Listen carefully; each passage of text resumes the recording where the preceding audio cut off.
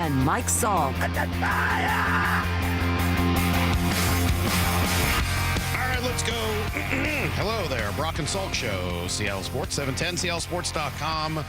Seattle Sports app, all the podcast platforms, of course, 97.3 HD2. Can't forget that one. I saw somebody yesterday, a friend of mine, actually one of Avery's friends' dads, was over for a few minutes, and he's like, oh, man, I've had trouble listening. I got a new car, doesn't have AM radio in it anymore. And I'm like, hey, man, super easy. Yeah, go to 97.3 and find the HD2. I know that, the car companies and the radio business in general has not made it in any way easy or streamlined or universal how to find an HD button anywhere on your radio, nor have they in any way promoted that. But it does exist, and it's actually the best way, I think, to listen to the station if you are in town here in Seattle, and you can get 97.3, find the HD button and kind of click over to number 2, and you'll hear the station and crystal clear, high definition. It sounds even better than it does in AM. It's a great way to listen to the station. Or, of course, you could always just stream it through the app while you're in your car. That's another good way for the modern car that no longer carries AM radio. We're more than just an AM radio station. We're all over, man. We're in a lot of different formats. YouTube. I got quite the view of the YouTube here this weekend. Did you guys have a good long weekend? It was Memorial Day after all. I mean, I did. I don't think Lyle had a long weekend. He was here yesterday. Yeah. No, it was good, though. It's a good weekend. I enjoyed it. I spent most of the weekend trying to deflate the size of Cecily's ego. It was rough, man. She comes in here on Friday.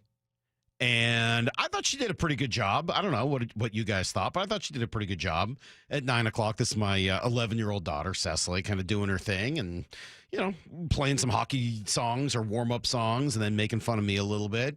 But then the compliments start coming in, and then she's hearing about the text line, and then her friends find out, and other people are complimenting her. Well, the next thing you know, she's out of control. I mean, she's a complete egomaniac.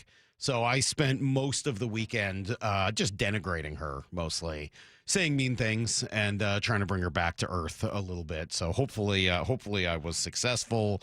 Speaking of coming back to earth, is that where the Mariners are at?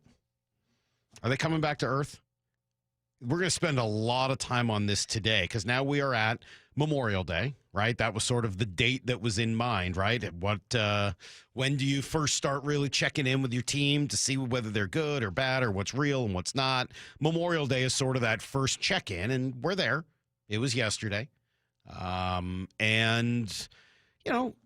road trip, good. Sweep of the Padres, great. Beating Chicago 2 out of 3, expected. Losing 3 out of 4 in Houston and striking out double digits in all 4 of those games, probably not what anybody was looking for. And, I told you guys, all right, I'm in on the strikeout thing. Well, that means that I'm in on it whether the number goes down or goes up. And in the early part of the year when the number was down, I said, all right, I'm in on the strikeouts. You guys convinced me. It's good to put the ball in play. Unfortunately, during their last 17 games here, that sort of starts with the last homestand. And they're 7-10 during these last 17 games. That number has gone up again. During that 17 games, they're striking out more than 9.5 times a game. It's 9.6. If you take out the 3 games in Chicago with a pitching staff that is not good and is not even trying to strike you out, it seems like, that number goes up over 10. It's like 10.2. So the strikeouts have creeped back in here. And they struck out, as I said, double digits all 4 games while they were in Houston. As they lose 3 out of 4, and the offense, even in a really good hitter's park, never really came to life and missed a couple of the better pitchers that they could have seen in Houston. Now, maybe that would have helped them because they're the ace killers this year. But you don't have to see Hunter Brown. You don't have to see Renato Blanco, right? Instead, you get a couple of guys that, did not look necessarily ready for primetime, and the Mariners made them look, kind of like the 2 guys that they missed. Yeah, and since that date you brought up, May 10th, you said, right? So whatever day they started the series against Toronto. Yeah, so since May 10th, they're leading the league in strikeout rate. Probably not what you're looking for, right? Probably, a problem. And as I said, if I'm going to give you the positives on that, I got to give you the negatives. And unfortunately, I found a few other underlying notes and stats. I was doing a little digging on the stat front, Lyle, and I did find 3 that we're going to come back to at 7:30 that are kind of a troubling look under the hood. And these actually are throughout the entire season. So, look, none of this is to say it's time to panic. I don't know that it is. They're about to come home, and, hopefully home cooking is what they need after a very, very long road trip. But I would say the look under the hood needs to show all sides of this. There's a lot of positive. The number of comeback wins now at 15, tied for second in the league, tremendous. Their fight late in games, I think, has been awesome. And I will say, even during this stretch of 17 games where they've gone 7-10, as Lyle pointed out, their strikeout rate is the highest in the league and the runs scored are down, etc. Even with all of that, I think the quality of their at-bats has been pretty good. You can disagree with me if you want. I'm certainly open to that. But just from what I've seen, I don't have like a way to prove that. But do you think the quality of their at-bats in general has gone down significantly? I don't think so. I still see them being aggressive early, battling late. The strikeouts I've seen don't seem to be as kind of pathetic as they looked in the past. I haven't seen a ton of the early rollovers to first and second base from the lefties or early in count pop-ups. I haven't seen a ton of that. I don't have like data for you on it. I just kind of have my eyes. But I haven't watched a team that looks like it's taken a different approach or anything like that. Polanco, unfortunately, went from being the hottest hitter on the planet to the exact opposite of that. And a couple other guys that were riding hot streaks inevitably came back to earth. Yeah, I was going to say we kind of expected some of this, right? As long as it doesn't fall off a cliff, like you knew that they weren't probably going to be able to sustain that offensive pace. And now you have some injured guys in your rotation coming back. Hopefully you can kind of maybe switch who's carrying what? Kind of get back to the team that you were supposed to be, right? A team that is an average hitting team, probably not in the top 5 in baseball in runs scored, and a team that is supposed to pitch its you-know-what off. Maury, you're absolutely right. This is the expectation. So we'll look at sort of the full spectrum of this, I guess is the best way to say it. Kind of looking at the things that are still underlined that are good, and some of the things that have been there all along that maybe are still problematic. Here's the good news. You're in first place. You're playing better baseball over the course of the first, whatever it is, 50-something games, 52 games, than you were last year. You have put yourself in position, A, to get some really, some confidence for the second and thirds of the year. And also you've put yourself in position to tell your front office to go spend some money and some resources to go get you help. You know pretty clearly what your flaws are and what your holes are. You know you still have issues on the corners and the infield. You know you still, depending on what we find out, and I'm going to assume we'll find out something a little bit later today, kind of what the future is on Victor Robles. I don't think he's coming back anytime soon, but generally first game back of the homestand is an opportunity to hear from Justin Hollander and get an update on all of the injuries. So I would assume we will get something today on Robles. If we don't, I'll try to do a little digging, but I would assume we'll hear something today. So, yeah, I mean, I think you put all that together and there's some cause for concern. And there's also a lot of reason for what's the opposite of concern? Confidence? There's reason for both right now, right? Like, there's some problems. There's no doubt. And there's still some things that are underlined that look really good.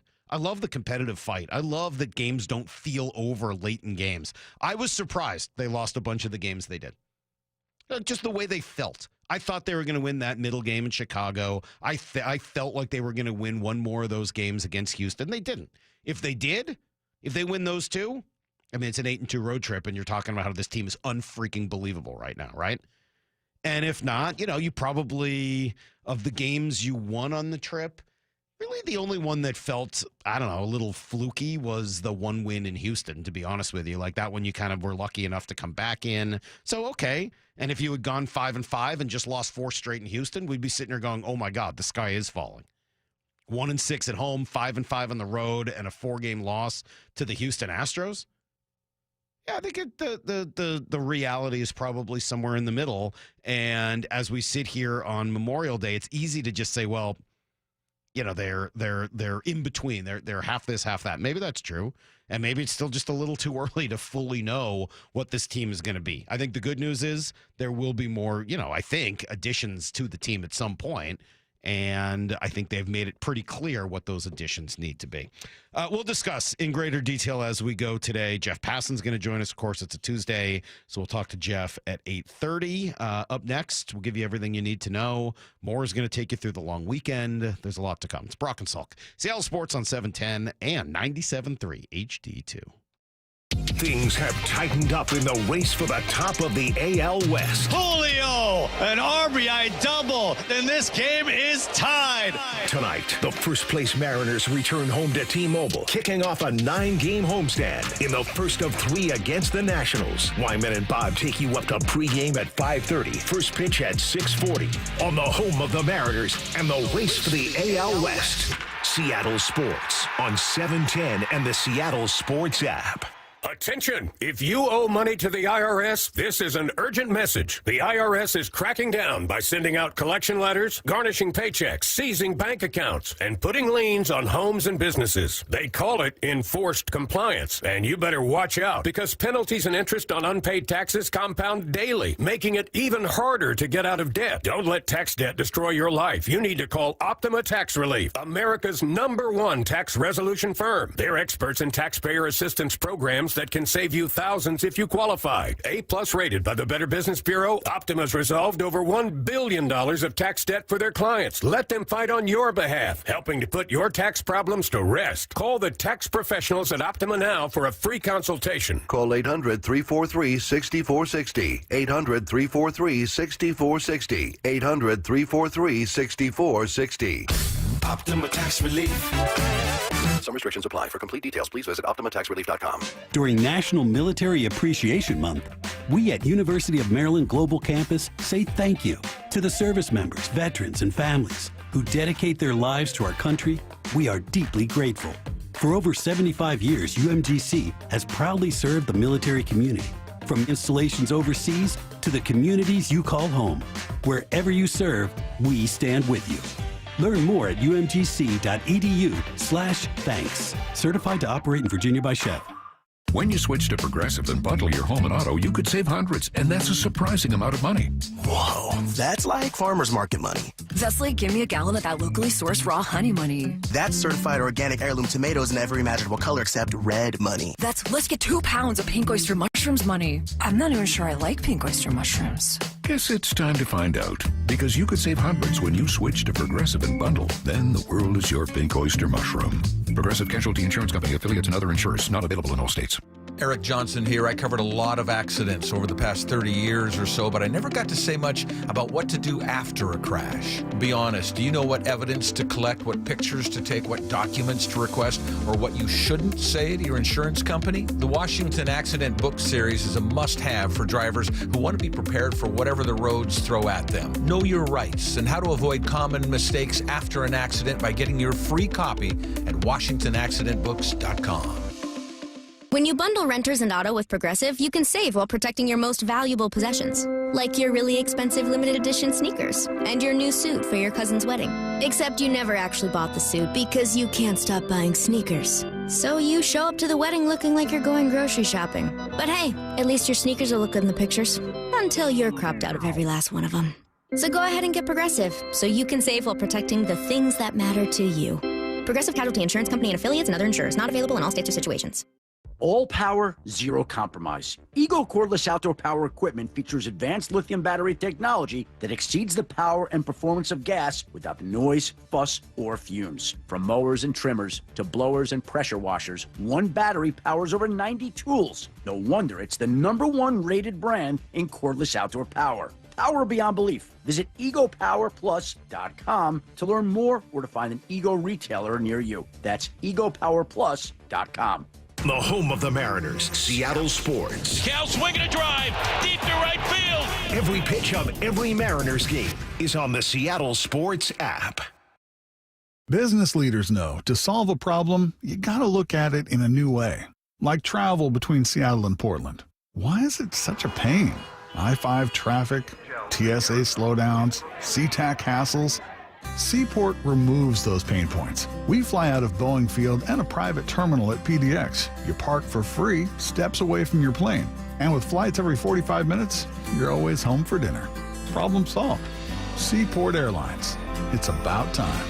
Free consultations, no fee guarantees, 5-star reviews. J.P. Pendergast with Pendergast Law explains the importance of going beyond these familiar offerings. Accident victims want an attorney, Tom, that satisfies their needs. Someone who handles those needs with the highest degree of care. Pendergast Law offers the no-fee guarantees and free consultations, but these only scratch the surface. Okay, explain more. We make sure that every member of our team is genuinely passionate about helping others. Customer service and communication are our top priority. It's how we take care of our clients so they always feel one step ahead of the insurance companies. Our strong reputation for high standards provides comfort and confidence when it's needed most. Pendergast Law offers the free consultations, the no-fee guarantees, and, of course, they are 5-star rated. But what really makes them different is their genuine passion for helping others. I can't recommend them enough. If you or a loved one has been injured in a car accident, call Pendergast Law. We can help. That's PendergastLaw.com. Emerald Queen Casino Event Center presents the main event. Powered by WFC, Saturday night, June 14th. A night of professional boxing where champions are made and every punch counts. Contenders from the region go toe-to-toe, ready to prove they belong at the top. Tickets at EmeraldQueen.com. Don't miss Fight Night, June 14th at Emerald Queen Casino, the boxing capital of the Northwest. 21 and older, need gambling help? Call 800-547-6133 or visit EmeraldQueen.com. This hour is brought to you by Community Transit. Need to know. 15 minutes past every hour with Brock and Salk. Here's what you need to know. Up first. Well, usually returning home is a huge benefit to a team that just played 10 games in 10 days away. But when your most recent homestand went 1-5, there's maybe a little bit more uncertainty. In fact, you combine it with a 6-4 road trip, you end up with a team that has gone 7-10 during that stretch, including the last homestand and, of course, the last road trip. This one seemed to bring out some passion. Dan Wilson actually ejected on Saturday for the first time as a manager. No, I mean, just can't argue well with the stretch, and so that was that. But I think these guys, they fight hard, and it's their at bats are so good, and all the way through the day, just really good at bats, and so you feel for them a little bit, and you feel some of their frustration, but at the same time. It was just a tough one today. It was, and, I appreciate Dan trying to get the players back. It was funny that, the argument happened to occur on a pitch that was very clearly a strike. And I did think Randy was sort of looking over at the dugout like, hey, you're going to come out here at some point? And Dan did. He came out and gave a little argument and, managed to get himself worked up enough to get tossed out of that game. And I'm sure it's important, right, with the little frustration that can be building on a very long road trip. It was a long trip, and they played well throughout the entire trip. And I thought today was just a tough way to end it, but, a great ball game all around. I thought Louis, obviously going above and beyond, getting us through the 6th inning there. Setting up the bullpen for us, and offensively got a lead early. They just kept chipping away, and we just weren't able to hold it late. All right, so now you return home. Interesting homestand ahead. Washington, Minnesota, Baltimore. The Nationals have been not great. Few games under 500. Might be a little bit better than expected. Not much. Twins started slow, but as you know, they recently won 11 games in a row. And then the Orioles, I can't even understand. I look at that lineup and I just see a pretty good team. Their pitching I know is problematic, but their hitting has been just as bad as their pitching. They've been one of the worst teams in baseball this year, so hopefully they don't unlock themselves and get hot while they're here, the way Jose Altuve did this past weekend in Houston. Here's the second thing you need to know. No word yet on what the starting pitchers are going to look like for the opening series. In theory, should be Evans, Kirby, Hancock. I assume that's what it'll be. But waiting on word to see if Bryce Miller's going to be activated this week. His bullpen went well. Here is what he said afterwards. Yeah, heater was like 95.5, and then everything else was really good. So, splitter was good. Shape. I haven't had good shape on the splitter all year, so just happy about that. But, everything else was good, right where it needs to be. Yeah, and I think he would like to be activated when he's eligible to come off this week. Now, this quote has been kind of interpreted a couple different ways. I'll read you the quote. This is from Bryce Miller on the elbow. He says, "I know the cause, but I don't know if I should say it. I'll say that everything's structure was really good. There's something in there that causes inflammation and something I can't just take out without missing the rest of the year. So this ideally gets me to the end of the year, and then we can reassess and see if I need to clean it up or anything. But at the end of the day, I feel good." That sounds like he's got some loose bodies in the elbow to me. Don't you think? Floating around in there, that to me says some sort of loose bodies, chip. I don't know exactly what that looks like. I'm not a doctor. But it's the type of thing it sounds like you can pitch through. And if you do want to get it cleaned up, it takes a while, and you don't want to do that now. So as long as he can deal with, to me, not just the pain, but more specifically, if he can retain command, then he should be fine. He can continue to go. You're just kind of judging his effectiveness. In the meantime, Logan Gilbert also got up and down throwing his sim game and, again, felt good. I think it's just pitch count from here. My intensity's there. I took 2 breaks today from the warm-up to the inning to the other inning. All my pitches feel fine. I got to all my pitches, so it's just building it back up. Okay, so if it's just building it back up, hopefully that means he heads out on a rehab assignment soon. He's going to need a couple of games, but I would be surprised if he needs like as much as George Kirby did. He did pitch this year. He didn't like not have a spring training the way Kirby did. So, yeah, I would have an expectation level that you're looking at 1 or 2 starts at the max for Logan and then get him back out here and see what you got. So hopefully by the end of this road homestand, you get both Bryce Miller and Logan Gilbert back, and now your rotation is full again. Here's the third thing you need to know. Phase 3 of the NFL offseason OTAs begins today for the Seahawks. These are still voluntary, so of course it's always fun to see who thinks they're important and who can't be bothered to try to help out their team trying to get better in the offseason, so we'll monitor that. The big difference in these practices, of course, is that they're now allowed to do live 7-on-7 and 11-on-11 drills. Still no contact allowed until training camp, so mandatory minicamp will start June 17th, so you got a couple weeks before that. And then, as I said, training camp, of course, in late July. That's when they can start hitting. 7-on-7, 11-on-11 means you kind of get a good opportunity to watch the guys on the outside. We talked to Brian Walters last week about both Jackson Smith and Jigba and Cooper Kupp, and he's pretty pumped about both guys. Because how do you cover both of them? Like that's the thing. They're such technicians, and they're so smart, like with what they do. How to find it. That was one of the things last year about JSN that really excited me. Is he really came on being like he could do multiple things. Like if it was a zone, he was finding the open spot. And for some reason, and Brock, you as a quarterback are probably most frustrated about this. For some reason, for receivers, that's hard to do. Like I don't know why, but just finding the open gap in a spot can be a difficult task for some receivers. So when you have a guy that can kind of read zone right off the ball and find that little sweet spot, JSN showed he could do that. With Cooper Kupp, who already has done that all, who's already proved he can do all that. And as long as he can stay healthy, those two are going to be really, really fun. And then I think they address the speed need that you lost with DK. All right, so we'll have an opportunity to see that. Media not invited this week, but I think we can get out there next week to see some of these OTAs. That is everything you need to know. And, of course, we do that quarter past every hour here on the Brock and Salk Show. Let's see. Roman in Spokane, looking positively, says, decent road trip. Could have won 3 out of 4 in Houston. Survived our pitchers going down. Looked lethargic in the last game and still almost won. Think we're in a good place, but still need help at first, second, and a bullpen arm. I feel good. Good. Yeah, as I said, there's a lot of reasons still for optimism and still some underlying causes for concern. That's okay. I think that's probably true of most baseball teams, certainly the ones that find themselves, like the Mariners do, in first place and in a dogfight with Houston just right behind them. But you know what? This game changes so quickly. A couple weeks ago, we were looking at the A's and being like, hey, this might be the second best team in the division. Then they lost 11 straight?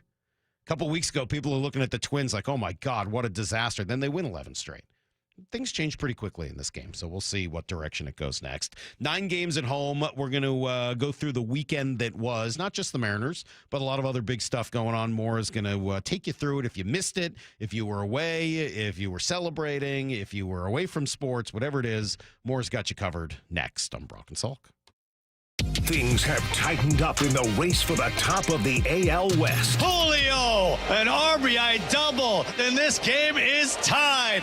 Tonight, the first-place Mariners return home to T-Mobile, kicking off a 9-game homestand in the first of 3 against the Nationals. Wyman and Bob take you up to pregame at 5:30, first pitch at 6:40 on the home of the Mariners and the race for the AL West. Seattle Sports on 710 and the Seattle Sports app. All right, guys, Mike Salk here, and this August, we're coming up soon. Luxury awaits at Snoqualmie Casino and Hotel. Yes, the new hotel is opening up. You can book at snocasino.com. Yeah, the bookings are open, and the experience will be pretty unforgettable. Breathtaking views of the Cascades, expanded non-smoking gaming floor, huge destination spa, 2,000-seat entertainment space and convention center, and yes, new food venues, restaurants as well.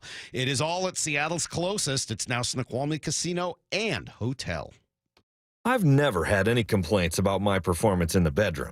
But after turning 40, I noticed my libido just wasn't what it used to be. That's when I reached out to Revive Health. Their team knew exactly what I needed, which is why today, my wife and I are both more satisfied than ever. If you're ready to book your free T-check, text BOOST to 65555 or visit ReviveMen'sHealth.com to schedule your appointment. Message and data rates may apply. Message frequency varies. Text help for help. Text stop to cancel. See privacy policy at ReviveMen'sHealth.com/privacy policy. For info on how opt-in info will be used and terms and conditions at ReviveMen'sHealth.com/terms of use for terms of short code service. Traffic backups are inconvenient, but if your pipes are backing up at home, that's bad. There's only one cure for this pesky problem: the experts at Beacon Plumbing, Heating, Septic, and Mechanical. Trust them to clear your clogs. Stop freaking and call Beacon. 1-800-FREAKIN. We've all been there. Sleepless nights, mind racing, wondering if your business's security service is really protecting what matters.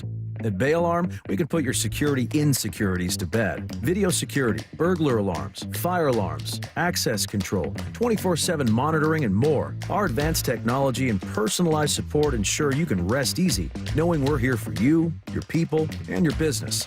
Visit bayalarm.com to talk to a local security expert. Bay Alarm, we got you. Stacy here. Sell your car to Wayscar Ford, and when they resell it, they share half their profit with you. That's right. Sell your car to Wayscar Ford, Isuzu, and Auburn. They'll pay you today for your car, and once they resell it, they'll share half their profit with you. WayscarFord.com. When you bundle renters and auto with Progressive, you can save while protecting your most valuable possessions, like your really expensive limited edition sneakers and your new suit for your cousin's wedding. Except you never actually bought the suit because you can't stop buying sneakers. So you show up to the wedding looking like you're going grocery shopping. But hey, at least your sneakers will look good in the pictures. Until you're cropped out of every last one of them.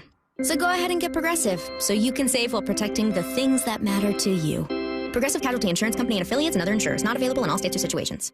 All power, zero compromise. Ego cordless outdoor power equipment features advanced lithium battery technology that exceeds the power and performance of gas without the noise, fuss, or fumes. From mowers and trimmers to blowers and pressure washers, one battery powers over 90 tools. No wonder it's the #1 rated brand in cordless outdoor power. Power beyond belief. Visit egopowerplus.com to learn more or to find an Ego retailer near you. That's egopowerplus.com.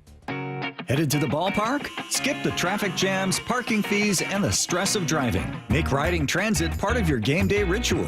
Roll in with your crew, talk stats, and meet fans. No traffic, no stress. Community Transit riders enjoy seamless connections to light rail and ferries to get to Seattle and beyond. And youth 18 and under ride the bus for free. All in for the win. Plan your trip with Community Transit at ctgo.org/homerun.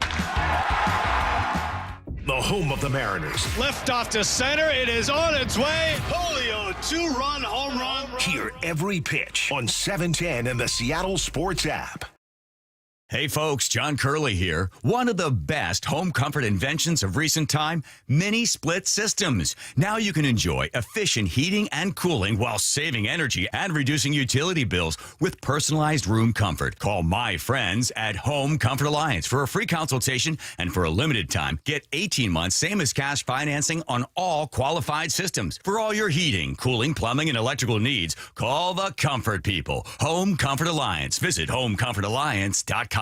Hey, Brock Hewitt here for my friends over at Xfinity. You know, change is always happening. It's part of life. And when it comes to music, we know that change is all around us. Songs are rewritten and remade. Classics are remixed. Bands and artists, well, they come and go. Even our taste in music, as we get older, can change a bit. But no matter how things change in 5 years, there's one thing that will stay the same. And that is the price of your internet. That's right. Xfinity is introducing a 5-year price guarantee. It means you get 5 years of the most reliable Wi-Fi with their best equipment included for a price that stays exactly the same. Are you surprised? Well, life is full of them. One internet price, 5 years, guaranteed.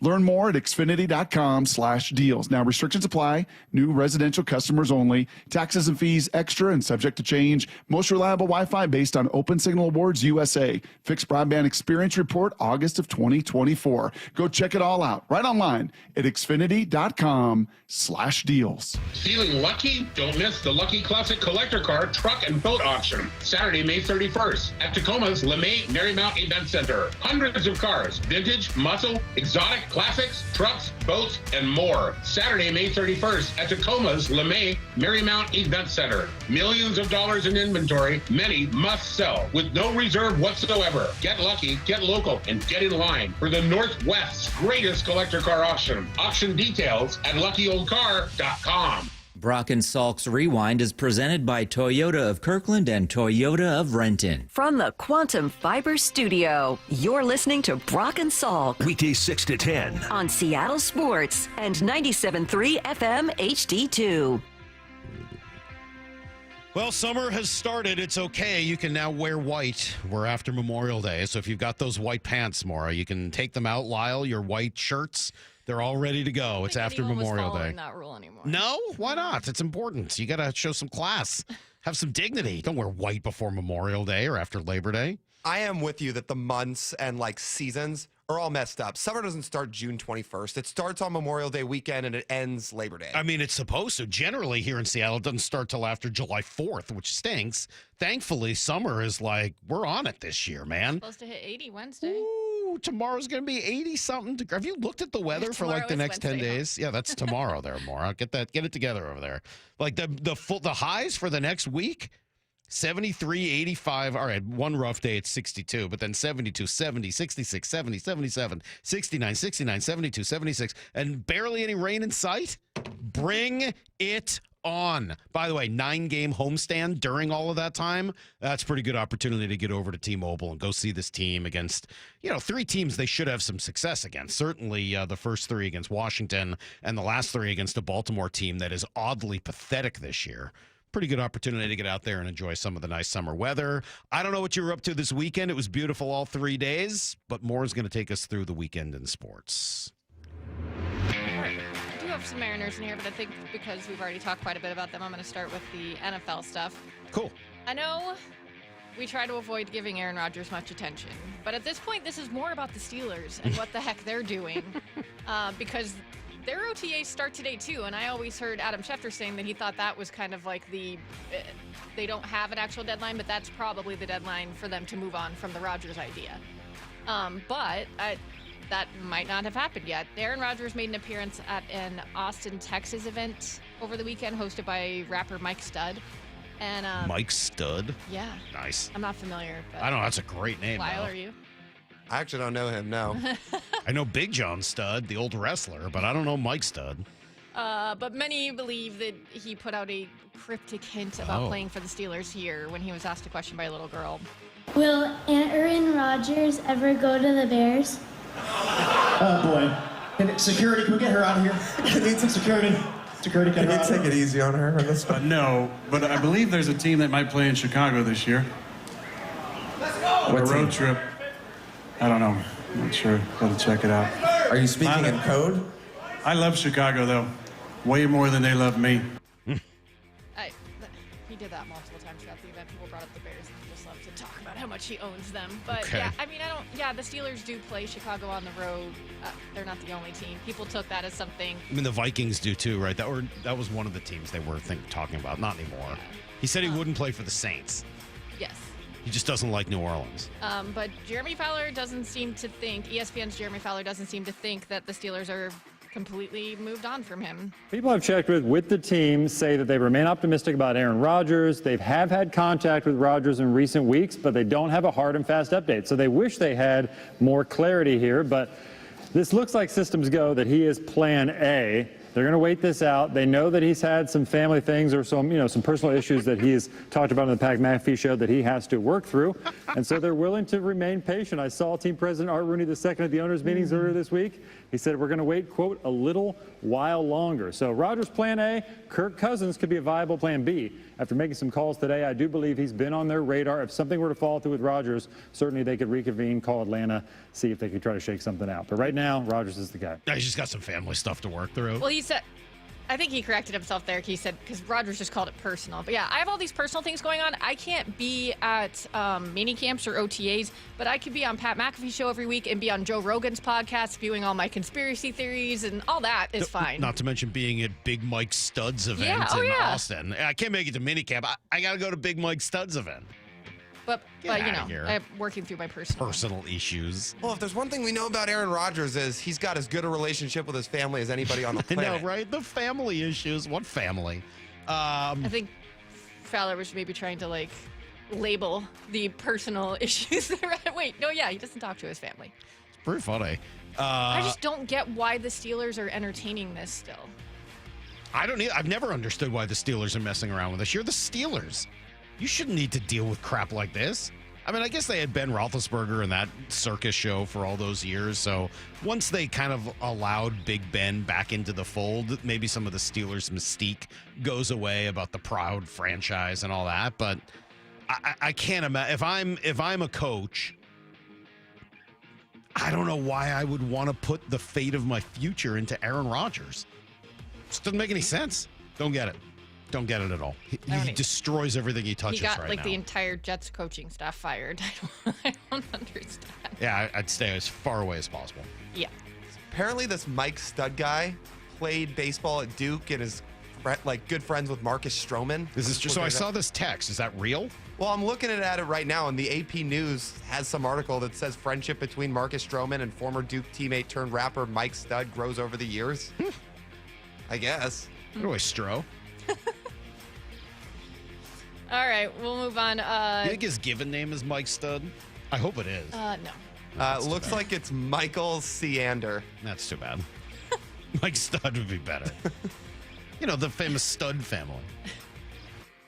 New Bears head coach Ben Johnson, who joined the team this offseason after a very successful couple of seasons as the Lions offensive coordinator, was asked about the comments that Seth Wickersham had in his new book from Caleb Williams' father, that Chicago is where quarterbacks go to die. This was what he had to say.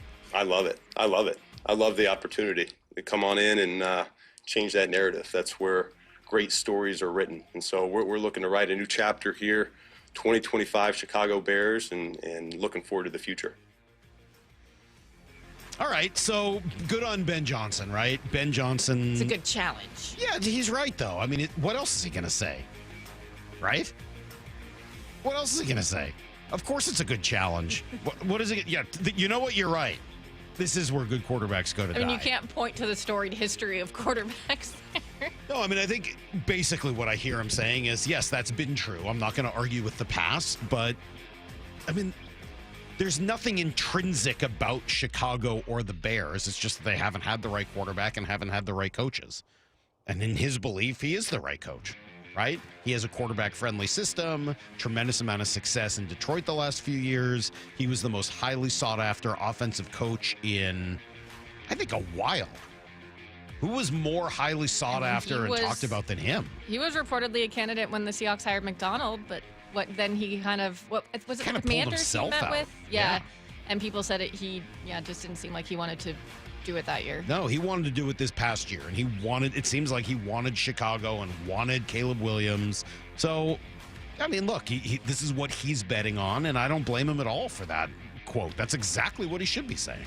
Now, we'll see if he can actually pull it off. That's the challenge. But I'll tell you what, I'd rather be in his position trying to pull it off with Caleb Williams in Chicago than in Pittsburgh pulling it off with either nobody or Aaron Rodgers. Or Mason Rudolph. Right. Yeah, no, I think he's in a pretty good spot. I'm going to be very interested to see how DK ends up liking it there. We've been following a little bit of the crowded quarterback room going on in Cleveland. And, I think everyone saw the draft day reaction of head coach Kevin Stefanski and GM Andrew Berry when they drafted Shedeur Sanders. And it sure seemed like they were forced to do it. It did not seem like they wanted to. And they had just taken Dylan Gabriel, so there was some evidence to support that. But so far, Kevin Stefanski has nothing but great things to say about Shedeur Sanders. He is a great, great kid. You guys will get to know him more. He's working like crazy, just like all the guys. He's another young man. These rookies, my office is downstairs. As they got to walk by my office as they come in. They come in early. And Shedeur, just like all those guys, he's in there early. He's getting his work done. So he's working really, really hard. I like everything there is about Shedeur. I don't know what else he's going to say, but yeah. I mean, you could just say he's here working hard and not talk him up quite that much. I think it's just easier to do that. Yeah. Right? I think it's easier to just say nice things and keep... whether it's true or not, and I'm not saying it's not true. It might be. But I think it's the easiest, the path of least resistance if you're Kevin Stefanski. And this whole thing is already a circus with all, 4 quarterbacks. And I think the easiest thing to do is just be like, he's doing great.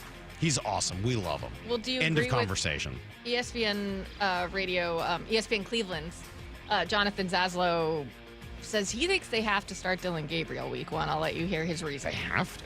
I would probably start Dylan Gabriel as the number 1, if only because, hey, if you don't, why did you draft Dylan Gabriel then? Maybe they're wrong about it, but they could have selected Shedeur Sanders, and they decided, no, we think Dylan Gabriel's better. Now, they may prove themselves wrong, but clearly they believe Dylan Gabriel is better. So I would start Dylan Gabriel, Shedeur's the backup, and I would fully expect him to play this year on what is likely going to be a really bad team. That seems confusing. I got to tell you, I don't follow all that. I'm not sure I understand what he's saying. So they have Dylan Gabriel, Shedeur Sanders, Joe Flacco, and... Kenny Pickett. Yeah, and they paid Flacco, and right? Deshaun Watson, of course. Well, right. He's hurt, yeah. But they paid Flacco some money. I think they're going to end up starting Flacco. You don't have to... What did they draft Dylan Gabriel in the 3rd round? 4th round? 3rd round? 3rd. Third. Whatever. You don't need to start it. Joe they Flacco's need on a to start 1-year, a 3rd rounder? $4 million contract. All right. Well, you don't need to start him either. I don't think they need to start any of these guys. Go with whoever's best. And if Shedeur outplays Dylan Gabriel, just be like, yeah, that's why we drafted both. We wanted to give them both an opportunity to compete. Stop. They have to start Dylan Gabriel. Let me tell you this. Nobody has to start Dylan Gabriel. I'm just going to come out and say it. And hey, you can say I'm too brash, too bold for radio. Too hot a take. Nobody has to start Dylan Gabriel. Are you just happy we don't work in Cleveland and we don't have to have these conversations? I'm happy we don't work in Cleveland all the time. Yeah, there's more reasons than just that. Every day more, I'm happy we're not in Cleveland. All right. Actually, not the worst city, by the way. Cleveland does get a bad rap. It's not as bad. It's not as bad as it sounds. I've been to Cleveland a couple times. I've had some pretty fun nights in Cleveland. Oh, I might not have gone to the right place. I was doing a promotional marketing tour for CoverGirl, and we had to set up in different malls. And when we were in Cleveland, they put us in North Randall, Ohio, and it's one of the scariest places I've ever been. We had straight up had a police officer tell us, don't keep going down that street, turn around. In the U-Haul, we had all of our stuff in, so I didn't have. Maybe I missed the good part. Well, I'm not saying there's a lot of good part. I'm just saying that it's better than St. Louis. Might be better than Cincinnati too, to be honest. Never been to Cincy. It's not great. Area around the ballpark's okay, but. We were stationed there for a while when I was a kid because my dad was Air Force, but I don't really remember that much about it. Well, there's our trip around Ohio. Yeah, nice job. I don't think we made it sound very appealing. Columbus sounds nice. I've never been there. No, I think Ohio might be the worst state in the U.S. All right. Okay. Well, we'll move on to the Mariners weekend now. As you said, they dropped the 4-game series with the Astros, but they did have quality starts from 3 of their 4 starters. Obviously, Kirby was just coming back, and things got away from him there, but they got on the board first in 3 of the 4 games, but the Astros bullpen was pretty good, making it difficult to pull off some of that late-game magic we've become accustomed to. We can take a look at the individual pitching performances. Friday, Emerson Hancock went 6 innings, giving up just 3 runs on 9 hits with no walks and 3 strikeouts. The 3rd inning home run he gave up to Paredes it would only be a home run in 2 ballparks, Boston and Houston. So, I've made a pretty big proclamation here after that Emerson Hancock start. He went 6-1 on Friday. He did not go 6-3 and give up 3 earned runs. That Isaac Paredes home run had an 0.60 expected batting average. I'm sending in a note to Major League Baseball to take that off his ERA. What do you mean? You can't do that. Houston is such a joke of a ballpark. It's like, that's not, the Crawford boxes aren't even baseball. Like, you can hit pop-ups into that thing. I know, but then he gets to come back here where, home runs and doubles go to die. 0.60 expected batting average.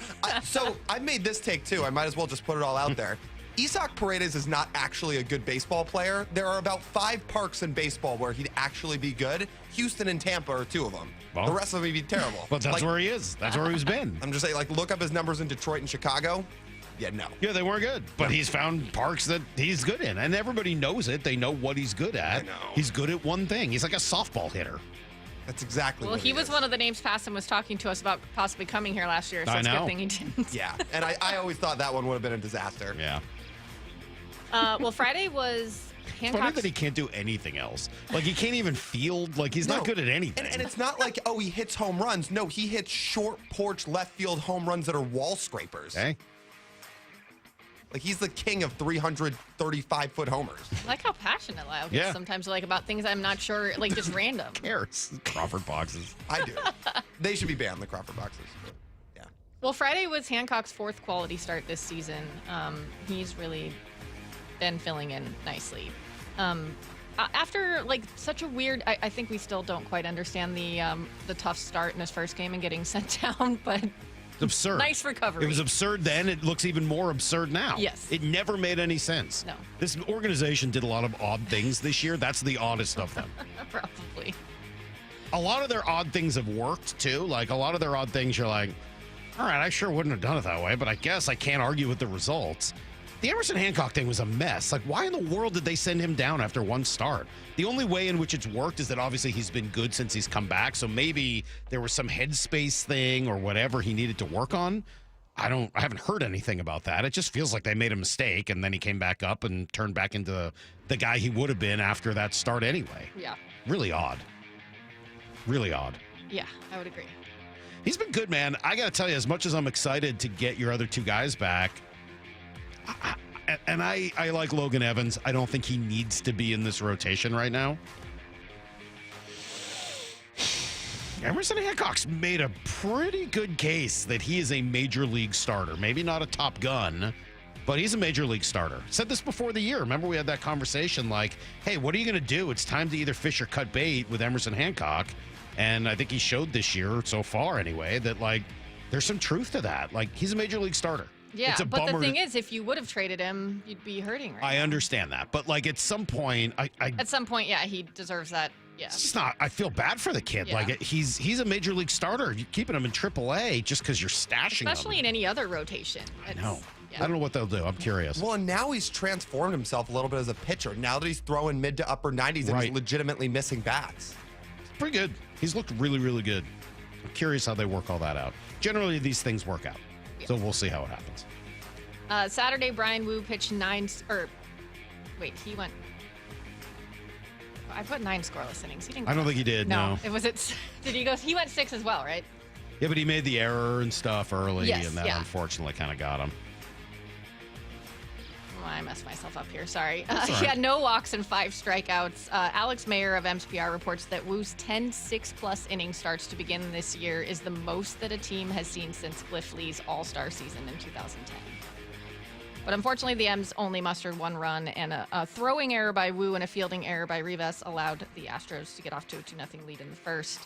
Wu did put the blame on himself after the game. I think I need to be better energy-wise and intent-wise and everything from the first pitch. And, better, like you said, from other innings on. But, it's just something that I need to make an adjustment on to be better. I like that Wu, almost after every start, positive or negative, no matter how it goes, talks a little bit about his mentality. He seems so focused on that rather than just on mechanics or stuff. He knows he has all that. He knows he's got the stuff. He knows the mechanics are pretty good. He's just focused on concentration, mentality, challenging himself, the emotional regulation. I'm fascinated by listening to him talk after all those I know games. you've been wanting to get him on to talk about all that stuff. See, where I went wrong, he gave up 9 hits. There we go. But he's still down for no earned runs. It's interesting that there was an error that was on him that doesn't. I know, it doesn't count as an earned run, even though you're the one who made the mistake. But so he did go 6 scoreless. Still. Well, 6 innings without allowing an earned run. Yeah, 6. Yeah. Yes, I'm sorry, 6 without any runs. But so that still puts him in that category, as Alex Mayer was pointing out. Pretty Cliff cool. Lee's All-Star season in 2010, 10 6+ inning starts to begin the year. Cliff Lee was really good that year. Too bad the rest of the team behind him was complete garbage. It's true. Cliff Lee was awesome in 2010. The team around him was awful, so they had to trade him. Well, at least they got a lot back for him in a trade. Justin Smoke? Yeah. Yeah, it didn't work out. It was supposed to. They got he was number 6 prospect. I know. Sad. It's too bad. Sunday, your guy Luis Castillo hung in there for 6 innings, throwing 114 pitches while giving up just 3 runs on 9 hits with 1 walk and 6 strikeouts. But Casey Legumina was called upon in the 9th after pitching 2 innings the previous day, and Christian Walker got the best of him with a walk-off 2-run home run. I know you. Does anyone understand You texted that? us about that. Lyle and I were texting back and forth. Yes, that was an odd game. Like, Dan getting thrown out was odd because he got thrown out on a strike. Randy getting hit in the wrist. I thought Randy had died. I mean, like, he's on the ground forever, and then he stays in the game and takes another at bat. And then at the end of it, you're like, almost your whole bullpen is open. It's the last game of the road trip. You're going to get an off day the next day, and your choice is Legumina for the second time in 2 days after going 2 innings the day before. It was bizarre, and that decision was made before Dan had even been thrown out. It was weird, man. It was a weird game. I know Gabe Spire has been absolutely dominant against lefties and a little more normal against righties, but he's one of your leverage relievers. End of the day, he's one of your leverage guys, and the only time he pitched all weekend was in mop-up duty on Thursday. I know. I don't get that. And again, I'm not looking to get him in there against righties, but Legumina on day 2 after throwing 2 innings the day before? Yeah. Bizarre, man. The Astros just have a super right-handed heavy lineup. I just use Spire because I think he's one of your best relievers. No, I get it. I get what you're saying. Yeah. Yeah, I don't know. Hey, look, again, maybe there's something going on that we don't know about, but it doesn't feel that way. And then offensively, it was a bit of a quiet weekend, but Cal Raleigh did hit his 17th home run this season. Yes. He talked about what has allowed him to hit for power in those clutch situations. I think it's just trusting it, trusting what kind of player you are, and you got to understand yourself and understand what works for you in those big moments because, the heart rate goes up and the game can speed up on you, and just understanding that, really we just need to hit. We don't really need to try to hit a homer, but, those things happen. The pitcher really throws those, they make a mistake, got to make them pay, and especially in this league. So, and he's a tough pitcher. He's really, he's been really good the last couple of years, and he's a good one. So when he does make a mistake, you got to take advantage. Well, it was a pretty good weekend in general. Thank you, Maura, for taking us through it. There was a lot of racing this weekend. If you're into Indy 500 or Monaco F1 there's the big Coca-Cola 600 was this weekend. I could tell you that Cecily and I were watching the PWHL championship game yesterday. Congrats to the Minnesota Frost as they beat the Ottawa Charge in 3 straight 2-1 4-game series. Okay, it was a best of 5. All 4 games went to overtime. All 4 games ended 2-1. Wow. Very strange, but some great women's hockey played Also, yesterday. the Seattle Storm, shout out to them, are back on track after they had a pretty lopsided loss in their opening game. They've won their next 3. They beat the Aces 102-82 Sunday, and they're in Minnesota tonight. And Caitlin Clark's hurt. She's going to miss 2 weeks. She's got a quad injury. First time she's been hurt since she was in high school. So huge bummer there. All right, Brock is in. It is Memorial Day as of yesterday, which means it's time to make some definitive statements about these Mariners. Actually, it's really not that easy to do, but we'll try next on Brock and Salk. Wyman and Bob, afternoons 2 to 7. The Olympics used to be a huge deal. I think it still is. I was listening to Ryan Rowland-Smith talking about playing for your country. I think that's a big deal in almost any sport except for the NFL. I don't want any of my starters out there. Why risk anyone over a fake game of football? Yeah. That's what the players who don't make it are for. Dave Wyman and Bob Stelton, afternoons 2 to 7 on Seattle Sports, the app, YouTube, and your smart speaker. Welcome to AutoZone. What are you working on today? My car is making this noise. Sometimes it's like doot doot, and sometimes it's like grrr. Do you have a dash light on? Oh yeah. Then we don't have to listen for clues. With the free Fix Finder service, we can read a check engine, ABS, or maintenance light to find the likely fix and even recommend a local shop if you need one. So you don't need to hear the grrr. Not with Fix Finder. Everything you need, nothing you don't. Get in the zone, AutoZone. Restrictions apply. Now is the perfect time to start on your next success. An accredited state university, University of Maryland Global Campus offers online and hybrid courses. Plus, you can earn up to 90 credits toward a bachelor's for prior learning and work experience, or transfer up to 12 credits toward a master's. No application fee if you apply by May 30th. Learn more at umgc.edu. Certified to operate in Virginia by Chev.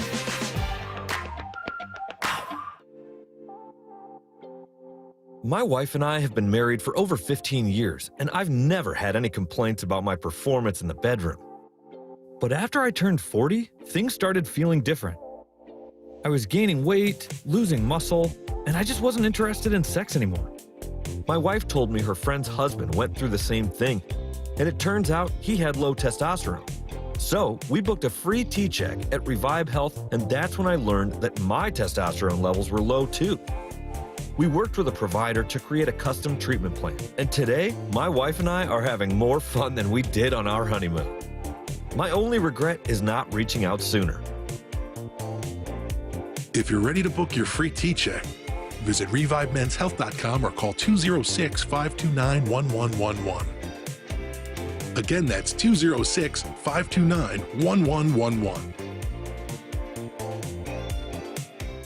Endless hours of research, seeking referrals, dozens of calls. Hiring the right attorney can be a challenging process during an already difficult time. J.P. Pendergast with Pendergast Law explains. In Washington State, Tom, there are thousands of attorneys to choose from. Referrals and online research can be helpful, but discovering the right attorney requires a conversation. It can be hard to identify integrity and authenticity without that interaction. So, what do you recommend? We encourage anyone looking for personal injury representation to call for a free consultation with our team before making a decision simply based on referrals or online research. Accident victims need an attorney that listens, demonstrates honesty, and is genuinely understanding of their unique circumstances. The care, attention, and preparation that our firm provides throughout the case mirrors the effort involved when taking on the insurance companies. Save time and avoid mistakes after an injury. Contact the caring and compassionate team at Pendergast Law. If you or a loved one has been injured in a car accident, call Pendergast Law. We can help. Allergy and sinus symptoms are annoying. They're frustrating and can ruin an entire day. They're also curable. I'm Dr. Stern with the Stern Sinus Center. We can free our patients of awful symptoms by testing and treating their allergies to simple, non-invasive treatments. Stop suffering from nasal congestion, sneezing, runny nose, facial pain, and even snoring. Let us help you get relief. Easily, quickly, and permanently. We're local in Federal Way and in Auburn. Come see us or book your appointment at sternsinus.com. Riverside Roofing is offering $1,000 off a new roof replacement. Book a free estimate online, and when you meet with Brandon, that's Don's son, tell him you heard the message on the radio station. Go to riversideroofingllc.com. It's Riverside Roofing, the roofing company you can trust. Your favorite Seattle sports show is available anywhere you go through the Seattle Sports app. Brought to you by Fred Hutchinson Cancer Center Proton Therapy. Dorothy. Full shows and interviews, exclusive video and articles from the home of the Seahawks and Mariners. When you bundle renters and auto with Progressive, you can save while protecting your most valuable possessions. Like your really expensive limited edition sneakers and your new suit for your cousin's wedding. Except you never actually bought the suit because you can't stop buying sneakers. So you show up to the wedding looking like you're going grocery shopping. But hey, at least your sneakers will look good in the pictures. Until you're cropped out of every last one of them. So go ahead and get Progressive so you can save while protecting the things that matter to you. Progressive Casualty Insurance Company and affiliates and other insurers. Not available in all states or situations. All power, zero compromise. Ego cordless outdoor power equipment features advanced lithium battery technology that exceeds the power and performance of gas without the noise, fuss, or fumes. From mowers and trimmers to blowers and pressure washers, one battery powers over 90 tools. No wonder it's the #1 rated brand in cordless outdoor power. Power beyond belief. Visit egopowerplus.com to learn more or to find an Ego retailer near you. That's egopowerplus.com. Let's go! This is Seattle Sports. Streaming through the Seattle Sports app. KIRO AM Seattle. KIRO FM HD2 Tacoma. Home of the Seahawks, Mariners, and everything Seattle sports. Give me a freaking auto! From the Quantum Fiber Studio, this is Brock and Salk on Seattle Sports. Brock Eward and Matt Marcus. Sorry about just Mike. Eward, not exactly Joe Cap there in the pocket. Now here are your hosts, Brock Eward and Mike Salk. Good morning to you, Brock. Happy start of summer. It's beautiful here in Seattle. Be careful. That's July 5th. I don't know. Some years. Salky, you looked at the next 10 days? Salky, I don't know, man. careful, We're in a pretty good run right now. Transplants believe in us. We've been institutional here. Yeah. Just be careful. I know. Summer really doesn't start till July 5th. Well, it's Memorial Day, Brock, and obviously that's sort of the date that we've been given, the landmark we've been given to kind of look at where the Mariners are at into the season. We'll dig into that in a few minutes. I know you had kind of a whirlwind long weekend traveling all around the Midwest. Everything okay? I mean, from Salt Lake to Cincinnati to Kentucky, back to Cincinnati, up to Indianapolis. What were you doing in all those places? Weddings, 7-on-7 tournaments, seeing friends. Sheesh. Just good times. Yeah, good so times. you sent that picture of you with, you said 3 quarterbacks? Yeah. And I definitely had 2. I mean, he gave me nothing. Well, we back. were doing it on the air. I mean, so clearly the one in front is John Kitna. There you go. On the top right, that looks like Trent Dilfer. The angle makes it a little hard to tell, but that's Trent, right? Because he looks 90 years old in that picture. Well, both guys don't have a lot of hair, so, I mean, it ages both of them a little bit. But okay, pretty easy to spot. I know a Trent Dilfer when I see one. I know John Kitna. Although at first I wondered if that was Jake Locker, and then I was like, no, that's John Kitna. Come on, he's great. It took me a second. That's all. I got it. I would say Kitna actually looks like he has more hair than when he played. I thought I remember it being completely clean shaven. He did. He totally shaved it down. In fact, the doctor, that would be Dilfer, who's not changed at all, by the way. He's the doctor. I was just running through the conversations we had at my flight home. More of a surgeon, I would say, with that kind of attitude than a doctor. But yeah. Yes, just beautiful. Yeah. Yeah, more of a surgeon, certainly, than some of that surgeon's confidence, I would say.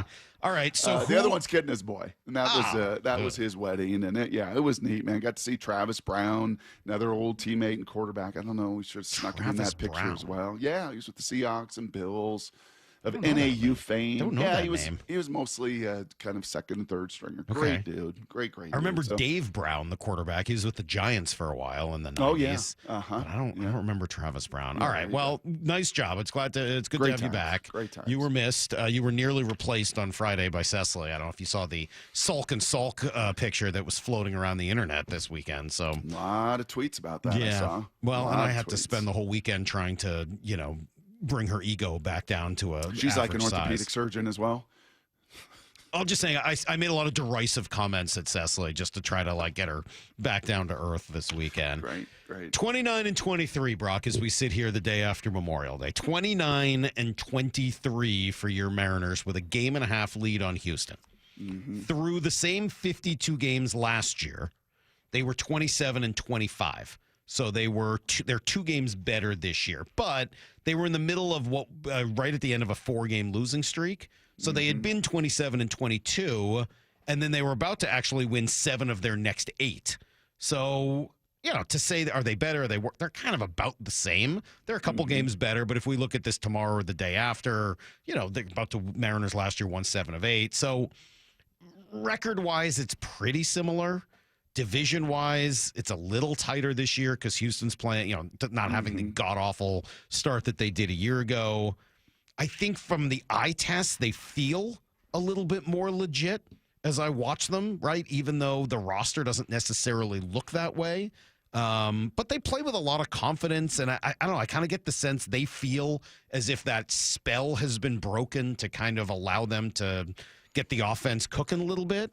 But again, the numbers here over the last 17 games in which they've gone 7-10 are not pretty, and the strikeout numbers are way up, 9.6 per game during that 17-game stretch. So, sometimes your eyes don't necessarily tell the whole story. When did they let go of the comedian last year? I'm trying to remember the guy at the Brant Brown. Yeah, was it before question. Memorial Day or was it after Memorial Day? I think it was after. Was it? Let me see if I can figure it out. Okay, try to figure that out. I believe it was around this time. So remember May that 31st. There you go. So it was just right. Yeah, it was just right around this time that the. Because that's when they won their 7 of 8. Right. Too much comedy. They moved on from Brant Brown and bang off they went. Too much comedy. Yeah. We're having too much fun around here. This guy is too comical. And so you remember the struggles, the epic struggles they were having hitting the ball and the whole hitting philosophy and whatever it was, paralysis by overanalysis. It wasn't working, and yet the pitching was so elite. The health of that pitching was so elite. I believe Wu was just working his way back probably by about this time because he kind of got banged up last spring. But outside of that, Logan and George and Louis, they're all just Bryce are all just kind of humming along. So this team, Salk, at 29-23, sitting in first place, this team feels a lot deeper. Deeper. The coach out here likes to say, let's take them into the deep waters and see how they handle the deep waters. This team has been in deep waters. It's lost 60% of its rotation. This team has been in deep waters. It's lost a couple of its people they were counting on. This team has been in the deep waters with an injury bug that has bit Luke Raley and Robles and Polanco and a bunch of guys. And if you had told, I think, the 4 of us, Salk, when we left spring training that, listen, by Memorial Day, this is going to be your rotation. These are going to be the guys that have been out for months and months. These are the issues you're going to have. I don't think there is any way any of us thought this team could be 29-23. No, I don't think that I would have said that or anything even close to it. By the way, Brant Brown's having a ton of success this year. Sure. He is. He's in St. Louis. He's the hitting coach in St. Louis this year. Yeah. They've been unbelievable. Yeah. They strike out less than the Mariners do. They have a higher OPS than the Mariners do. They've they score more runs than the Mariners have. Just how strange is that? I'm not saying that they made a mistake in letting him go or anything like that, or that they're not doing well, but just the sort of oddities. And when I say this is baseball, Brant Brown has been one of the most successful hitting coaches in the league this year. Last year he was here and we were like, this can't possibly work. It is amazing how different, coaches, et cetera, connect and how it all works. Deep. Use the word deep. They've used more players than anybody in baseball, right? They've had to bring people up and down. The bullpen has just been shuffled all around. The starting rotation has been shuffled all around, right? So they've had to use, I think, a lot of personnel, and that doesn't even dip into, still a Harry Ford and a Cole Young that have had a phenomenal month of May down there at AAA. Organizationally, I think I agree with you. On the major league roster at any given time, especially offensively, I don't know. I'm struggling with that one a little bit. In some ways, you're right. I understand what you're saying. I'm not really arguing with you. Maybe the term feels weird to me because I'm watching Donovan Solano and Mitch Garver at bats late in games, and I'm watching Mastroboni, right? Rivas, and it's kind of the rubbers hit the road. Williamson, all those guys right there, about a 0 WAR if you add them all up, and unfortunately Solano even kind of dipping below into the negatives there. So a whole bunch of guys are just guys, but your other studs have kind of picked up the pace, right? And they've all had their moments, right? They've all had critical at-bats, critical home runs, delivering critical times. I think that's the thing that has jumped out to me more than anything is the number of people who have succeeded in big moments to help this team. And you can kind of go up and down the roster, and almost every single player you can point to at least one game that they were partially responsible for, where you're like, yeah, that guy had a big at bat here. This guy. other than maybe Donovan Solano, unfortunately, just had all kinds of problems. Although I will give the man some credit. His at-bats have looked a lot better over the last week or so. I'm not saying that I would continue to stick with him. At some point, I think you just got to move on. But, like, the at-bats do look better. He's gone the other way a few times. Like, he's shown some of those signs that maybe a breakout is coming. But, jeez, it is that's a tough road right there. Well, I will tell you, Brock, because one of my charts kind of has to, it brings up that depth question. We've spent a lot of time on a lot of the positives here with the Mariners. Understandably, they've been hitting and winning, and they're in first place. And if you go, 7-10 in a 17-game stretch that includes one homestand and one trip on the road, there are unfortunately a couple of underlying figures that I don't love. So in the interest of full disclosure, we'll go through those coming up in 20 after everything you need to know next. Things have tightened up in the race for the top of the AL West. Julio, an RBI double, and this game is tied. Tonight, the first-place Mariners return home to T-Mobile, kicking off a 9-game homestand in the first of 3 against the Nationals. Wyman and Bob take you up to pregame at 5:30, first pitch at 6:40, on the home of the Mariners and the race for the AL West. Seattle Sports on 710 and the Seattle Sports app. John Curley here. Smart homeowners are upgrading heat pumps and air conditioners now before the summer heat wave with incredible rebates and discounts that'll save you up to $6,000. Home Comfort Alliance makes paying easy with 18 months, same as cash financing. Call Home Comfort Alliance today for a free quote and save up to $6,000. For your heating, cooling, plumbing, and electrical needs, visit HomeComfortAlliance.com today. That's HomeComfortAlliance.com.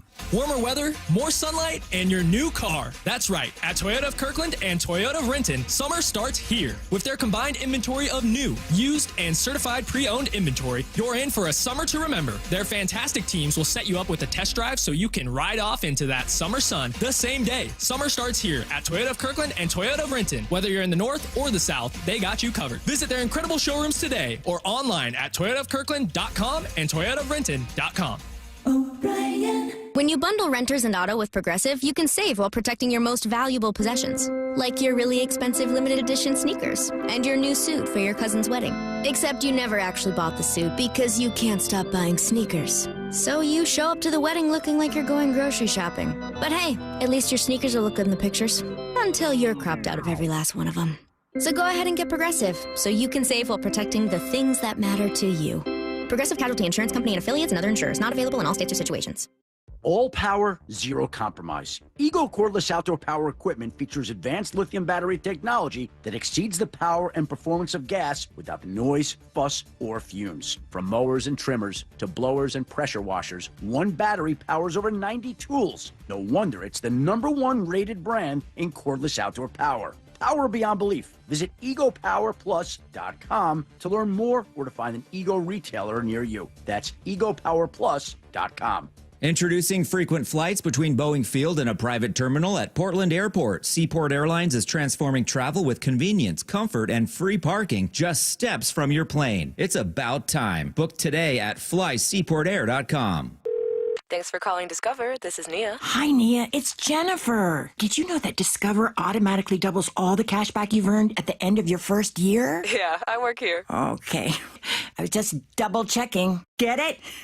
Because Discover automatically doubles all the cash back you've earned at the end of your first year? Oh, you get me, Nia. You could say that I double get you. I guess we've taken it too far. You earn, we match. Discover Cashback Match. See terms at discover.com/creditcard.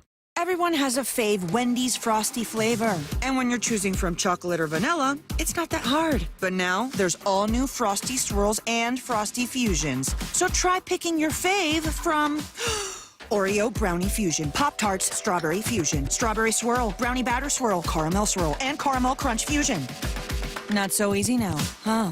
For a fresh way to Frosty, gotta be Wendy's. At participating U.S. Wendy's. Oreo is a trademark of Mondelez International Group. Pop-Tarts is a trademark of Kellogg North America Co., LLC. Used with permission. Lake Washington Windows and Doors makes it easy to enjoy new windows with clean glass technology now and defer paying for them until 2026 with 0 down, 0 payments, and 0 interest for 12 months. Visit LakeWashingtonWindows.com. The home of the Mariners. One hopper snared at short. On a quick hop by J.P. Crawford. That guy's a magician over there at shortstop. Seattle Sports. Download the Seattle Sports app.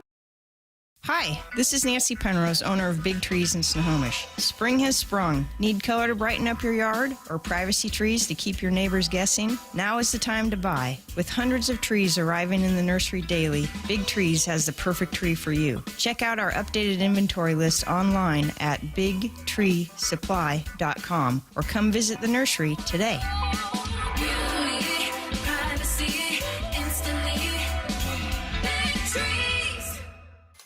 Emerald Queen Casino Event Center presents the main event. Powered by WFC, Saturday night, June 14th. A night of professional boxing where champions are made and every punch counts. Contenders from the region go toe-to-toe, ready to prove they belong at the top. Tickets at emeraldqueen.com. Don't miss Fight Night, June 14th at Emerald Queen Casino, the boxing capital of the Northwest. 21 and older, need gambling help? Call 800-547-6133 or visit emeraldqueen.com. The first Mariners Fireworks Night is coming up, and we're starting things off with a bang. Be here this Friday for our K-Pop Fireworks Show, presented by T-Mobile, after the team takes on the Twins at 7:10. Jorge Polanco, his second home run of the night. He is absolutely on fire. Get ready for an epic dance party as we light up the sky with a post-game show powered by the biggest global hits. Fireworks and Mariners baseball. That's 2 spectacular shows in one unforgettable night. JP with a flip, and they got him at first base! How in the world? Visit Mariners.com/fireworks to get your tickets and see the complete lineup of all 6 Mariners Fireworks Nights this summer, including a sing-along show on June 13th and a patriotic palooza on July 3rd. Plus, check out everything else on deck at T-Mobile Park, like 3 straight Mariners value games against the Orioles starting Tuesday, June 3rd. Mariners baseball. Try dance up. Need to know. 15 minutes past every hour with Brock and Salk. Here's what you need to know. Up first. Well, usually after 10 games and 10 days away, you're pretty excited to get home for a little home cooking. On the other hand, the last time the Mariners were here, Brock, it didn't go so well. If you remember, it was a 1-5 homestand. So, where are you at now? You finish up the long road trip. Dan Wilson, well, echoed those thoughts. It was a long trip, and they played well throughout the entire trip. And I thought today was just a tough way to end it, but a great ball game all around. I thought Louis, obviously going above and beyond, getting us through the 6th inning there, setting up the bullpen for us, and offensively got a lead early. They just kept chipping away, and we just weren't able to hold it late. Had the chances, man, and you will take a 6-4 road trip, 10 games in 10 days, no matter who you're playing, anywhere in all of Major League Baseball. Absolutely. You will take that 10 out of 10. But man, did you have your chances both Saturday and Sunday to turn that into a 7-3, even 8-2 road trip. Every opportunity on Saturday, they just went over with runners in scoring position and just could not get that key hit, could not make that impact. And Sunday, kind of the same deal, like 2 of 10 runners in scoring position, multiple opportunities throughout that game. But you'll take 6-4. You'll take Memorial Day, sitting atop the American League West to 29-23, a game and a half, still up on those Astros, and a bunch more on the Rangers, who are just sliding fast. The A's have been just decimated. They brought up a whole bunch of new people. The A's looked so good when we saw them, and now you're like, they lost 11 straight. Unbelievable. Yep. So homestand now. You get 9 games at home. Washington, Minnesota, Baltimore. Nationals have been not great, right? Couple games under 500, maybe a little bit better than expected, but not much. Twins were not great to start the year, and then they recently won 11 in a row. And the Orioles are the most confounding team in baseball. I was expecting them to bounce back, and instead they have just been awful. I knew they would have some trouble pitching, but they can't hit. It has been just incredibly strange watching that team this year. Here's the second thing you need to know. All right, injury updates here, Brock. Randy Arozarena hit in the wrist yesterday, but stayed in the game and continued to hit. That was a little surprising to me, but good news there. We're waiting on the pitcher. So we're supposed to see Evans, Kirby, Hancock in the National Series. That's just sort of keeping things on pace. Bryce Miller could be activated this week. Bullpen went pretty well. He thinks that he's just about ready. Hopefully it's a normal week and I get into a game. But we got to see how I recover. And assuming like tomorrow and the next day are good, then it should be a normal week and get a midweek bullpen and then hopefully into the game. I don't know for sure what day, but hopefully in the next week it'll be in there. All right, so did you hear his comment he made? So what did you make of it? Let me read it, and then you can tell me what you think. He said, I know the cause, but I don't know if I should say it. I'll say that everything's structure was really good. That's something there's something in there that causes inflation. And something I can't just take out. Inflation or inflammation? Excuse me, inflammation. Jeez, I Sorry. don't need any more inflation. No, it's the last thing we need. Goodness.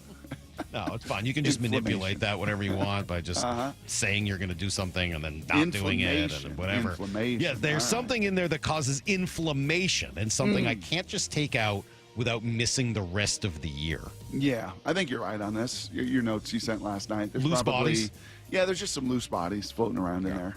And, you know, it's not affecting the structure of it. Obviously causes some inflation and inflammation and will probably need to be surgically removed after the season. And hopefully these cortisone shots can continue to kind of work their way over the course Cause a little inflation to the ERA maybe over the course of the season so far. Logan Gilbert, good news for him. He got up and down without a problem. So what's next? I think it's just pitch count from here. My intensity's there. I took 2 breaks today from the warm-up to the inning to the other inning. All my pitches feel fine. I got to all my pitches, so it's just building it back up. You got to love baseball. You know you're ready to go when you can take breaks. Mm-hmm. Only yeah, Walter was barking, man. Shaney had some good video of those guys in their sim games going up and down, and Walter was out there grunting. Yeah, he said he was letting it rip. Yeah, I feel good. I mean, I was letting it rip, and whatever happened, and I felt good, so that's great. The splitter's the one that I just threw a couple of them at first just to, like, test it out, just make sure. And then the last one I threw normal was, you know, the same splitter I always throw. And it's funny because, you know, up until this point I haven't really felt anything on that pitch specifically. I just had tightness a month ago or whatever. But because some people say it can add more stress, I'm just trying to be as careful as I can. That thing is filthy, though. It is. You can say, like, but he's got a 0.79 whip. I was looking at Memorial Day numbers, so a 0.79, and that splitter is a big part of it because it's basically unhittable. Here's the third thing you need to know. Phase 3 of the NFL offseason OTA starts today for the Seahawks. Now, these are voluntary, so you never know who's going to come or who thinks they've got something more important to do than trying to help their team win championship this year. You never know. Big difference. In these practices, they can now do 7-on-7 and 11-on-11 drills. So they can play against each other, but no contact allowed. So these are OTAs, but with 7-on-7, 11-on-11. They'll look pretty much the same as mandatory minicamp, which starts June 17th. The only difference there is it's mandatory. But then training camp, you can start hitting, obviously, and that's in July. Jeez, you're on your P's and Q's. Yeah, I'm on it. Look at you. Other than the inflation. Other than the inflation, yeah, you get 12 of these. Thank you. 9 of them are considered OTAs and voluntary, and 3 of them are considered mandatory minicamp, but it's the same structure.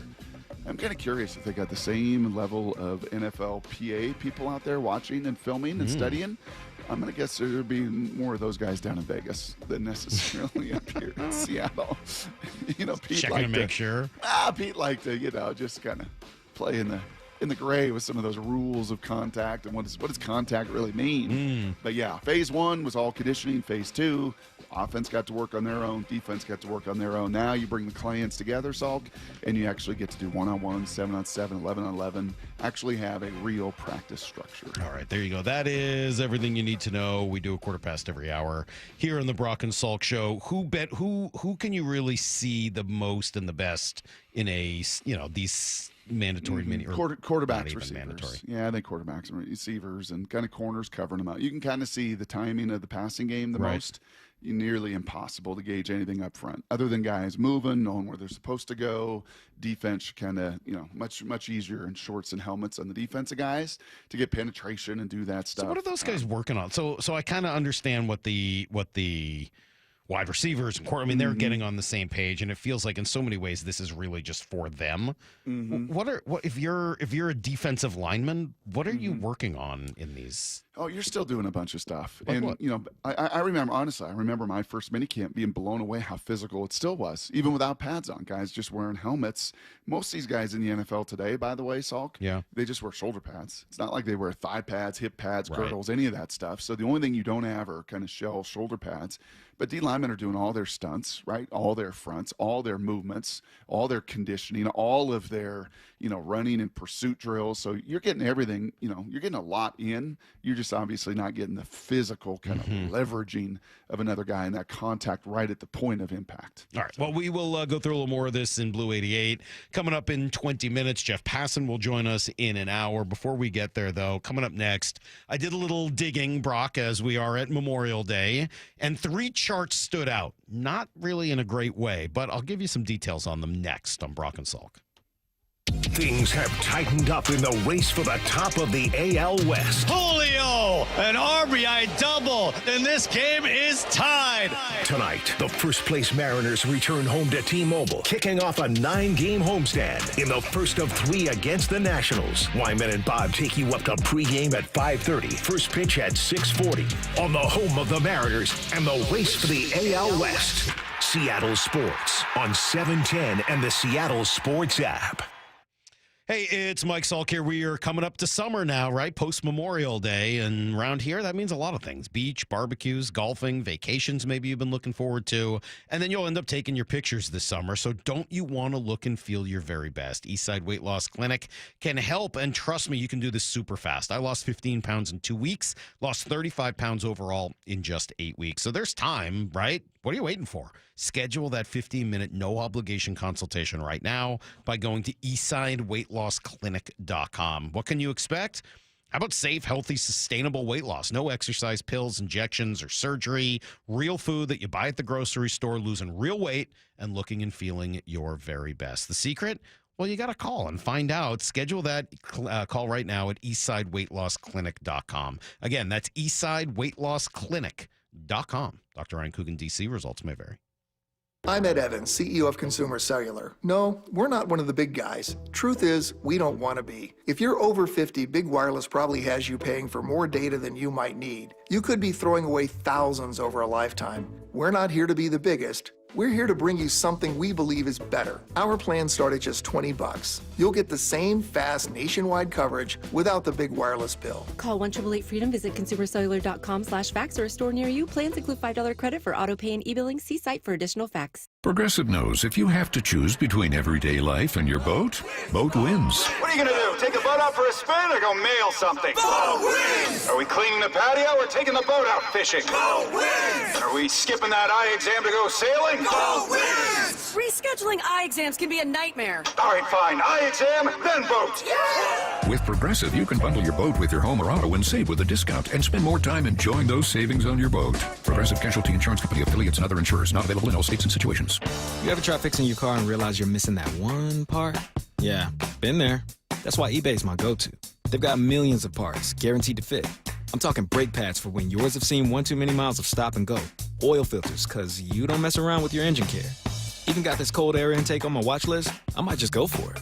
To keep the ride cool and your DIY streak hot. Find all the parts you need at prices you'll love. Guaranteed to fit every time. eBay. Things people love. Eligible items only. Exclusions apply. Now more than ever, Lowe's knows you don't just want a low price, you want the lowest price. And with our lowest price guarantee, you can count on us for competitive prices on all your home improvement projects. If you find a qualifying lower price somewhere else on the same item, we'll match it. Lowe's, we help, you save. Price match applies the same item. Current price at qualifying retailers. Exclusions and terms apply. Learn how we'll match price at Lowe's.com/lowest price guarantee. Feeling lucky? Don't miss the Lucky Classic Collector Car Truck and Boat Auction, Saturday, May 31st at Tacoma's LeMay Marymount Event Center. Hundreds of cars, vintage, muscle, exotic, classics, trucks, boats, and more. Saturday, May 31st at Tacoma's LeMay Marymount Event Center. Millions of dollars in inventory, many must sell with no reserve whatsoever. Get lucky, get local, and get in line for the Northwest's greatest collector car auction. Auction details at luckyoldcar.com. The home of the Mariners. It is gone! Cal Raleigh, 2-run home run! Hear every pitch on 710 and the Seattle Sports app. 1-877 Cars for Kids. KARS Cars for Kids. 1-877 Cars for Kids. Donate your car today. Donate today at carsforkids.org. That's cars with a K. Your car can be picked up as soon as the next day. Receive a tax deduction and vacation voucher. 1-877 Cars for Kids. Donate your car today. Now accepting donations of land, homes, buildings, or any kind of real estate. The Mariners are back in action at T-Mobile Park, and you can be there for big moments all summer long with a Flex membership. Flex plans are perfect for fans who want the freedom to choose their games and seats as they go, while still enjoying all the perks of being a member, like saving 10% or more on tickets with no fees, unlocking access to exclusive pre-sales and year-round discounts, and so much more. Join the squad today at mariners.com/flex. Cal Raleigh wins it in the 10th inning for the Mariners. Dave Wyman here with an incredibly special guest, the mayor of the city of Lacey, Andy Ryder. Andy's a proud Seattle sports listener and recently underwent successful treatment for prostate cancer. His treatment method? Swedish CyberKnife. Andy, tell us about your treatment. The entire treatment was just 5 days, less than an hour a day. I spent more time commuting to the appointment than actually being in treatment. Any side effects during or after? I've had very few side effects. I've been very lucky to not have some of the side effects that I was worried about with other treatments. What would you say to anyone considering prostate cancer treatment? I'm feeling very confident about my treatment with CyberKnife, and I absolutely recommend it for anyone who has been diagnosed with prostate cancer. Thank you, Andy, and congratulations. Reach out to Swedish CyberKnife directly. You don't even need a referral. Go to swedish.org/cyberknifeprostate. Treat prostate cancer with Swedish CyberKnife. This hour of the Brock and Salk Show is powered by Star Rentals, preferred supplier to the West's best contractors. From the Quantum Fiber Studio, you're listening to Brock and Salk. Weekdays 6 to 10. On Seattle Sports and 97.3 FM HD2. All right, I got charts for you, Brock. I got charts. I've been doing some digging, and I got charts. Nice. As the Mariners head back home here, they'll be at T-Mobile to start a 9-game homestand tonight. As we've mentioned, Nationals, Twins, Orioles, 3 days of Randy Arozarena bobblehead giveaways, K-pop fireworks night, Bark in the Park, Pride Month, Mariners value games, all of that, Brock, at mariners.com/tickets. So 3 charts that stand out to me. And as I said, one of the interesting things about this season is you can kind of pick a little something for everybody out of it, right? Because they've played well and in times much better than anybody expected, but also there's some great stats that fit with that, right? The 15 comebacks they've had this year, unbelievable. We've talked about how, they cut the strikeout rate down for quite a while. Like, there's been some real positives. Batting average has gone up, home runs, walks, all of that. But 3 jumped out to me sort of in the other direction, and all 3 of them kind of surprised me. Well, the first one didn't. The other 2 did. The Mariners are just not hitting as well in May, and this is the first chart, and this one's probably the easiest. If you look at April and March versus May, their OPS plus, remember, league average is 100, drops from 113 to 90. Their As a team. As a team. Their OPS goes from 754 to 680. That's a pretty significant difference. Yeah. Right? And to compare it to the league, and I think I need to put the Ebenezer's on for this, but to compare it to the league, well, obviously the league OPS is 100 each time because that's the way it works. But that's OPS plus. But OPS, the league, essentially the same. It went up a little bit from April and March to May, from 707 to 713. So the Mariners go from being, again, well above average to well below average in May. And that fits your eyes, right? That's probably not a huge surprise. They were on fire throughout much of April. They tore the cover off the ball, hit a ton of home runs. But what we've seen here in May, especially over the last 17 games, is just not the same, right? Mm-hmm. Yeah, and I think you can kind of just individually, in a collective sport, kind of still individually point to a few people, and probably Polanco right there at the top of the list. Because what he did in March and April was Aaron Judge-esque, right? I mean, it was superhuman stuff.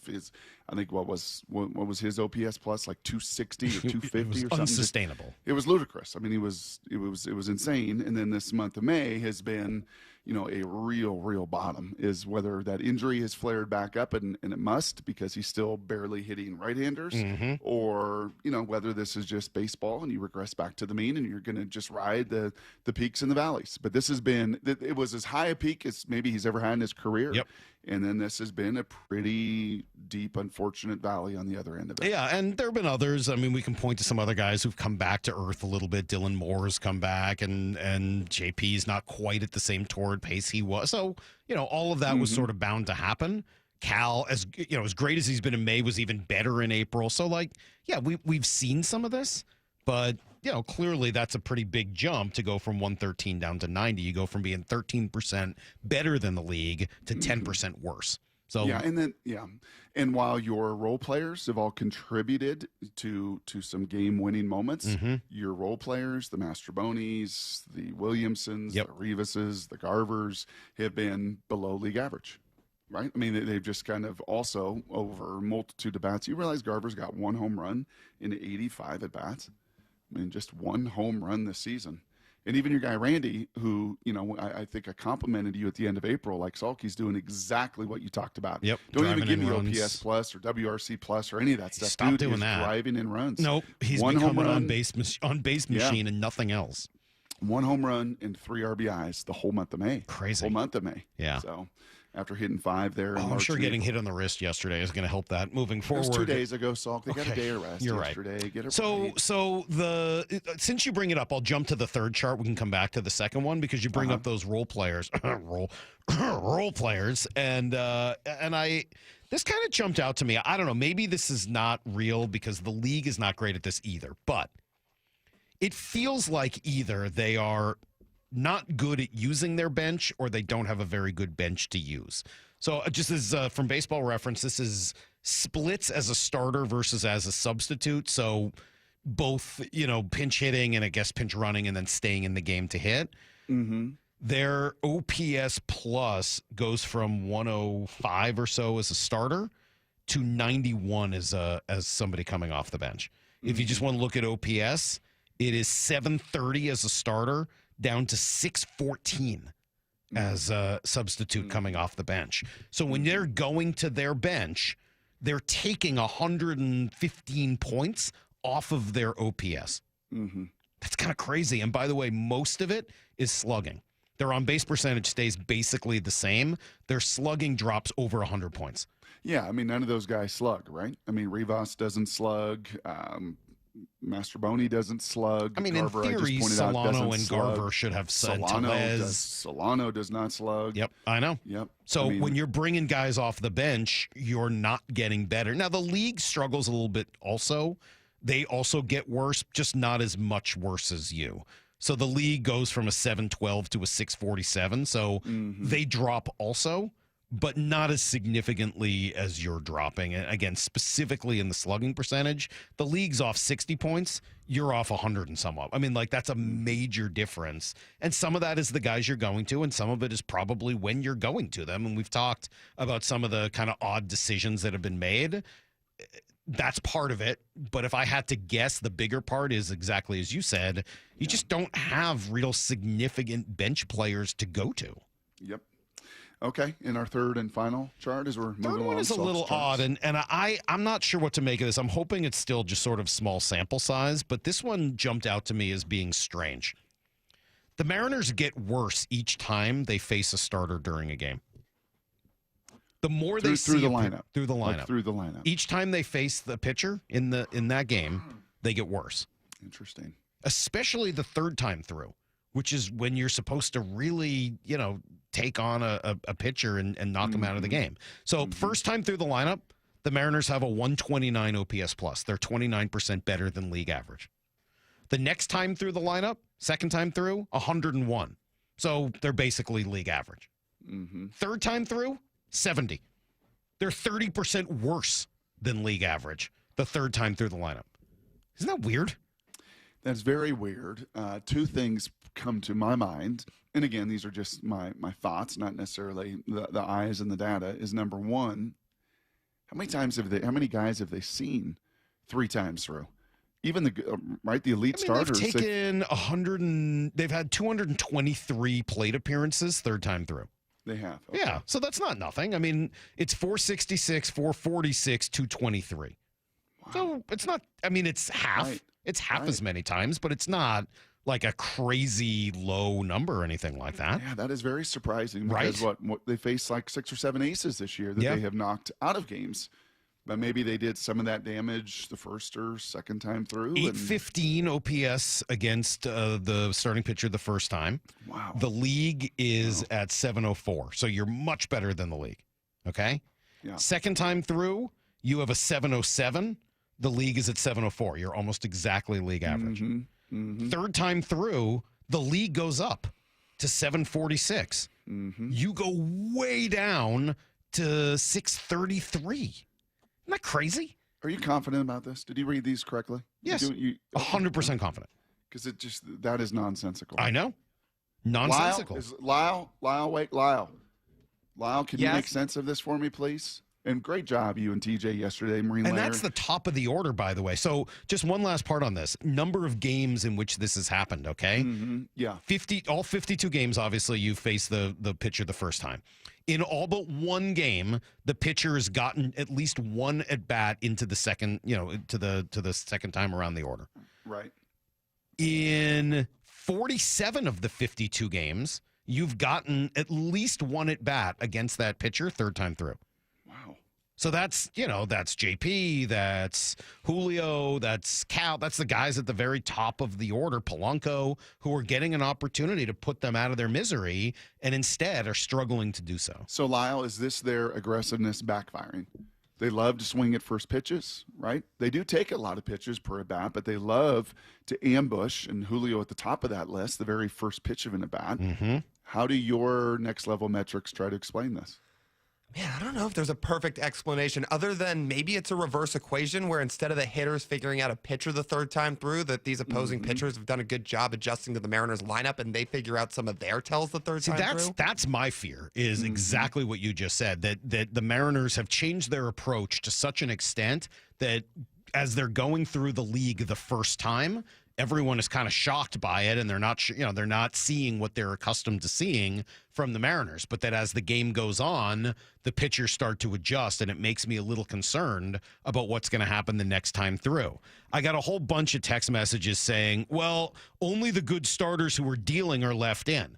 That's true, but that's true of all 30 teams. That's not just true for the Mariners. And this stat takes into account how they're doing versus how the rest of the league is doing. So, yes, I understand the point. The best starters are getting more opportunities the third time through, but the rest of the league is better against them, whereas the Mariners are worse. Okay, so that give me doesn't son answer of a buck. that. Give me son of a buck cut number 12 here when he joined you Friday morning. Fun, by the way. He was great. Kevin Seitzer, Mariner hitting coach. We did ask him about simplifying things and what that means. It's kind of me having exactly the same belief that Edgar does and what he instilled in these guys last year when he came on board and took over. And it was get on the fastball. Don't be in between. Don't try and figure out pitches and location and thinking about mechanics to be able to get your good swing off, and just get on the fastball and hit it back through the middle of the field. That's how simple we want to keep it. Okay, so avoid the clutter. And is it possible the first time through in a game, Salk, a lot of pitchers try to get themselves in a rhythm, right? They try to spot that fastball and try to pitch everything off of the command of that fastball. So the first time through, you see a little more fastball than you do the second and third time through that lineup. And all of a sudden, to Lyle's point, the second time and the third time, they made their adjustments and realizing like, all right, these guys are just sitting on fastball. And even though I know that coming into the game and there's enough of a game plan going in, I still, as a pitcher, always want to do what? I would think.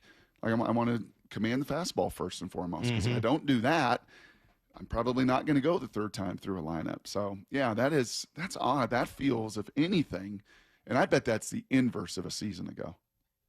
I'd have to go back. I will do some of that research here while you're doing the break. I will go back and see what that looks like from last year. I'm glad you said not while I'm answering questions in Blue 88. I would never even think to do that. No, I mean, obviously, I'd be very busy listening to you, actively listening. No, totally. One question here is, where'd it go?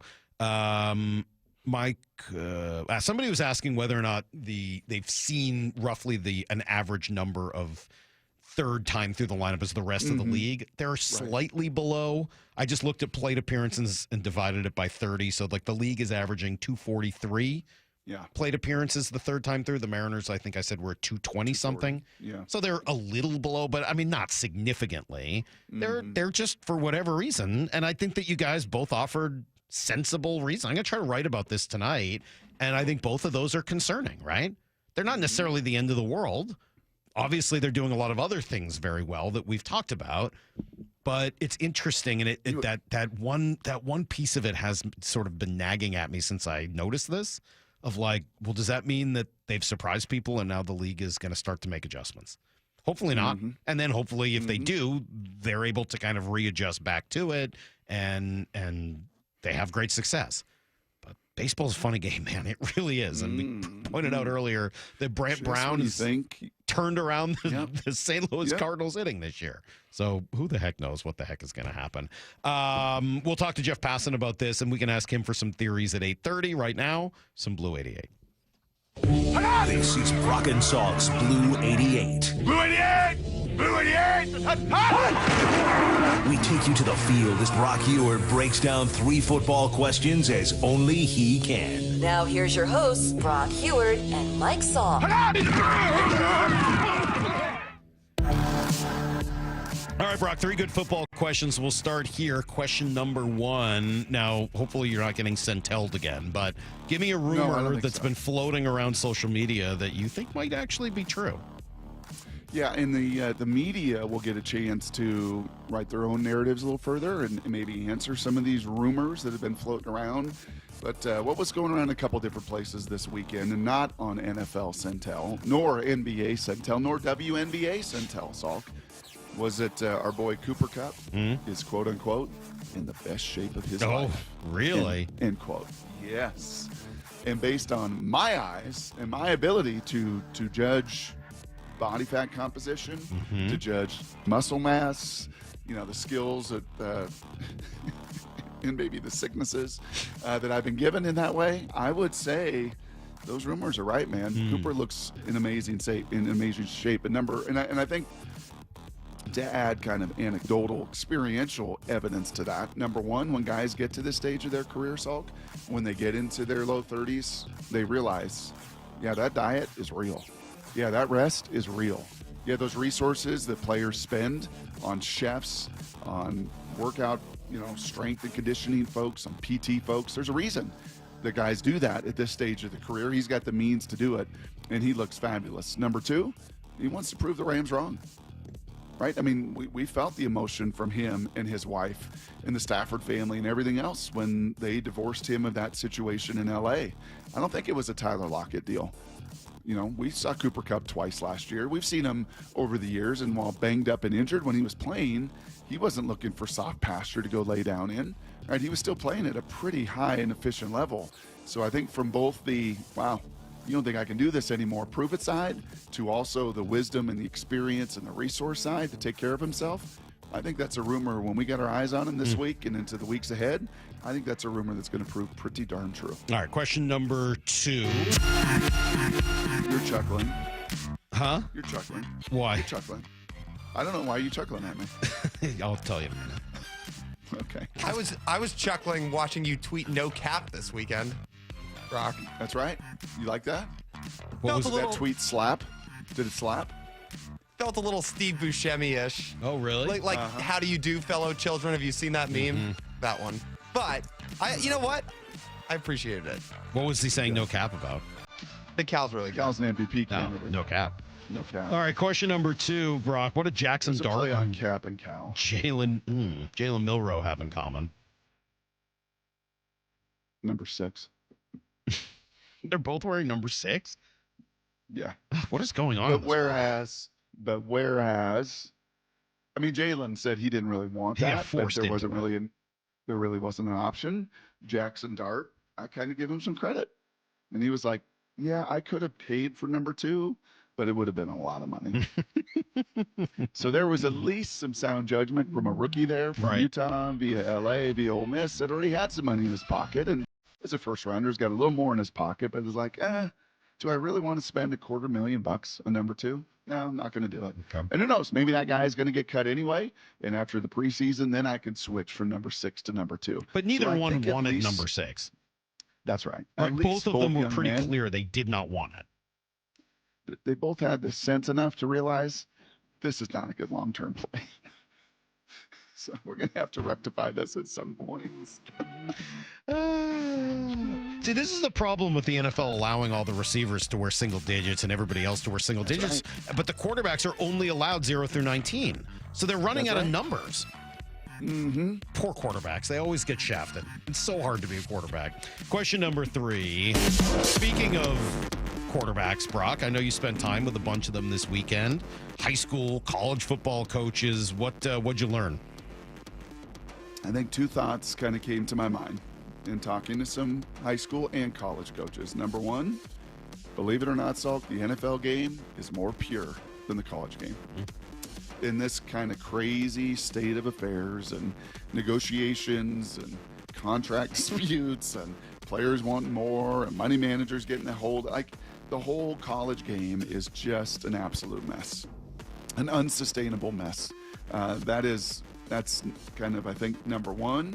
And number 2, that if it doesn't get fixed and rectified, the Power 4 are going to just pull out of the whole deal.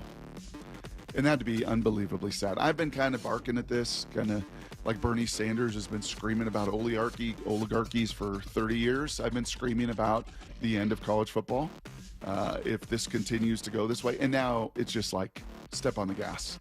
If this continues, and you didn't see it, but Greg Sankey over the weekend, the SEC had their media kind of get together with him and some of the ADs and everything else. And he's like, for the good of the game, I'm supposed to do what's right for the good of the game. Like, as a commissioner, I'm not supposed to look out for my 16 teams ahead of, quote unquote, the good of the game, because the ACC and the Big 12 put out, their leadership, the good of the game. And that was just involving the playoff, Salt, let alone could the Big 10 and the SEC just say, yeah, we're good. We're good. We're going to go out and we're going to start our own 30 or 40 team, and we're going to pluck, the best from your 2 conferences, and we're going to have a 40-team deal outside of the NCAA. And what's that going to do to the non-revenue sports and yada, yada, yada. So there's just a tremendous amount of concern, and there's no answers. Greg Sankey doesn't have answers. The networks don't have answers. The NCAA doesn't have answers. The government doesn't have answers. Nobody got an answer of how to put this thing back on the tracks. Sounds great. That is today's Blue 88. All right, I did look up these numbers. I couldn't help myself. And by the way, Brock, yes, they're worse last year. Oh, boy. Times facing an opponent in game last year. OPS numbers. First time through 703. Second time through 690. Third time through 624. Their OPS plus gets worse every time. Yeah. Crazy, right? So they were actually even worse relative to the league. Third time through and the whole deal. Yeah. Yeah, not a surprise. I mean, they were bad offensively, I know. Salk. I mean, so bad. I know. For huge stretches of last season. By the way, the other one that kind of jumped out there, the starter or substitute. Oh, boy. Their OPS as a starter last year was 695. What do you think it was as a substitute? When they brought Garb off the bench last year, when they brought struggling Polanco off the bench last year, was it under 600? Yeah. Oh, gosh. Lyle, you want to guess what their OPS was when they brought in a pinch hitter or pinch runner ended up hitting? 481. You are very, very close without going over. That's pretty good. 490. 490 last year. Brock, you mentioned depth. I guess in theory it is a little bit better this year.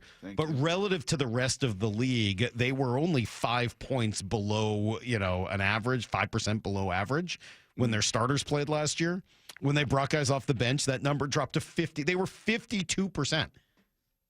They were 48% worse than average when bringing in players off the bench last year. Mm-hmm. Those guys hit 159. I mean, like, they were atrocious anytime they tried to bring somebody off the bench to try to help themselves. So, yeah, they've not been good at using the bench. They've not had much of a good bench to use, and I think you're seeing some of that play its way out right now. All right. I think there's somebody out there, Brock. There's an NFL question, Seahawks question. Mm-hmm. There's somebody out there that we've barely mentioned, and I think we maybe are missing the boat. Maybe we should be talking more about this prospective Seahawk. It's next on Brock and Salk.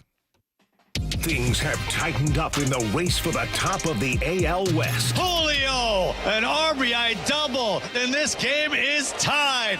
Tonight, the first-place Mariners return home to T-Mobile, kicking off a 9-game homestand in the first of 3 against the Nationals. Wyman and Bob take you up to pregame at 5:30, first pitch at 6:40, on the home of the Mariners and the race for the AL West. Seattle Sports on 710 and the Seattle Sports app. One of the best home comfort inventions of recent time, mini split systems. Now you can enjoy efficient heating and cooling while saving energy and reducing utility bills with personalized room comfort. Call my friends at Home Comfort Alliance for a free consultation, and for a limited time, get 18 months same as cash financing on all qualified systems. For all your heating, cooling, plumbing, and electrical needs, call the comfort people. Home Comfort Alliance. Visit homecomfortalliance.com. Does your yard need shade, privacy, or a little brightening up? Look no further than Big Trees. I'm Nancy Penrose, owner of Big Trees in Snohomish. At our 30-acre location, there are thousands of trees to choose from and knowledgeable staff, including a board-certified master arborist, to help you find exactly what you're looking for. Visit the nursery and learn more about Big Trees at bigtreesupply.com. Beauty, privacy, instantly. Big Trees. Watching Clorox cleanup spray dissolve tough grime in the shower feels like... Wait, this really just happened? I'm shocked. Underwear and everything? It feels like being able to zip up your overpacked suitcase on the first try. Smooth. With Clorox, clean feels satisfying. Clean feels good. Use as directed. The DQ Sauced and Tossed Chicken Strip Baskets have more flavor than your taste buds know what to do with. We start with all white meat, breaded, seasoned, and fried to crunchy perfection. Next, we double down and toss them in honey barbecue or new buffalo sauce. Serve them up with DQ fries, Texas toast, and house-made Hidden Valley Ranch, and you've got flavor on flavor on flavor. Get the Sauced and Tossed Chicken Strip Basket in honey barbecue or new buffalo right now at DQ. Happy tastes good. Participation may vary. An Australian hiker travels to the American West to walk a wilderness trail. Wasn't afraid to be out on his own. But Eric Robinson vanished in the high Uinta Mountains. I remember thinking, Eric, what were you thinking, mate? I'm Dave Cawley. Join me on my podcast, Uinta Triangle, where I travel the world to answer the question, what happened to Eric Robinson? Follow Uinta Triangle. That's UINTA Triangle on Apple Podcasts or wherever you listen. Hey friends, it's Stacy with a little bit of inside info. I know there are a lot of local business owners listening right now. This message is for you. Wayscar Ford is running great pricing on all of their commercial vehicles, trucks, Super Duties, Isuzu FTRs, box trucks. The bigger, the better, and they have a ton of them. New and used models and a ton of 2025 models. I'm on their website right now. Here's one, $11,000 off. Another for $19,000 off. Wayscar Ford just expanded their heavy truck shop, and there are a ton of opportunities. They're looking for mechanics if anyone listening has heavy truck experience. Join a wonderful company at a dealership that's been in Auburn for 103 years. Take advantage of the amazing inventory and deals they have right now. Commercial sales and service for both Ford and Isuzu. A great option for people, a great option for families, and now business owners. I'm a proud customer. I know you will be too. Wayscar Ford, Isuzu in Auburn. WayscarFord.com. That's WayscarFord.com. Hey, Brock Ewart here for my friends over at Xfinity. You know, change is always happening. It's part of life. And when it comes to music, we know that change is all around us. Songs are rewritten and remade. Classics are remixed. Bands and artists, well, they come and go. Even our taste in music, as we get older, can change a bit. But no matter how things change in 5 years, there's one thing that will stay the same, and that is the price of your internet. That's right. Xfinity is introducing a 5-year price guarantee. It means you get 5 years of the most reliable Wi-Fi with their best equipment included for a price that stays exactly the same. Are you surprised? Well, life is full of them. One internet price, 5 years, guaranteed. Learn more at Xfinity.com/deals. Now, restrictions apply. New residential customers only. Taxes and fees extra and subject to change. Most reliable Wi-Fi based on Open Signal Awards USA. Fixed Broadband Experience Report, August of 2024. Go check it all out right online at Xfinity.com/deals. Heading to the ball game? Don't mess with traffic and pricey parking fees. Make it easy and ride the bus. It's affordable and convenient. No stress, no hassle, and plenty of time to grab a hot dog before first pitch. Community Transit makes riding the bus fun, easy, and affordable. You save money on parking, and kids under 18 ride for free. See where they can take you and plan your trip today. Go to Community Transit at ctgo.org/home run. This is Seattle Sports. Streaming through the Seattle Sports app. KIRO AM Seattle. KIRO FM HD2 Tacoma. Home of the Seahawks, Mariners, and everything Seattle sports. Get in the freaking auto! From the Quantum Fiber Studio, this is Brock and Salk on Seattle Sports. Brock Ewert is my hero. Jay Buhner just punched me in the kidney. Who's going to accuse you of murder? Doesn't really work that way, Sherm. This is a show that has my name on it. It kind of does, though. Now, here are your hosts, Brock Ewert and Mike Salk. Hello!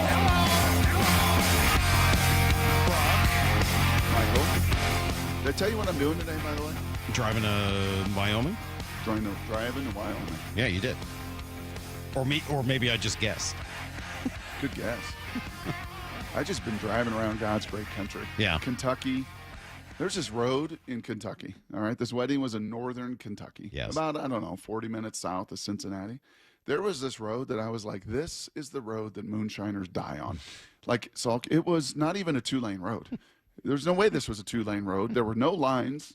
There was no shoulder whatsoever.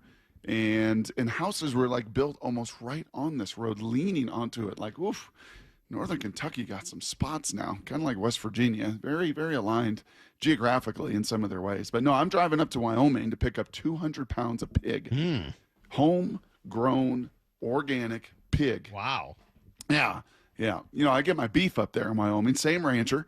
And price per pound's unbelievable. It's the best deal out there. You got to do this. You got to find a rancher, Salk, maybe over there in Eastern Washington. Or find a good rancher. Yeah. So I'll let you know. Ribs, all roasts, right. hams. Love me some ribs. I like all that bacon, stuff. all that Sounds good stuff. Pretty good. Yep. Lyle, you okay? You make it back in here? Yeah, all right? we're good. Lyle's you fall in in the toilet, bro? What happened? No. What? Nothing. What? Something Well, happened. you were went late. back. I mean, Mora had to pop up.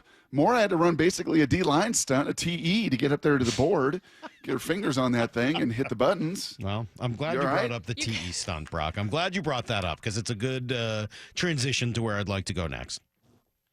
Should we be talking more about Trey Hendrickson? Oh, boy. We've barely talked about him, Mm-hmm. right? He's unhappy, no contract in Cincinnati. What do you know about Trey Hendrickson? Here's what I know. I don't know a lot about him. I don't know a lot about him. I know he came from like Florida Atlantic. He went to New Orleans where he had a couple of decent seasons, including his walk year where he was probably at his best. He was like a 3rd-round pick.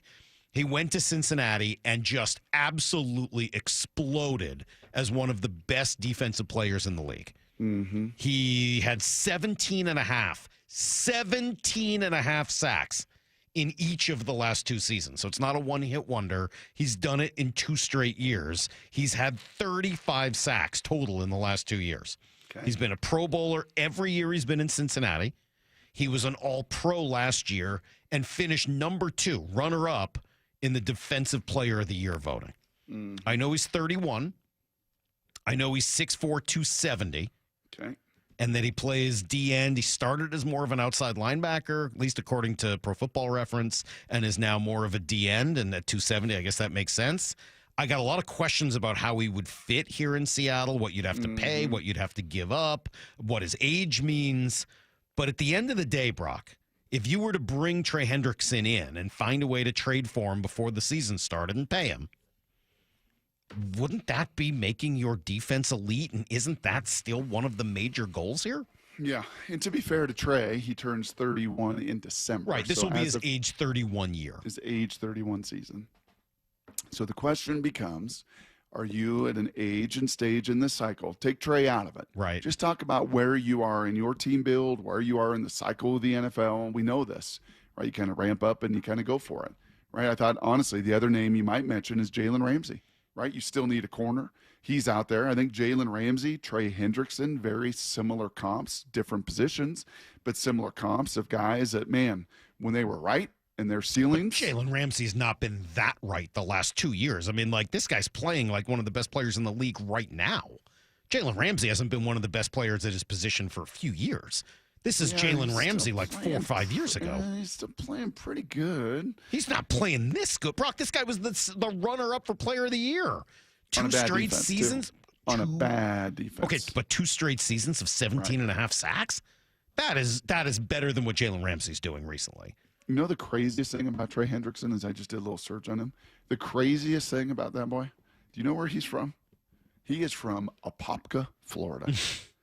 You know what Apopka, Florida is famous for, Salt? No. That's where they chase like the jackrabbits. Like it is deep in Florida, where it's probably right now 110 with 100 humidity. Like it is brutal, and it has produced some dudes now, and he's on that list in a different delegation, but he's on that list, and he's absolutely wreaked havoc on this league. You're right. So my question is, are you at an age and a stage where, you kind of have that guy, to me, in Leonard Williams? Leonard Williams is your Trey Hendrickson. Right. He's your 30-something that is playing at an incredibly high level. But, in this league, once that age ticker turns 3, things start to typically slow down a little bit. And why he and Cincinnati are at a stalemate, right? And I think you bring this up because he wants a new contract. That contract has not come from Cincinnati. Mm-hmm. And I feel like we've had this conversation in the past about different players. And the guy in Kansas City comes to my mind a couple years ago where he too was at a contract impasse. Yep. Ultimately, you're like, come on now, Kansas City's going to get it done. This is Cincinnati we're talking about. There's not nearly the same level of, hey, they're going to get it done. And look, we can go through. John has made these moves before. So you're right, 30 years old, going to be 31, but December's sort of the end of the year. So let's call him 30. Let's be fair. Mm-hmm. He's 30 years old. Dwayne Brown, when you traded for him, was 32. Now, different position, but Dwayne Brown was 32. Jadeveon Clowney, similar situation, right, at the time. In Houston. He was 26. So a lot younger. His body was probably just as old, if not older. Maybe, but seriously. He was all right. Yeah. But actual age, he was 26. Okay. When you traded for Sheldon Richardson, KJ's favorite player in person, he was 27. Now, this one's probably the best comp because of the position and because of the team he's coming from. Yep. When you traded for Carlos Dunlap, he was also 31. Okay. First age 31 season. Mm-hmm. Probably the most similarity there. And by the way, Dunlap went on to have a couple of really good years here. He was never the kind of sack total guy that Hendrickson has been. But Dunlap came here and had 8.5 sacks the next year here. I mean, he was really good. He had 5 sacks in 8 games his first time in that first season. They traded for him mid-year. And then the next year, 8.5 sacks before kind of falling off after that. And he really only played a couple of years. So, how long do you want to get in bed with Trey Hendrickson? That's probably a fair question to ask. But 2 straight seasons of 17.5 sacks? And if you're saying that you're in a cycle, Brock, where it's worth having a Leonard Williams at that age, is it not worth having 2 guys who are around that age, depending on what you have to give up in order to get them? Mm-hmm. So Leonard turns 31 in June. You traded for Leonard when he was what? If you were to add him kind of to that list, 28, because you traded for him a couple years ago. So he was, I think, 28 when you make that move. Yeah, and then it becomes ultimately, hey, man, this is great. Fantasy football. Let me trade for Trey Hendrickson. I would love to do that. 29, but yeah. I mean, kind of, right, in a similar range. Are you then willing, because you don't make this trade, right? You trade for Leonard, you pay him. You trade for Jamal, you pay him. You trade for these guys, Percy, you pay him, right? So are you willing to then pay Trey Hendrickson, what is he looking for, $30 million a year? Or are you willing? I mean, that to me is where this becomes a hard. I'm with you all the way along. Tell me before you get there, tell me how he fits, please. This is my biggest question: is can he play outside linebacker, or is he a defensive? Like, is he coming in to play? Because right now you've got, if I understand your defensive line, you've got 3 guys up front, right, in a 3-4. Mm-hmm. Byron Murphy mostly in the middle. On the left side, on one side, you call you've this got a 3-4. I still think of this very much as a 4 down. I don't Okay. see this as a 3 down. I know it's a very kind of versatile between those and the shades and how you're doing it. Okay, so you want to call it a 4-3? Okay, fine. I do. I look at it as kind Okay, of so then 4-2 Byron nickel. Murphy and Jaron Reed are the 2 guys up front, Yep. right in the middle of that.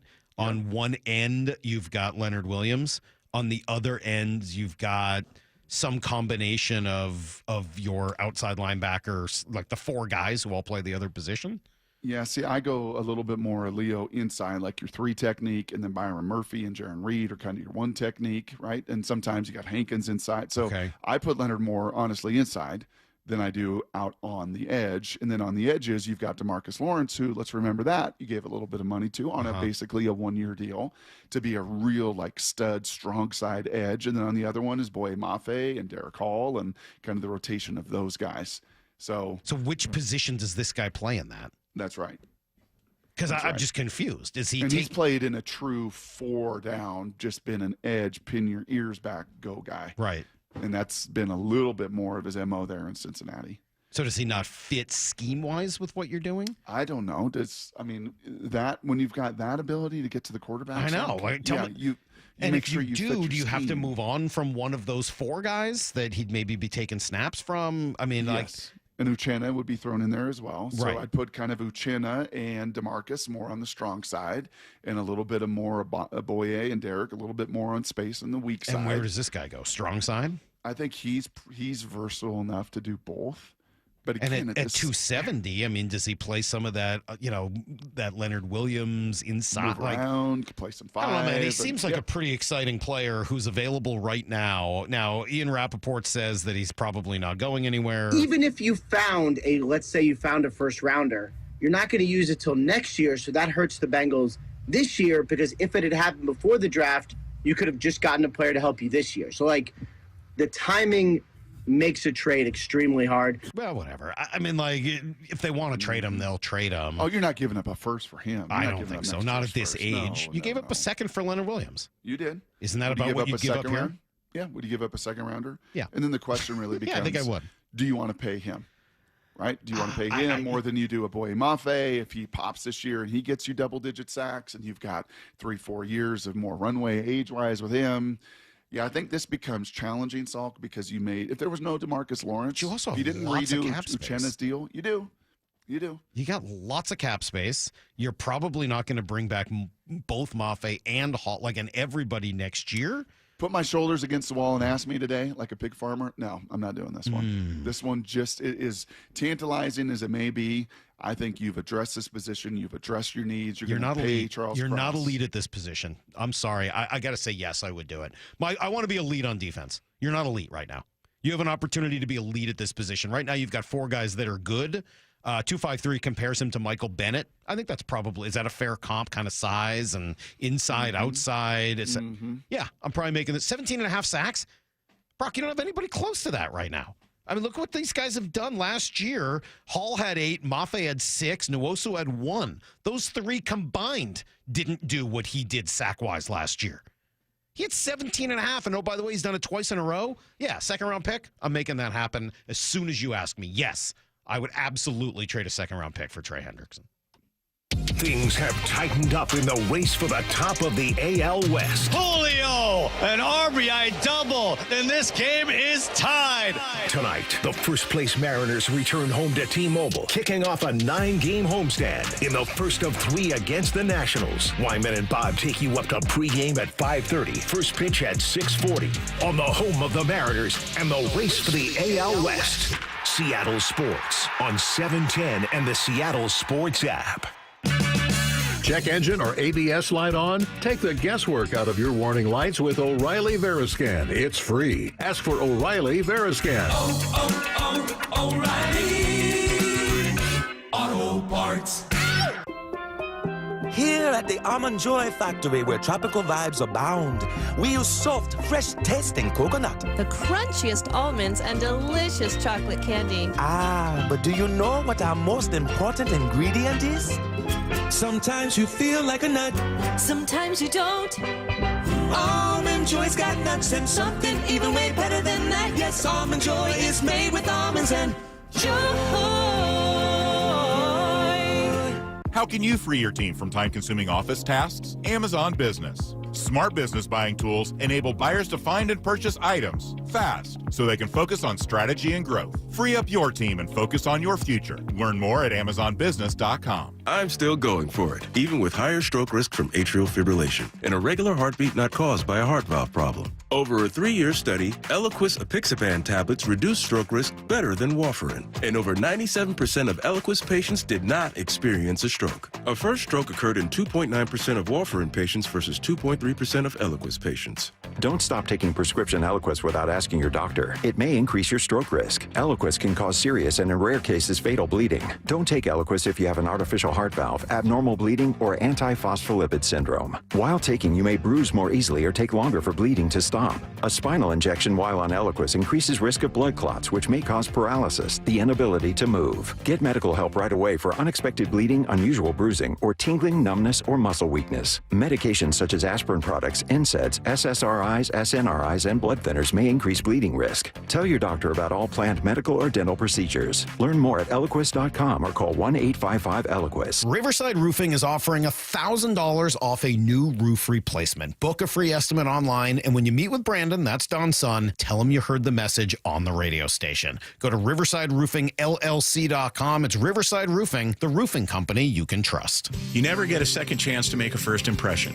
Superior Linen Service, 98 years providing logoed apparel, uniforms, floor mats, linens, and more. Give us a call. We answer the phone. Superior Linen Service. Visit suplinen.com. Ladies, and you guys too, have you noticed visible signs of aging, those deep wrinkles, fine lines, and facial creases stealing your youthful glow? Sagging skin, crow's feet, and loss of facial contour are all natural effects of aging, but you no longer have to let them define your appearance. Introducing the New Skin Lift, the groundbreaking facelift led by Dr. Brian Scott. The advanced New Skin Lift addresses key signs of facial aging for women and men, restoring natural youthful contours. Whether it's replenishing volume lost over time or lifting the skin to smooth out those creases, the New Skin Lift can help you look 10 to 20 years younger with both surgical and non-surgical options. It's Hollywood's best kept secret and now available to you. Get a free consultation and save $250 off your New Skin facelift. Schedule at newskinlift.com or 206-222-1225. Look 10 to 20 years younger and restore your youthful appearance with the New Skin facelift. newskinlift.com. The home of the Mariners, Seattle Sports. Cal swinging a drive, deep to right field. Every pitch of every Mariners game is on the Seattle Sports app. Warmer weather, more sunlight, and your new car. That's right. At Toyota of Kirkland and Toyota of Renton, summer starts here. With their combined inventory of new, used, and certified pre-owned inventory, you're in for a summer to remember. Their fantastic teams will set you up with a test drive so you can ride off into that summer sun the same day. Summer starts here at Toyota of Kirkland and Toyota of Renton. Whether you're in the north or the south, they got you covered. Visit their incredible showrooms today or online at toyotaofkirkland.com and toyotaofrenton.com. O'Brien. Are you worried about economic conditions, tariffs, and inflation? Are you tired of trying to time the stock market? Maybe it's time to take a little risk off the table given current market volatility. For stability, there's no better option than Legacy Group's Northwest Fund, a fixed return of 9%. Hi, I'm Scott Rurecka, CEO of Legacy Group Capital in Bellevue. We've been running local real estate investment funds for over 18 years with zero investor losses, averaging double-digit returns since inception, and we also accept IRAs. Over 1,000 local investors have invested over $250 million in our Legacy family of funds. Feeling uneasy? Don't gamble your hard-earned money or risk your retirement. Legacy Group's Northwest Fund, returning 9%, has limited openings for new investors right now. Call 425-635-4700 or visit LegacyG.com. That's LegacyG.com. This is not investment advice. Legacy investments available to accredited investors only. Details at LegacyG.com.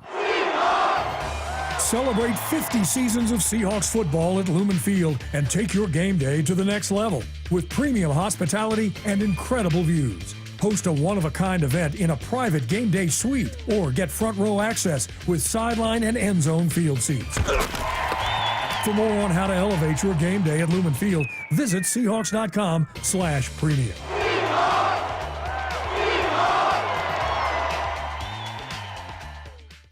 Need to know. 15 minutes past every hour with Brock and Salk. Here's what you need to know. Up first. Well, usually you want to return home, right? The home cooking, that's what you want, especially after a really long road trip. 10 games in 10 days. But, you know, unfortunately, the one problem is you look at the recent memory here. They went 1-5 in their last homestand. So hopefully they're able to do a whole lot better this time around. Dan Wilson, maybe the temper's starting to flare a little bit. A little frustration setting in as he got thrown out on Sunday for the first time as a manager. He explained why. Just can't argue wrong with the choice. And so that was that. But, I think these guys, they fight hard. And, it's their at-bats are so good. And all the way through the day, just, really good at-bats. And so you feel for them a little bit. And you feel some of their frustration. But at the same time, it was just a tough one today. At the same time, it was just a tough one. And it was a strike. It was a strike. It's like right down the middle. If you can argue on that, was probably, that was kind of a strike. Did you find it a little interesting the way Randy kind of looked over on that pitch? It was interesting. He kind of had, Aaron pointed it out, that Randy kind of looked over at the bench. I wonder if he was sort of waiting for somebody to get out there and bail him out. I think Dan was feeling what you and I and many Mariners fans were feeling, and that was, the difference between a 7-3 and 64 road trip, the difference between a split in Houston, and the opportunities were there. 100%. Pitching was good enough, right? I mean, you were just right. It was razor thin over the weekend. And unfortunately, both games could not get it done. So now Washington, Minnesota, Baltimore all come in. The Nationals, The Twins just won 11 in a row. They've been pretty good. The Orioles, most disappointing team in the league. Here's the second thing you need to know. All right, meanwhile, Logan and Bryce Miller, let's see if we can get some updates on both of them. We'll start with Bryce. He threw a simulated game and said he felt good afterwards, explained that each pitch was, fine. There's some McConaughey here. Yeah, heater was like 95.5, and then everything else was really good. So splitter was good. Shape. I haven't had good shape on the splitter all year, so just happy about that. But everything else was good. All right, so he felt like things went pretty well and was hoping to be activated this week. Also said he knows the cause now of the injury and that the structure's good, but, quote, there's something in there that causes inflammation and something I can't just take out without missing the rest of the year. I think we hear this the same way. Loose bodies, essentially, something in there that they'll get cleaned up in the offseason, but he can pitch through it right now. It's not a matter of hurting it more. It's really just a matter of can he be effective? I think we're going to know in about the first 3 starts whether he really got this fixed or not with the IL stint. Yeah, because essentially you can keep getting the cortisone injections. You ever had loose bodies, Lyle? Not that I know of. I bet I could find a loose body or two if I was really looking for them in my digging through your shoulder. bodies? Back. Oh, yeah. I think we could find some loose bodies in there. Yeah, for sure. If we needed to. You had loose bodies? Kind of loose body down in my knee, you Yeah. know, when I got my stuff done. So, a little cartilage in there was a little crunchy, just not quite right. Yeah.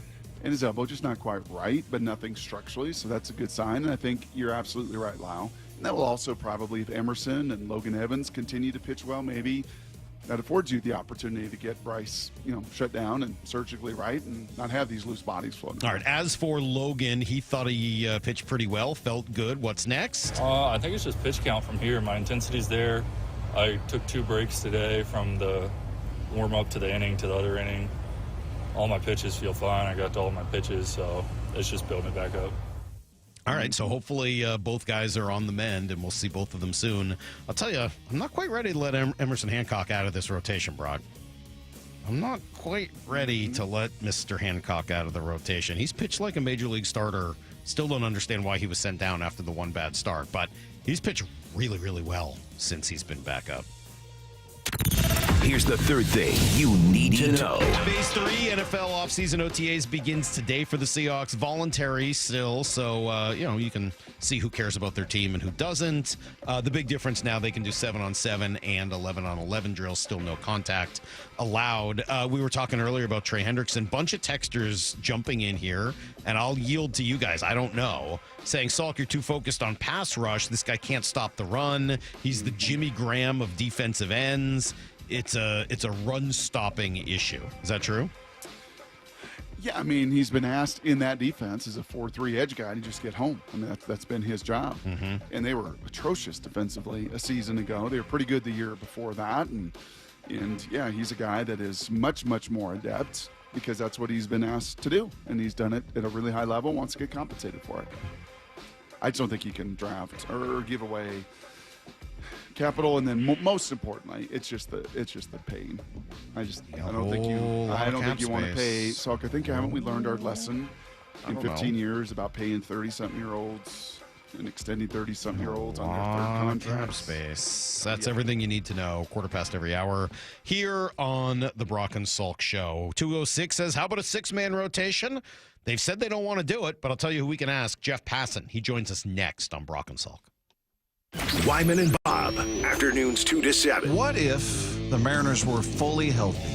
They had their full complement of everybody in the rotation. You had Robles, you had Rayleigh, Brash from the start of the year, I guess, 2.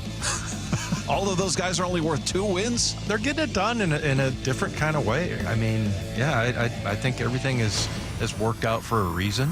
Dave Wyman and Bob Stelton, afternoons 2 to 7 on Seattle Sports, the app, YouTube, and your smart speaker. All right, Mike Salk here. We are gearing up for summer. Going to be in the 80s tomorrow. So, yeah, you're thinking about what this is going to look like. And, you're going to start taking pictures, right, this summer, doing all the fun stuff you do. And you want to look and certainly feel your very best.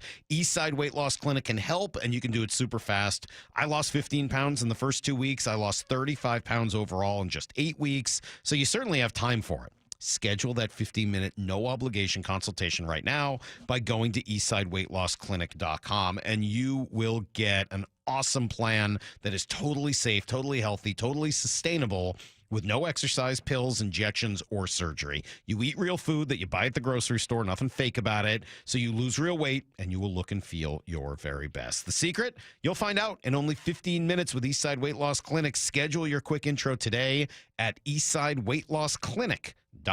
Dr. Ryan Coogan, D.C. Results may vary. With Progressive, renters can save on protection for the things that make your place yours, even things that don't make sense to everyone. People always wonder why I don't get rid of my guitar since I never play. But it's like, what if I actually end up taking lessons? Sure, I've had it for 8 years, but if I get rid of it, then what will my New Year's resolution be next January? Exactly. So bundle your renters in auto and save with Progressive and protect the things that make sense to you.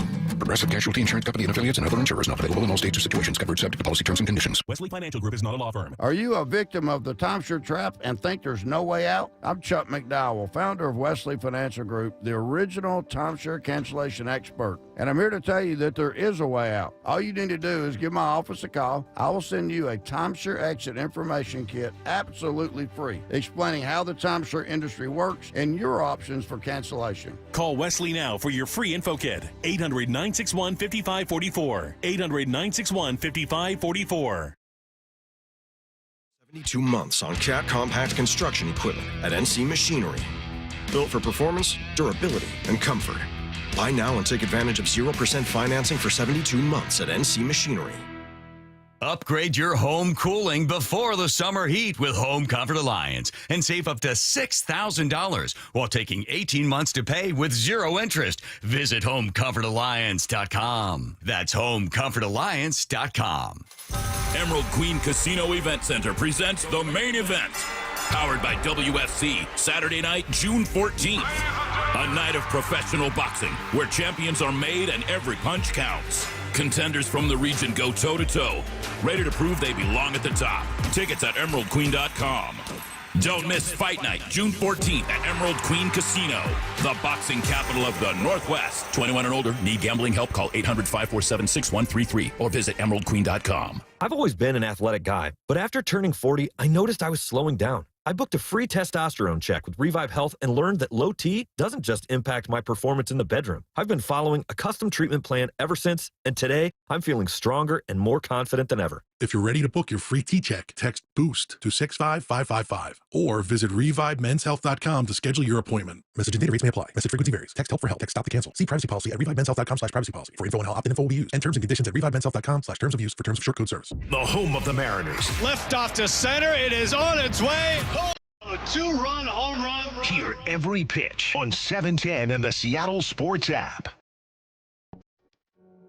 So I formed Davis Law Group about 30 years ago, and I would get, the same questions from people about what to do in the case of an accident. Do you need a lawyer? To the point where I decided that I would at least write a book which would answer the common questions that I would receive as a lawyer. Once I wrote my first book, it proved to be hugely popular. I decided to write then a series of books in different accident cases so that we could really teach people about their rights, how to protect them, and how to decide on whether they need a lawyer and what lawyer to hire. I've found in my career that having a client that is educated and knowledgeable about their particular type of case really helps the client and also usually ends up making the case or the claim more successful.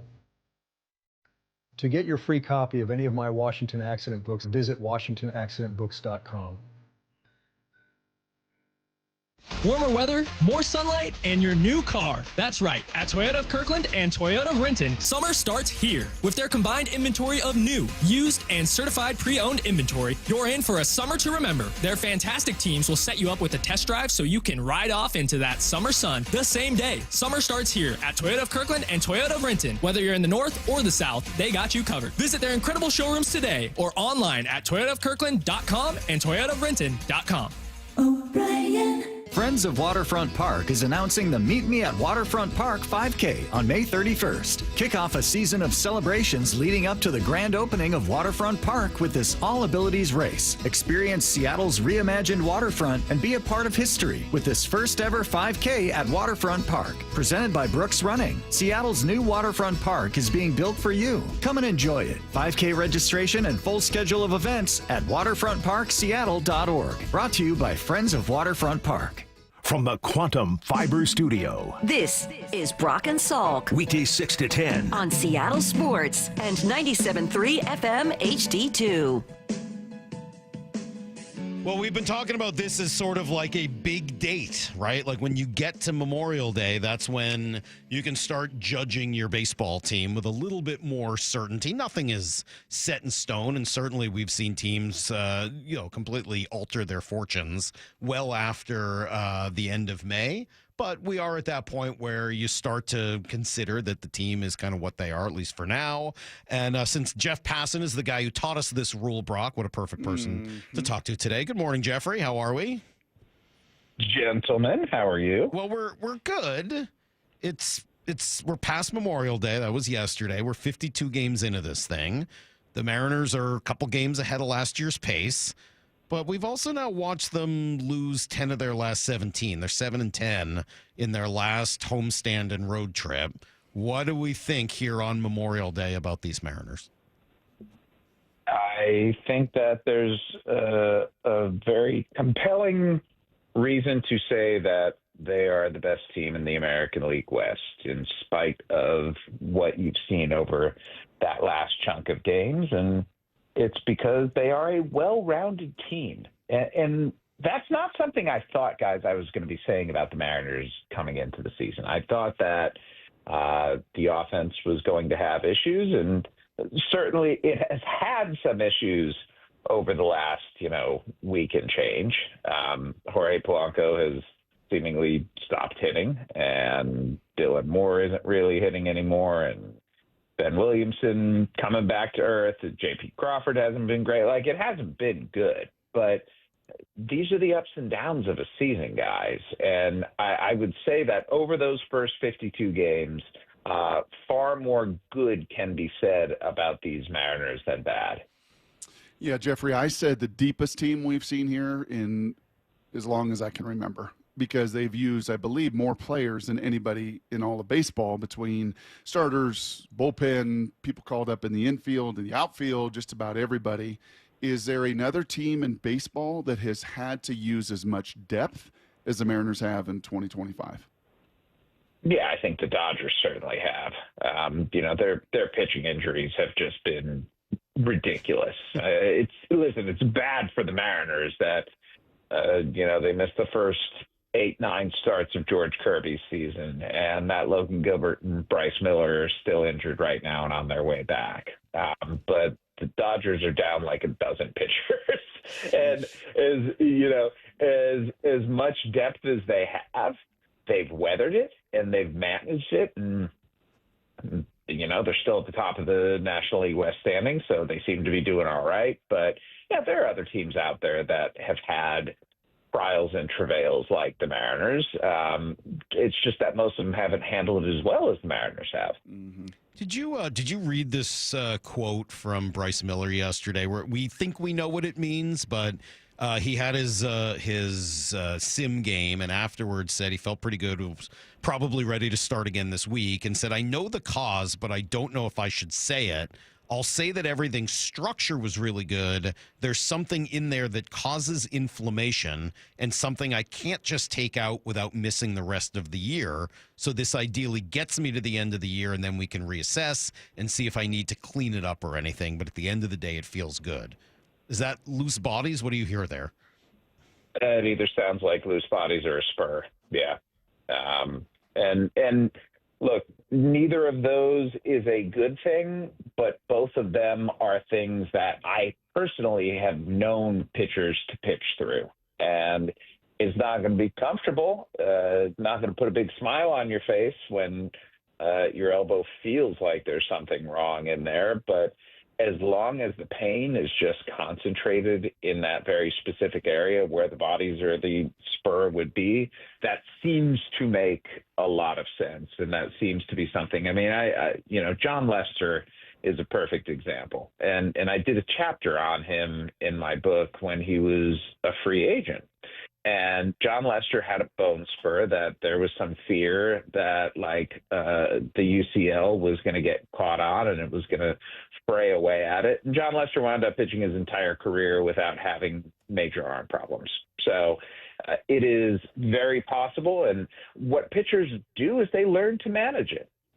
It's just the reality of being a pitcher sometimes. Things are going to be sore. You're doing something that is physically taxing, that is mentally taxing, and when you add in something that shouldn't typically be there in a healthy pitcher, it adds the degree of difficulty. But it doesn't necessarily mean that there's more ineffectiveness coming. Guys can still be very productive with those sorts of injuries, if in fact that's what it is.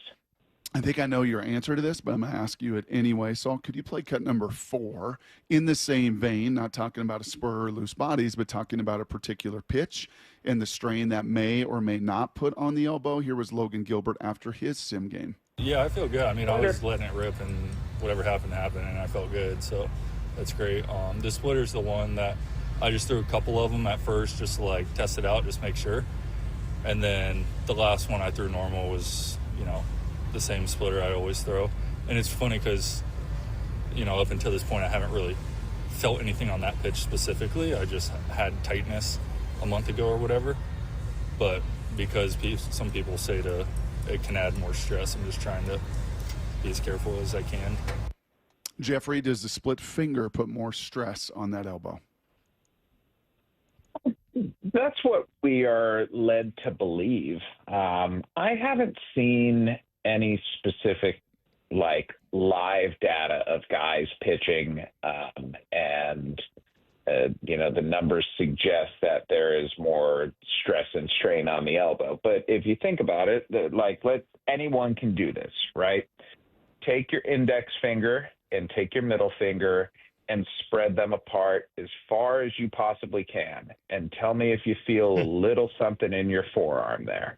You probably do along the lateral or the outside. I'm doing it right now. So, and I can split my fingers as wide as my eyes. No, that's not true. There's no way it's as wide as your eyes. Look, there's Let's not wide. get carried away. Look at You'd that. have to do the Longhorns thing to even come close. You guys done? Yeah, sorry. Yeah, we're done. Sorry. Okay. So when you do that, you feel it in your forearm. And if you think about it, the way that the pitching arm works is you build up all of this energy during your delivery. It goes through your legs and up into your butt and travels up your back and into your shoulder and down your arm. And the reason there are so many UCL injuries is because a lot of the time guys don't properly throw the baseball such that that energy is distributed down into what is the body's natural break. And that break is the bundle of muscles in the forearm. Now, all of this ties back because when you split your fingers like that, clearly it has some sort of effect on those muscles in the forearm. And when you change from what you normally do on other pitches, it could potentially have a deleterious effect. Does it? I don't know definitively, but at very least, logically, it makes sense that if something is compromised or changed because of a grip, then it's going to have some kind of tangible effect on the actual arm. Well, we will certainly hope that both those guys are able to come back here, and it sounds like both are getting reasonably close. I know we always talk about this, and then baseball has a way of working it all out, but I have not seen anything from Emerson Hancock that tells me he's not a major league starter. Do you consider a six-man rotation if and when you get all your guys healthy? Do you have to send Emerson back down to AAA and just stash him there? Do you move someone, namely him, to the bullpen? What are you doing with Emerson Hancock if and when you're totally healthy? So I look at it this way. Right now, when you have Bryce Miller and Logan Gilbert back, let's look at what the rotation consists of. Luis Castillo, who has a clause in his contract about potential elbow issues. Brian Wu, who has never made it through a full season healthy. And three guys in George Kirby, Bryce Miller, and Logan Gilbert, who have been injured this year. If ever there is a time for this organization to go with a six-man rotation, it would seemingly be this year, and it would seemingly make a lot of sense. Now, that doesn't mean that it's what they should do or that what they're going to do, but at very least, the logic behind it, it's pretty sound. What is the concern when you do, if you were to go there, that you're now operating with one fewer bullpen arm? How challenging is that in today's game? It can be a challenge, but that's what options are for. That's what having the train between Seattle and Tacoma is, right? It's knowing that there's somebody who literally can drive to your ballpark if you need another arm that day. And that option rules allow guys to go up and down as many times as you want, as long as they don't have 5 years of service. And so it's going to be a big train, I think, between Seattle and Tacoma, but that's okay. Like, they'll take that, right? Well, it kind of depends on time of day, whether and how quickly you get up by 5 or 4:05, Jeffrey. It can be affected there. Give me history, give me precedent where you've seen a six-man rotation flourish and take a team to a pennant. The six-man rotation's kind of new, Brock. It's something, because remember, up until like the 90s, we were operating with four-man rotations, and guys were going on 3 days rest. And then they're like, all right, well, maybe five makes more sense. And with the roster constraints that exist now and the maximum number of pitchers being 13, it does make it a little trickier, but it's something that teams do, I think, when compelled to. The Dodgers, for example, were compelled to because of their pitching depth and because they have so many guys who have injury histories. And it clearly has not helped them stay healthy, but I think, it forces teams to really have starting pitching depth if you're going to do that. Because if you're going 6 and one guy gets hurt, yeah, they can call up Logan Evans again. And that would, I don't think anyone would hate that or say that guy is not worthy of a rotation spot. But at the same time, the starting pitching depth for the Mariners doesn't, like good big league depth doesn't really go much beyond that. And then you might have to switch back to a 5-man rotation. And that's something that all of these guys have done. So it's not the worst thing in the world. But once you commit to 6, you kind of want to stay with 6 just because guys get used to it. I did a little digging into numbers, which is always dangerous, Jeff, as I'm sure you know. But I thought maybe you could offer your opinion on what you think is going on in these 3 situations. Well, really just 2. The first one was that the Mariners' OPS has dropped significantly in May. Their OPS plus went from 113 to 90 when you look at April compared to May. So obviously a drop-off. We've sort of talked about that. Help me with these other 2 numbers. Times facing opponent in a game. The Mariners are pretty darn good the first time they see a starting pitcher, a 129 OPS plus. Second time through, league average, 101. Third time through, when the league gets much better against pitchers, they drop to 70 OPS plus. Does that seem odd to you? That makes no sense to me. It's the opposite of what it's supposed to be. It's supposed to be the more you see a guy, the better you fare against him. But, yeah, I have no explanation for that one. Is it that the more they see the Mariners, the pitcher is able to make more adjustments? Are they seeing more spin in all likelihood the third time through rather than more fastballs at the beginning? We were trying to just kind of throw stuff against the wall earlier, but there was, I don't know, it's a surprising number. Yeah, it really is. I wish I were smart enough to think of reasons of this on the fly. And I really appreciate you putting me on the spot. I'm sorry. Oh, I'm sorry. Yeah, I mean, usually, hey, just let me tell you something. Let me peel the onion back, Jeff. You know what Salk does for Daniel Jeremiah, who is a regular Wednesday guest for us? He would often send him Tuesday night notes. Yes. Like, hey, man, here's 4 or 5 areas I want to go. It's true. Does he ever do that to Jeffrey Passan? But then DJ told me I was giving him homework, and he got mad at me about it. Has he ever once given you a game plan of what he's going to call, the directions he may go, Jeff? Has he ever been a friend like that to you as he is to DJ? Yeah, he's done that a couple of times, but not today. Not this one. All right. No. Well, I actually wasn't even sure I was going to ask you about this, and then it came up earlier, and we decided to go here. The other one that jumped out to me is their numbers go way down when they use their bench, and that's not. I think the league drops off probably a little bit also, but pinch hitting and/or bringing guys in as a pinch runner, and then they hit later, their numbers drop precipitously every time that happens. Is that who they have on their bench, or is that when they're going to those guys? I don't know that anyone knows the answer to that. But I mean, that feels more like a who than a when, right? They're like the bench just tends not to have guys who are all that good, but that surprises me a little because I haven't looked at the Mariners' depth as being a huge problem. I know Donovan Solano's, not having a great year, but a guy like Leo Rivas has been really good at points. And, the platoons that they have going seem to have worked. Well, here's a little more context to that because this might make that make sense. Their on-base percentage numbers are almost identical when they go to pinch hitters. It's all slugging that drops. They lose well over 100 points in their slugging, and that's where most of the problem comes from. And when you say Leo Rivas, Garver has, 1 home run? Masterboni doesn't hit home. I mean, they're not looking at guys in that spot. I think the only home runs they have, are one from Dylan Moore and one from Rowdy Tellez might be the only 2 pinch hit home runs they have this year.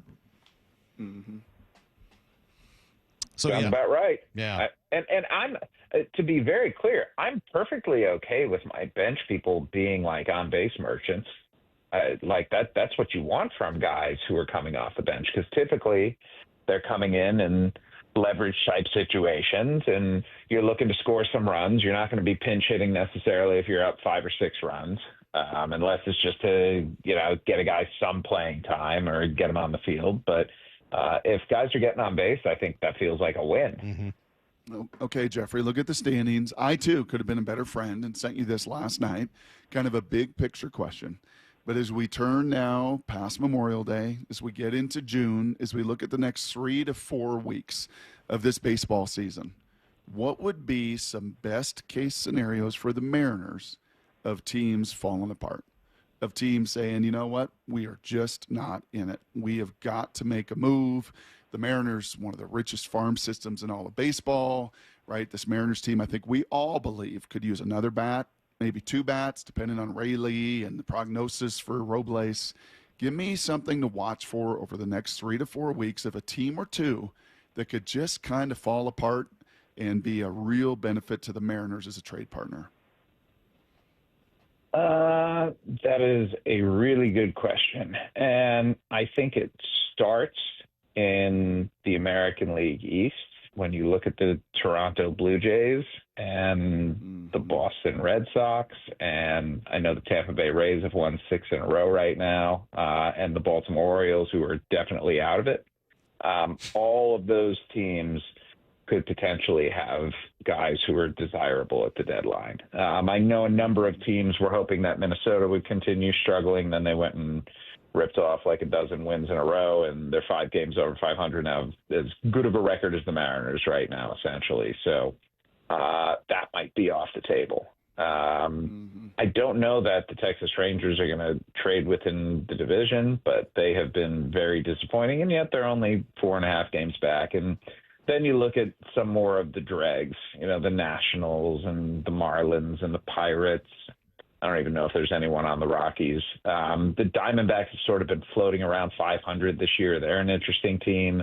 Brewers and Reds have a couple of guys. The Cardinals have been fantastic, and they were a team that I think a lot of people were anticipating were going to be active at the deadline. It's just, Brock, I feel like even at the beginning of July, it still might be too early because there are 12 playoff spots, and there are so many teams right now that are ostensibly in the mix.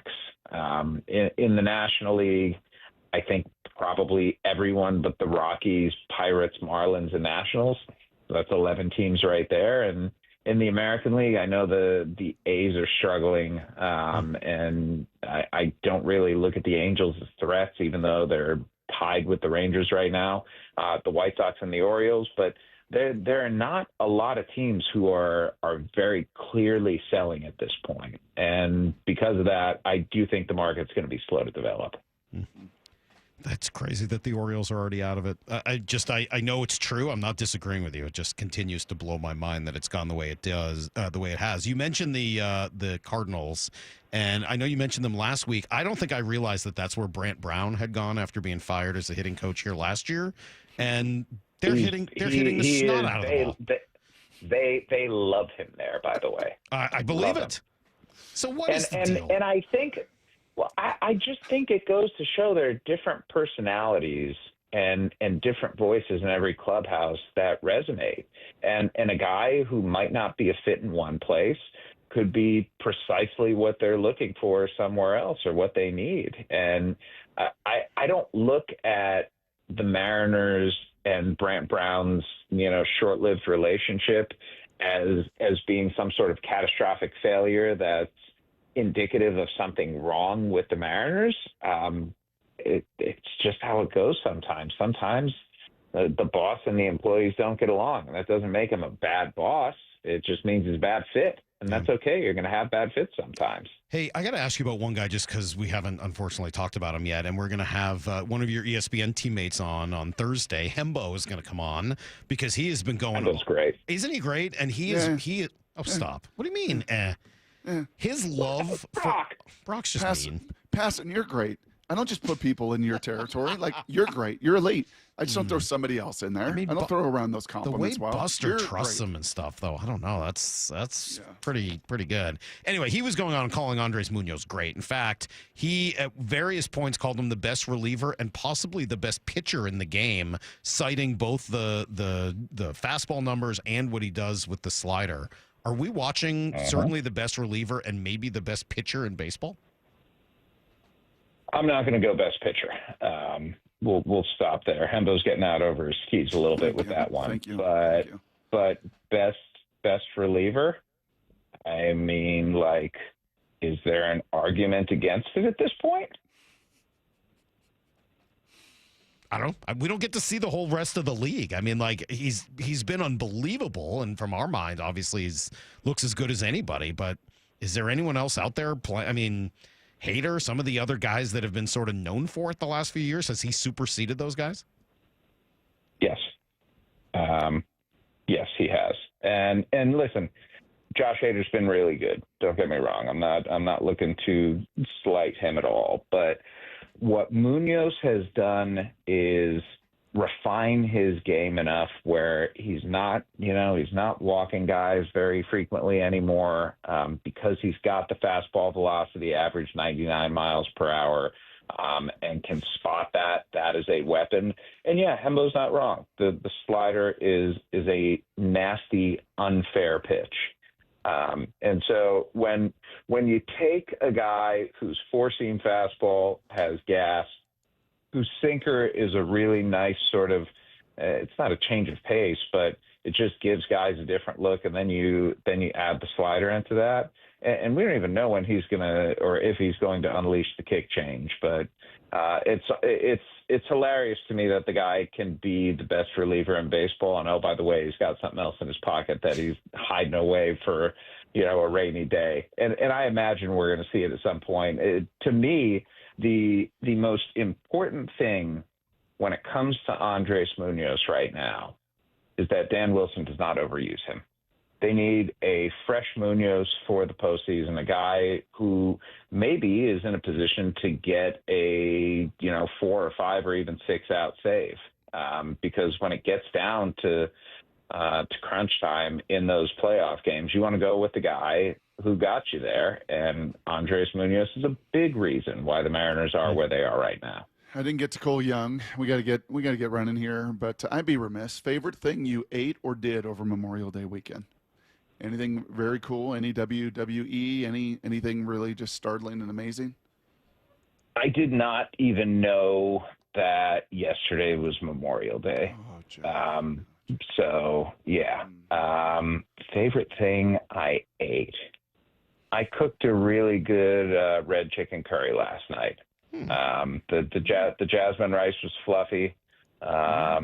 And yeah, I would. I'll put my curry had some onions and had some fennel and had some ginger, garlic, red peppers, some seared chicken. Like it was a good taste. It was a good bite. I believe that. That sounds like you know what you're doing. Yeah, that makes about sense. You gotta. If you're not toasting the curry paste, you're not doing it right. Jeffrey, goodbye. We'll talk to you next week.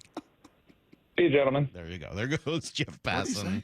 Huh? If you're not toasting did he say toasting? Yeah, he said toasting. Yeah, you got to toast the curry paste, obviously, Brock. I'm sure you know that by now. I'm sure you know that.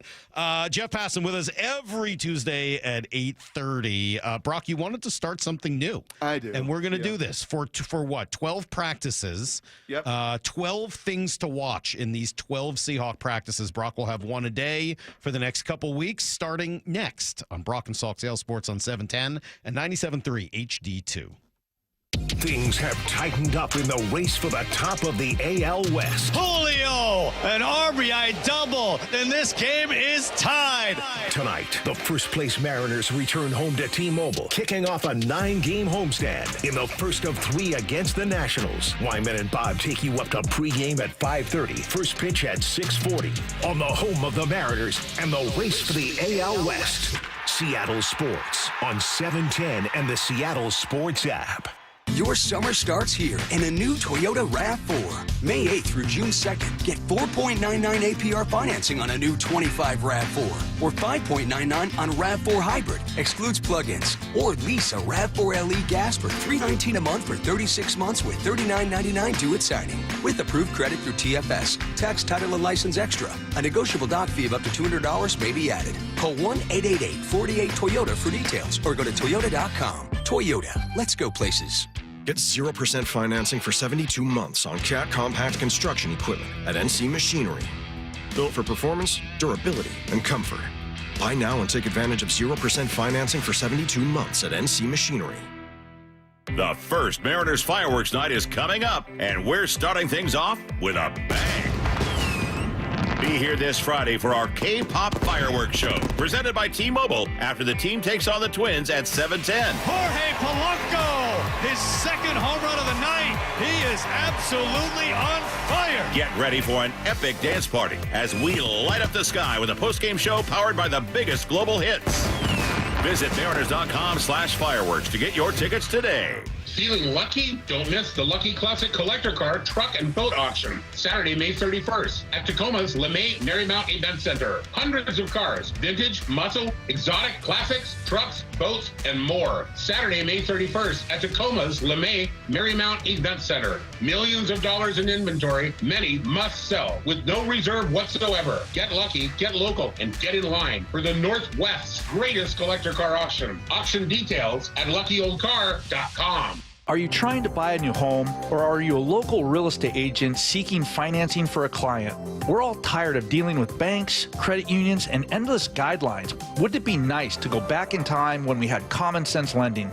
Hi, I'm Scott Rureka, CEO of Legacy Group Capital based in Bellevue. We are one of the largest local private portfolio lenders in Washington. We've helped thousands of home buyers and real estate investors reach their financial goals by leveraging the Legacy Common Sense borrowing platform. What that means is we lend our own money, we make our own decisions. If your deal makes sense, we'll get it done. Whether you're purchasing a new piece of real estate or refinancing an existing loan, bridge loans, construction, or regular home loan, it doesn't have to be as difficult as banks and lenders make it. If you're trying to grow wealth through real estate acquisition, come talk to the experts in private lending.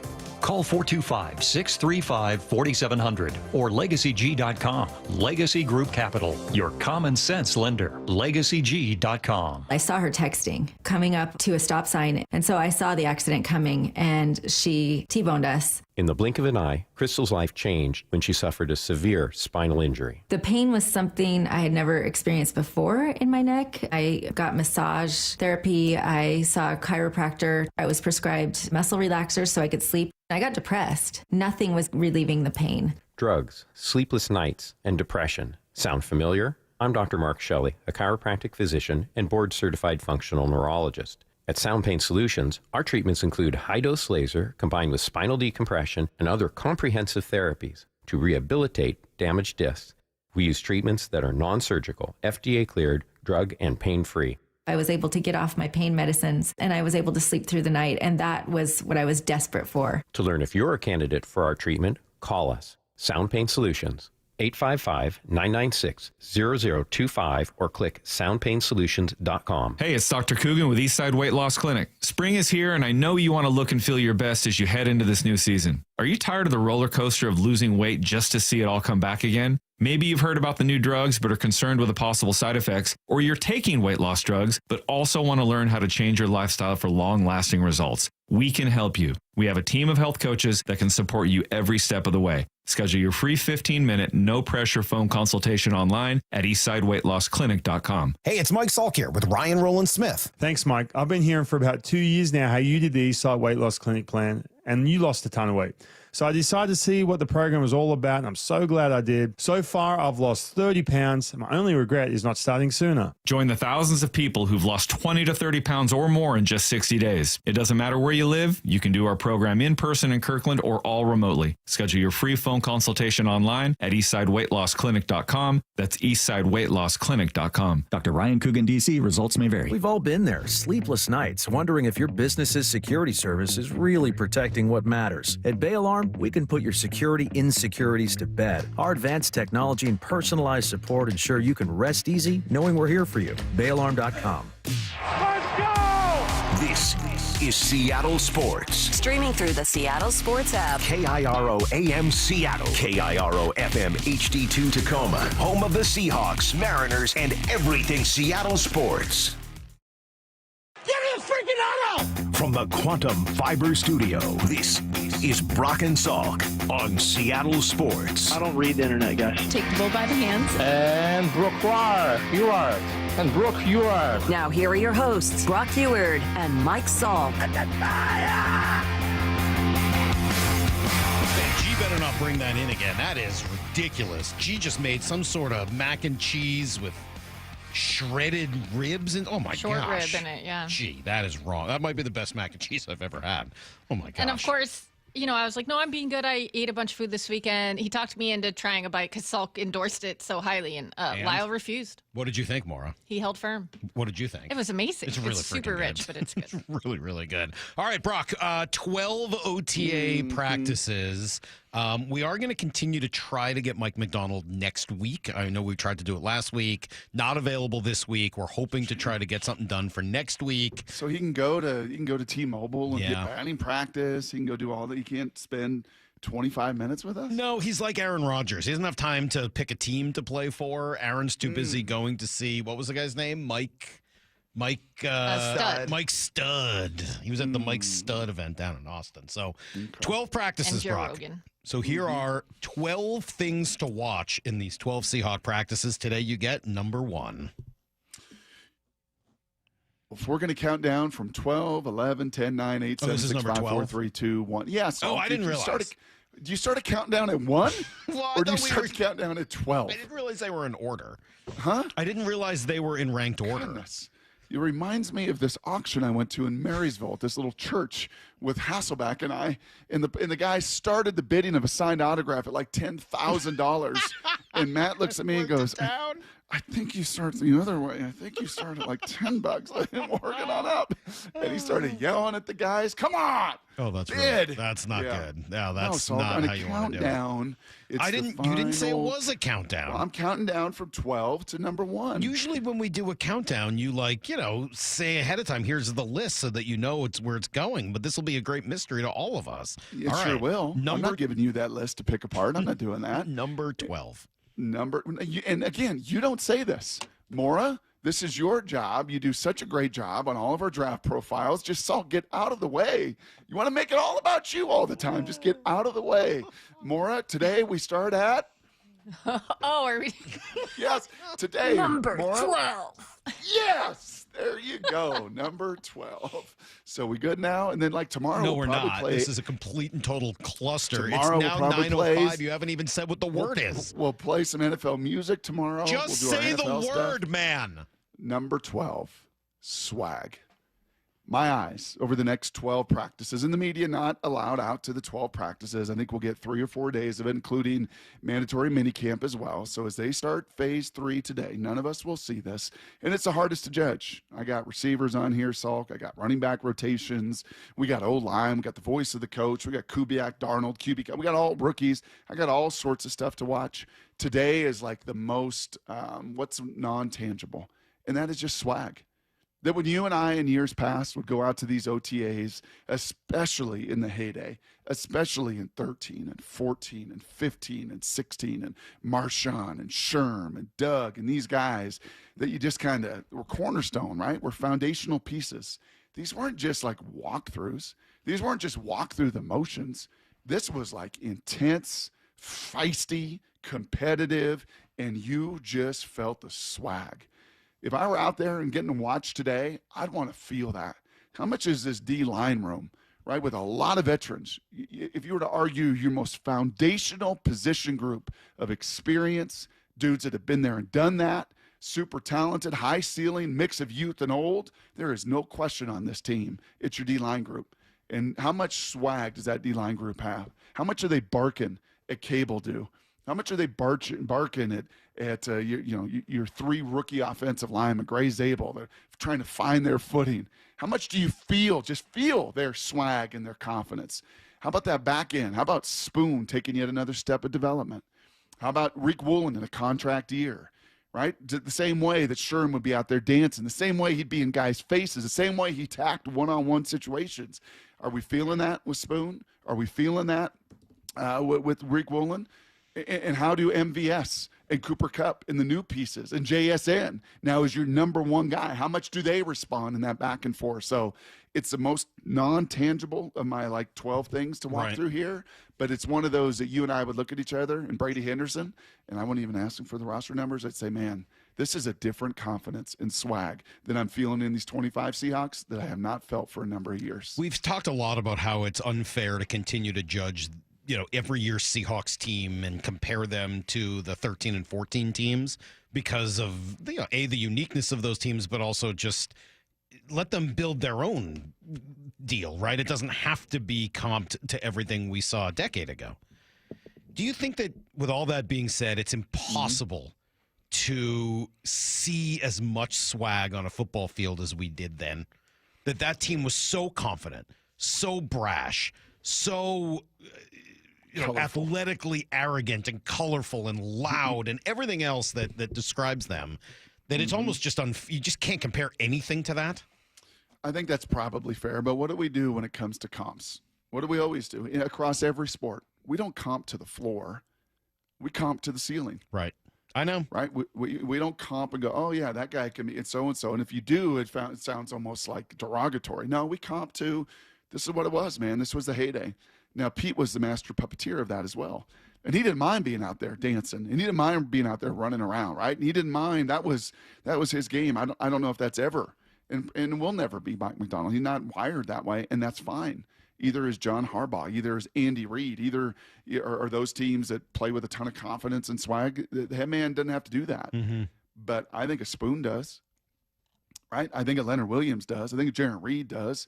I think now, just an Ernest Jones does in year number 2 here. Like, I think that's in the makeup of a bunch of these guys at every level of that defense, and I would like to see it. I'd like to see it because I think that iron will sharpen that iron offensively faster the harder they make it and the more swaggy they are. Is swag the right word for this? I'm just kind of thinking through it. Like, it's swagger for sure. This is why I want to hand you my list. Well, I just don't want, swag. Doesn't swag have a lot to do with, what you're wearing and kind of how you carry yourself as opposed to, the bravado and swagger that you're kind of talking about here?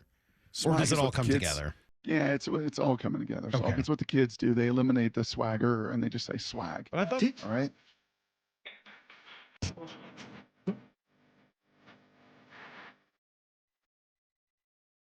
All right. It's what I had none of when I walked on a football field. Or now, but please keep singing because that worked pretty well. Thank you, That Maura. I unfortunately appreciate that. was not Mike Stud. I was hoping we were going to get some Mike Stud, but it sounds like none of it is playable for radio, so we don't have any ability. I'll put it on Cecily's pump-up mix, though, and then she'll be ready to go. Quality and censorship. So 12 things to watch over 12 mini camp practices. Yep. That was number 12. We work all the way to 1. Maura will give us the number each and every day. Lyle will fire a little NFL music behind it, and we're going to build some greatness here, Salk. Well, it was today. We're off to a roaring start. We'll be right back here with everything you need to know next. It's Brock and Salk, Seattle Sports on 710. Things have tightened up in the race for the top of the AL West. Julio, an RBI double, and this game is tied. Tonight, the first-place Mariners return home to T-Mobile, kicking off a 9-game homestand in the first of 3 against the Nationals. Wyman and Bob take you up to pregame at 5:30, first pitch at 6:40 on the home of the Mariners and the race for the AL West. Seattle Sports on 710 and the Seattle Sports app. I've always been a super athletic guy, but after I turned 40, I noticed I was slowing down. Instead of hitting the gym after work, I spent my evenings on the couch with a bag of chips. I was gaining weight, losing muscle, and when I did try to work out, I ran out of energy right away. One of my buddies suggested I book a free testosterone check at Revive Health, and that's when I learned that low T doesn't just impact how guys perform in the bedroom. I worked with a provider to create my custom treatment plan, and today I'm feeling stronger than ever. Last week, I even set a new PR at the gym. My only regret is not reaching out sooner. If you're ready to book your free T-check, visit ReviveMen'sHealth.com or call 206-529-1111. Again, that's 206-529-1111. At Fisher Investments, we may seem like other money managers, but we're different. What makes you so different than the rest of us? We ensure clients receive unparalleled service at every step of the relationship. Tell me more. Our investment counselors focus on service over sales, prioritizing clients' needs. How do you make money? We don't sell any commission-based products. We have a simple management fee, based on the value of our client's portfolio. So we do better when our clients do better. What about client portfolios? We get to know each client, their finances, family, health, lifestyle, and more, and then we tailor a portfolio based on their specific goals and needs. Your clients really come first then, huh? Yes, we make them a top priority. Our goal is helping them achieve a comfortable retirement. Wow, maybe we are different. At Fisher Investments, we're clearly different. Learn more at FisherInvestments.com. Investing in securities involves the risk of loss. The success you've already had matters at University of Maryland Global Campus because we're a school for real life. An accredited state university, UMGC lets you earn up to 90 credits toward a bachelor's for prior learning, life, and work experience, or transfer up to 12 credits toward a master's. We offer affordable tuition and online and hybrid courses. No application fee if you apply by May 30th. Learn more at umgc.edu. Certified to operate in Virginia by Chev. I'm Ed Evans, CEO of Consumer Cellular. No, we're not one of the big guys. Truth is, we don't want to be. If you're over 50, Big Wireless probably has you paying for more data than you might need. You could be throwing away thousands over a lifetime. We're not here to be the biggest. We're here to bring you something we believe is better. Our plans start at just $20. You'll get the same fast nationwide coverage without the big wireless bill. Call 1-888-FREEDOM, visit consumercellular.com/facts or a store near you. Plans include $5 credit for auto pay and e-billing. See site for additional facts. Emerald Queen Casino Event Center presents the main event. Powered by WFC, Saturday night, June 14th. A night of professional boxing where champions are made and every punch counts. Contenders from the region go toe-to-toe, ready to prove they belong at the top. Tickets at emeraldqueen.com. Don't miss Fight Night, June 14th at Emerald Queen Casino, the boxing capital of the Northwest. 21 and older, need gambling help? Call 800-547-6133 or visit emeraldqueen.com. The home of the Mariners. One hopper snared at short. Had a quick hop by J.P. Crawford. That guy's a magician over there at shortstop. Seattle Sports. Download the Seattle Sports app. John Curley here. Smart homeowners are upgrading heat pumps and air conditioners now before the summer heat wave with incredible rebates and discounts that'll save you up to $6,000. Home Comfort Alliance makes paying easy with 18 months, same as cash financing. Call Home Comfort Alliance today for a free quote and save up to $6,000. For your heating, cooling, plumbing, and electrical needs, visit HomeComfortAlliance.com today. That's HomeComfortAlliance.com. Throw down to second base, tagged by JP on the money, and he is out. Home. Home is your domain, where you know every inch like the back of your hand. Julio racing back out of the warning track, but he makes the catch, and he flashes to the no-fly zone. A place that brings out your protective side, and a place you'll always stand up for. Going, it will fly away. Because what's inside is the most valuable thing in the world. Your family. Mariners baseball at T-Mobile Park. Welcome home. The Mariners are back in town for a 9-game homestand, and the fun gets started with a 3-day Randy Arozarena bobblehead giveaway tonight through Thursday against the Nationals. All 3 games are Mariners value games, which means you can score seats starting at $11. Get your tickets at mariners.com. Hey, it's Graz here. Getting a quick round or rain session in before work makes the day so much more fun and is a big-time stress reliever. Take advantage of one of the 11 local premier courses nearby. Inner Bay, Jackson, Bill Wright, West Seattle, Cedar Crest, Bellevue, Linwood, Walter Hall, Legion Memorial, Lake Padden, and their newest course, the Ocean Shores Golf Course. Practice on the range with Top Tracer at Jackson, Inner Bay, and Bill Wright Golf Complex. Play the courses, play virtual, play premier, premiergolfcenters.com. Need to know. 15 minutes past every hour with Brock and Salk. Here's what you need to know. Up first. Well, it was not a great road trip. It wasn't a bad road trip, but it had a chance to be a great one, right? You sweep in San Diego, you win 2 out of 3 as expected in Chicago, and then you roll into Houston, Brock, and you don't have to face their best pitcher, maybe even their third best pitcher, and you really feel like you've got an opportunity, and unfortunately you lose 3 out of 4. You're really just 1 game difference away from a really great road trip. Yeah. Unfortunately, Good to great. 6-4, good. You'll take it every single time and twice on Sundays. Yeah, I think the reason you were hoping for great was A, because of how it started, and B, because of what preceded it, the 1-5 homestand, where you're like, hey, you really want to get out on the road and do your thing. And unfortunately, 10 games in 10 days maybe just proved too much. It was a long trip, and they played well throughout the entire trip. And I thought today was just a tough way to end it, but a great ball game all around. I thought Louis, obviously going above and beyond, getting us through the 6th inning there, and setting up the bullpen for us, and offensively got a lead early. They just kept chipping away, and we just weren't able to hold it late. Salk'a, does it feel like, and I know Hawk Blogger, when he came on with us the day after the schedule release, talked a lot about rest, right? And the Seahawks schedule being so favorable when it came to the amount of rest and their opponent's rest and yada, yada, yada. So feel like through the first third of this season, the schedule set up incredibly favorably? Yes. Of off days, but for everyone, rest days. Remember, for everyone? They've added a lot more of that in. That's why they started, March 27th instead of beginning of April. They've just built more of these days in.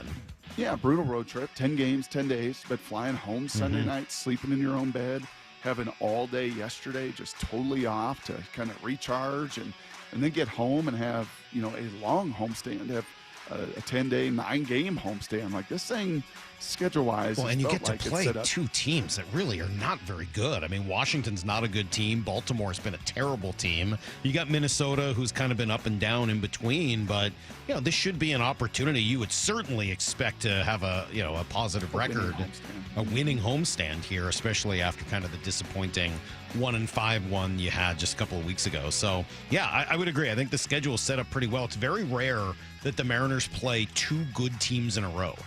We're just kind of looking through it. We have it up here the other day. We were looking through all right, you got a hard stretch here, but then it gets super easy. Oh, this road trip's hard, but you get Chicago in the middle of it. Oh, this looks hard. Okay, but then you get the whole season is sort of set up that way. Yeah, I would say it is quite favorable for the Mariners. Here's the second thing you need to know. Find this idea of a 6-man rotation? I am, and you've been real high on Emerson Hancock. If you actually look at kind of the next level numbers, Salk, Logan Evans, next level numbers, just as good or better than Emerson in many ways. As far as contact, as far as batting average of balls in play, hard hit, you kind of say that so easily. Like Emerson's the obvious choice there. Logan's going to get the ball again tonight. Hopefully he shoves, and he's done well, and he's the younger guy, so I get it.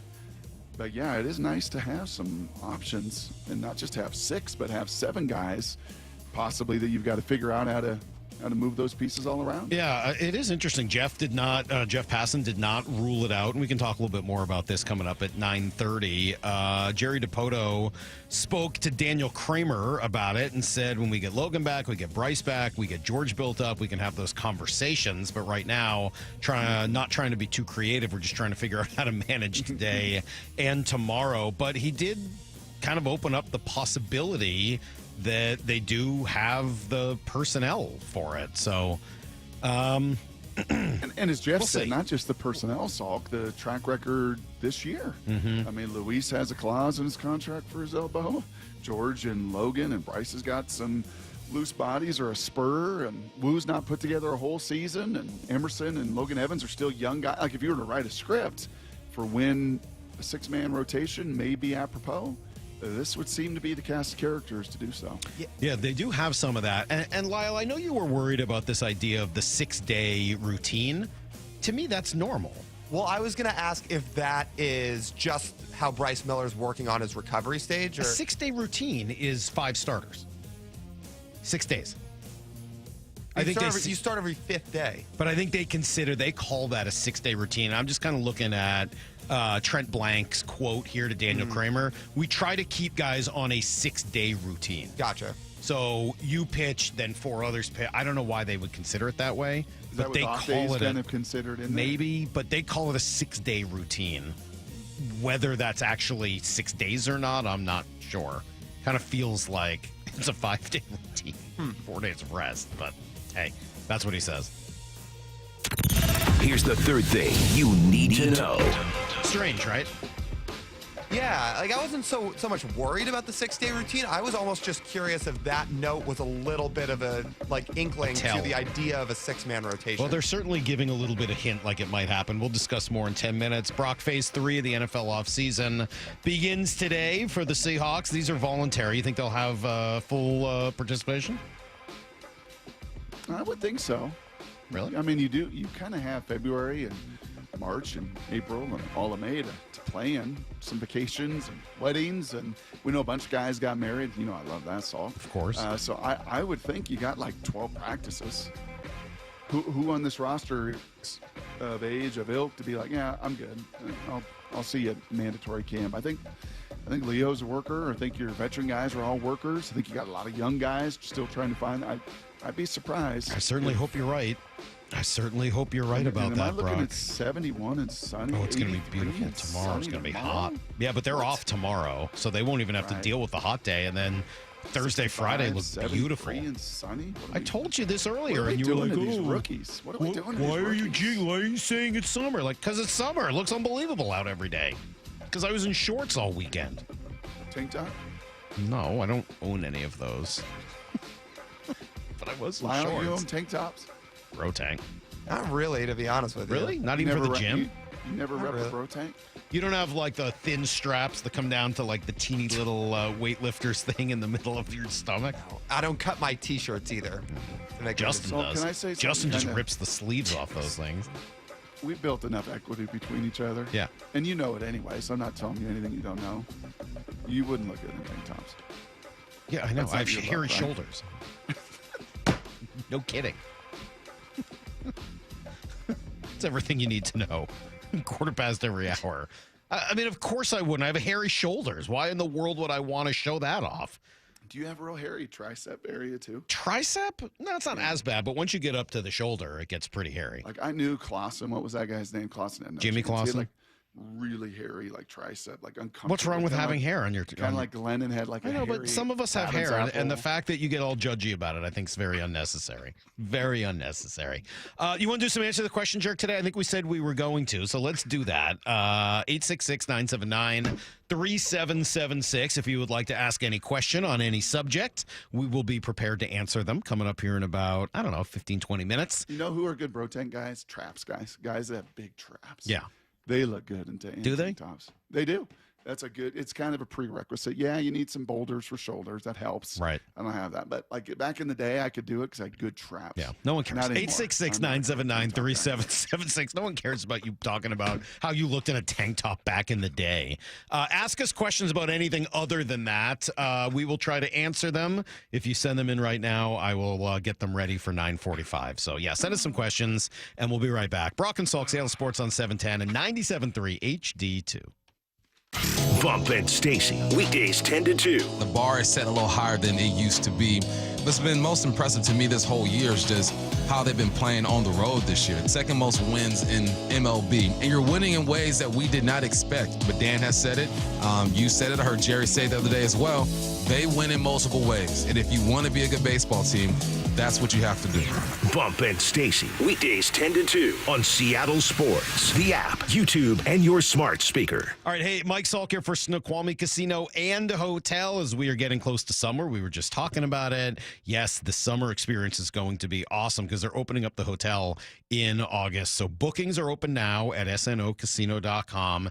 Awesome views, you know the whole deal, the Snoqualmie Valley and the Cascades, expanded non-smoking gaming floor coming up, the destination spa, 2,000-seat entertainment space and convention center, and new restaurants as well. It's all at Seattle's closest. It's now Snoqualmie Casino and Hotel. The Mariners are giving you more baseball for your buck. With Mariners Value Games, score seats for as little as $11 on select dates all season long. Plus, check out the expanded Mariners Value menu and beers available every game. Enjoy ballpark classics like hot dogs and nachos for less than $5 and a great selection of brews starting at just $5. Go to mariners.com/value to grab your tickets and check out the full slate of value options at T-Mobile Park. Still getting around to that fix on your car? You got this. On eBay, you'll find millions of parts, guaranteed to fit. Doesn't matter if it's a major engine repair or your first time swapping your windshield wipers. eBay has that part you need, ready to click perfectly into place. For changes big and small. Loud or quiet. Find all the parts you need at prices you'll love. Guaranteed to fit every time. But you already know that. eBay. Things, people, love. Eligible items only. Exclusions apply. When you switch to Progressive and bundle your home and auto, you could save hundreds, and that's a surprising amount of money. Whoa, that's like farmer's market money. That's like give me a gallon of that locally sourced raw honey money. That's certified organic heirloom tomatoes in every imaginable color except red money. That's let's get 2 pounds of pink oyster mushrooms money. I'm not even sure I like pink oyster mushrooms. Guess it's time to find out, because you could save hundreds when you switch to Progressive and bundle. Then the world is your pink oyster mushroom.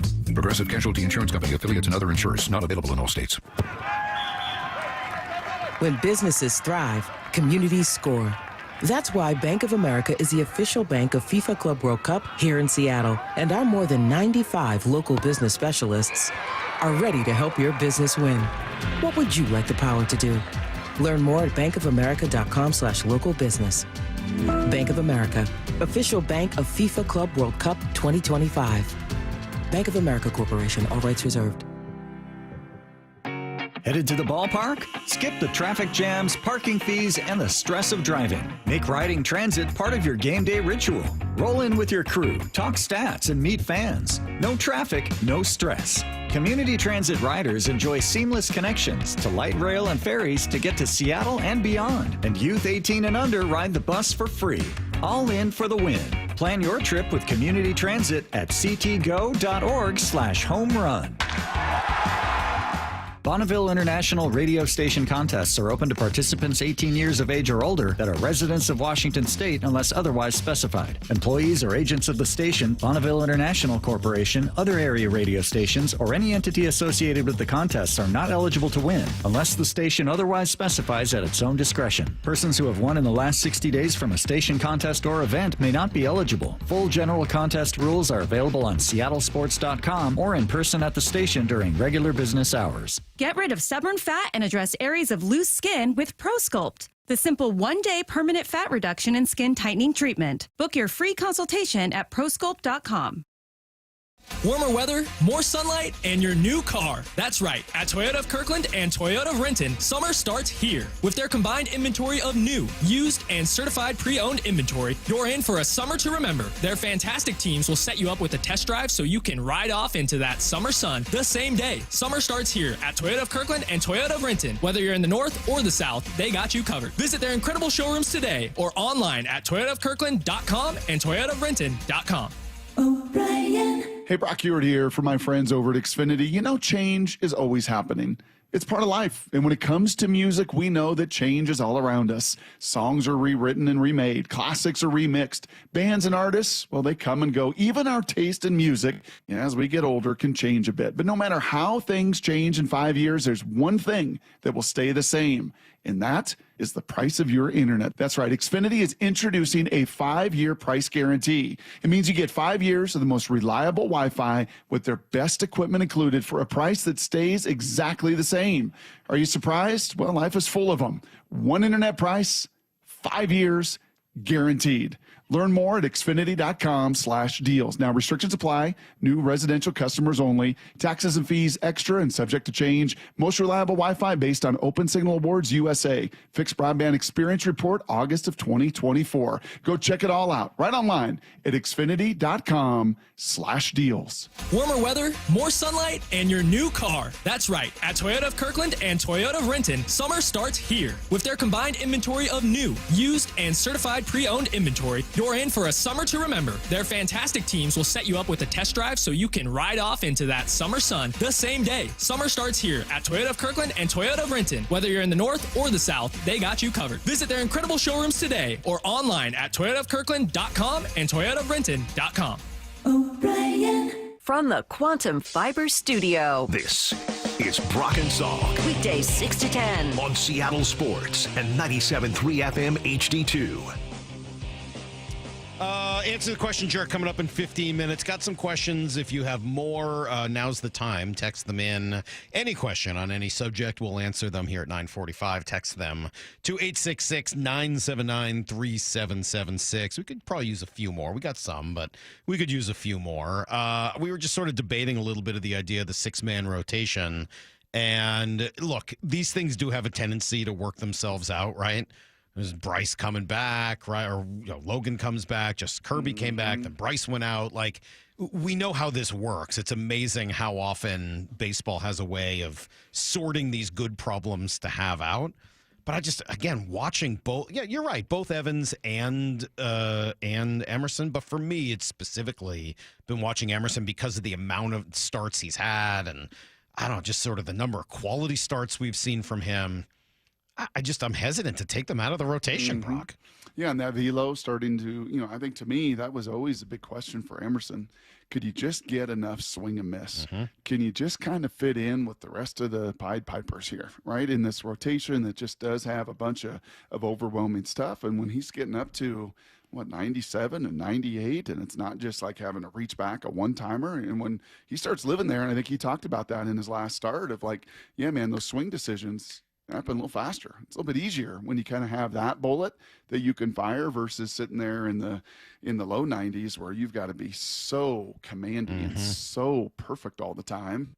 And yeah, it's been awesome to watch him develop and awesome to watch some of these starts that Logan Evans puts together, and he'll get the ball tonight, right? That's the assumption? That's the assumption. Yeah, looking yesterday, they hadn't announced any of their starters for the series, so I assume they have by now. And, that would be the normal rotation, is to start Logan Evans tonight and kind of go from there. But yeah, I'm curious. I'm not like particularly worried about either Logan Gilbert or Bryce Miller.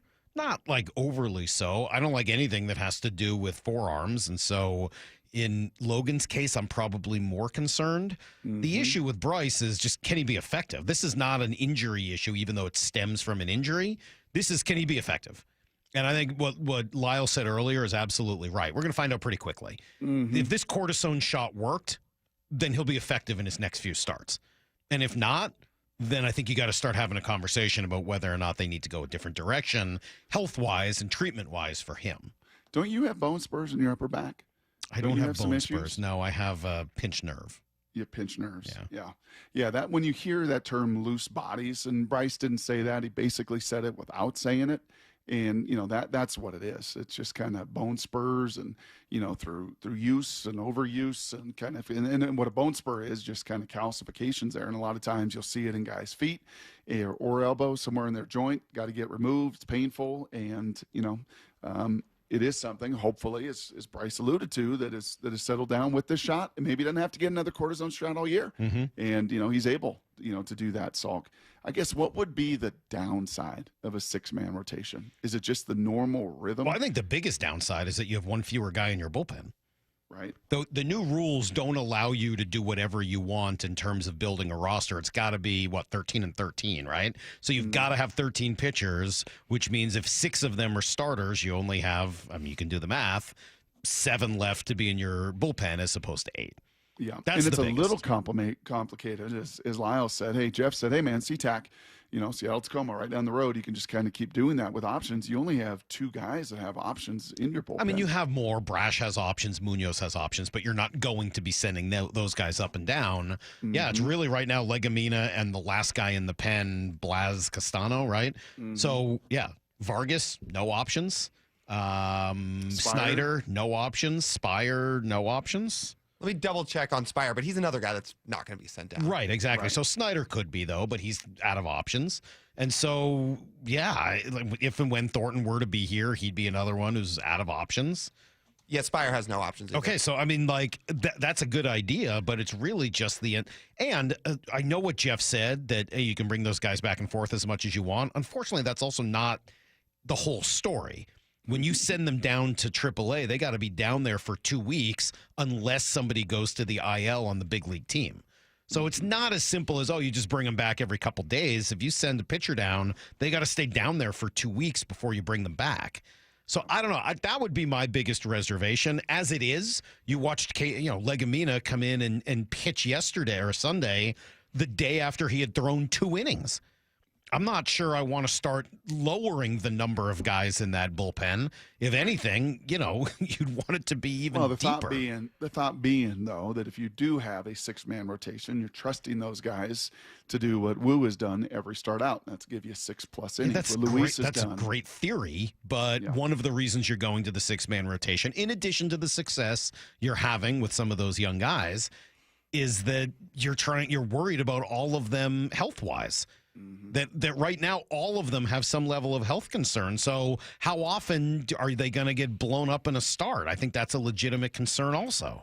Yeah, my bet here. I don't know, man. I would not the do day this. after Memorial Day is something it's fun to talk about. It's cool to discuss. As DePoto said to Daniel Kramer, this will work itself out.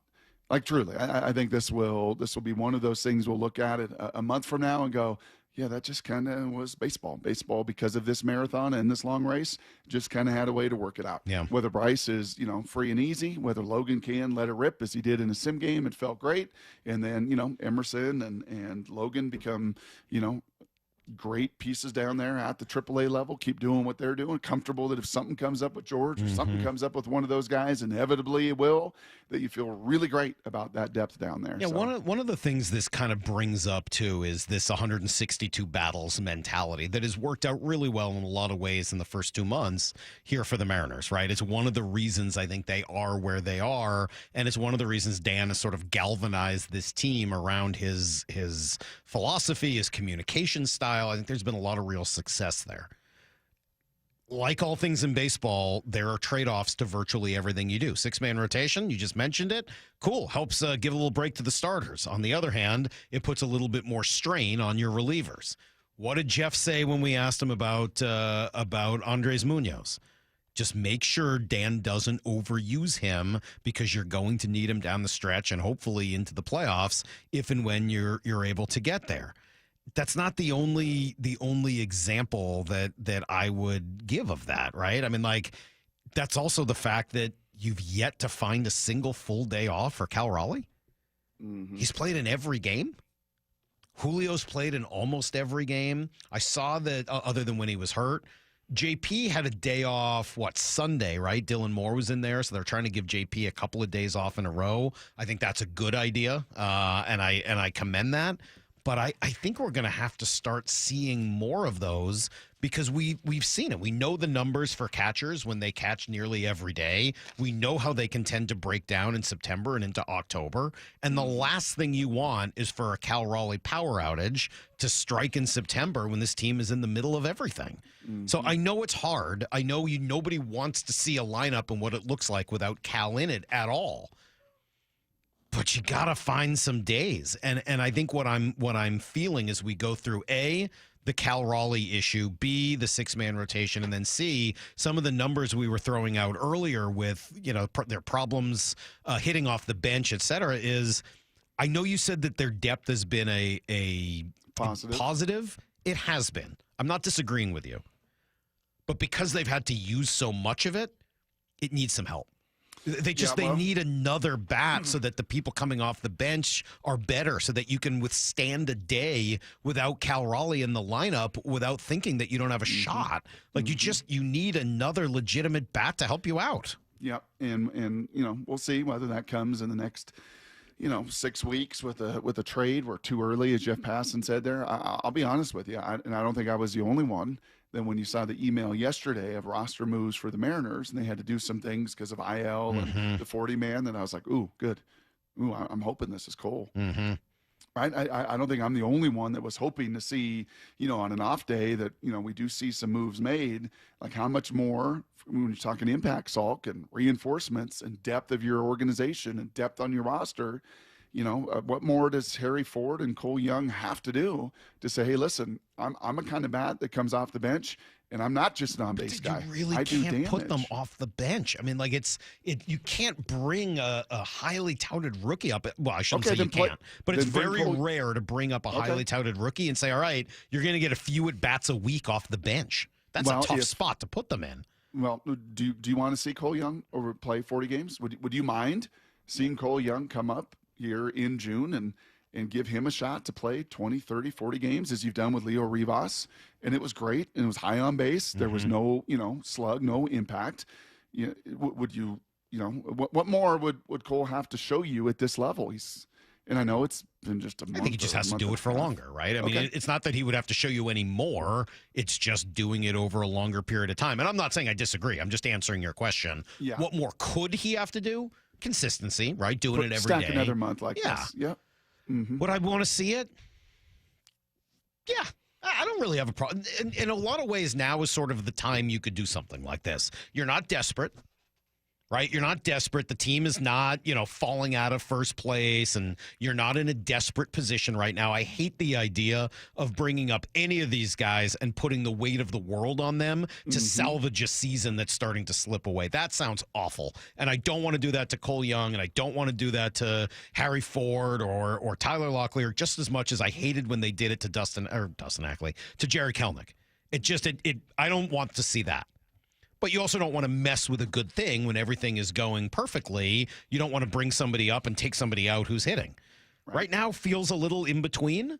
And so I do think that of all of the times this question has been asked, if they brought up Cole Young today, I'd be like, cool. Now seems like a pretty good time.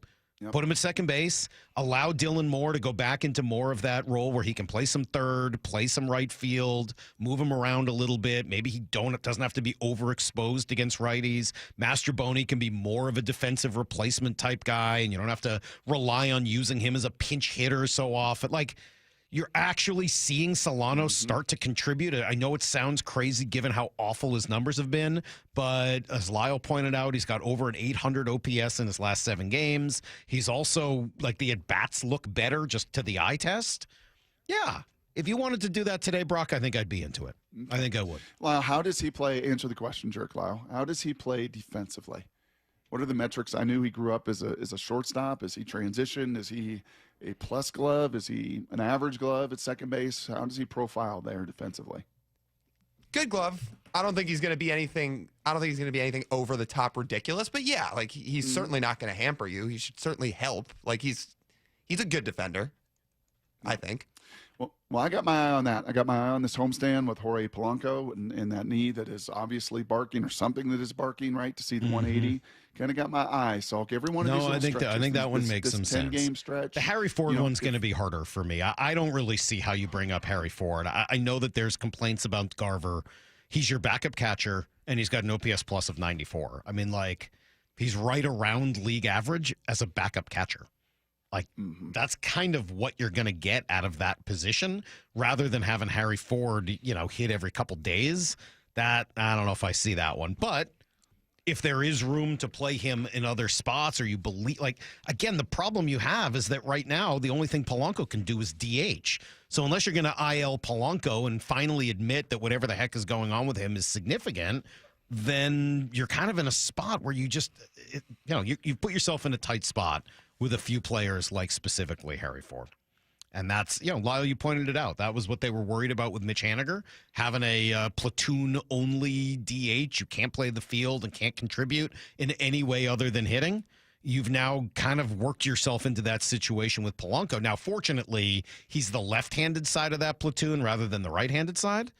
But, he can't do anything else right now.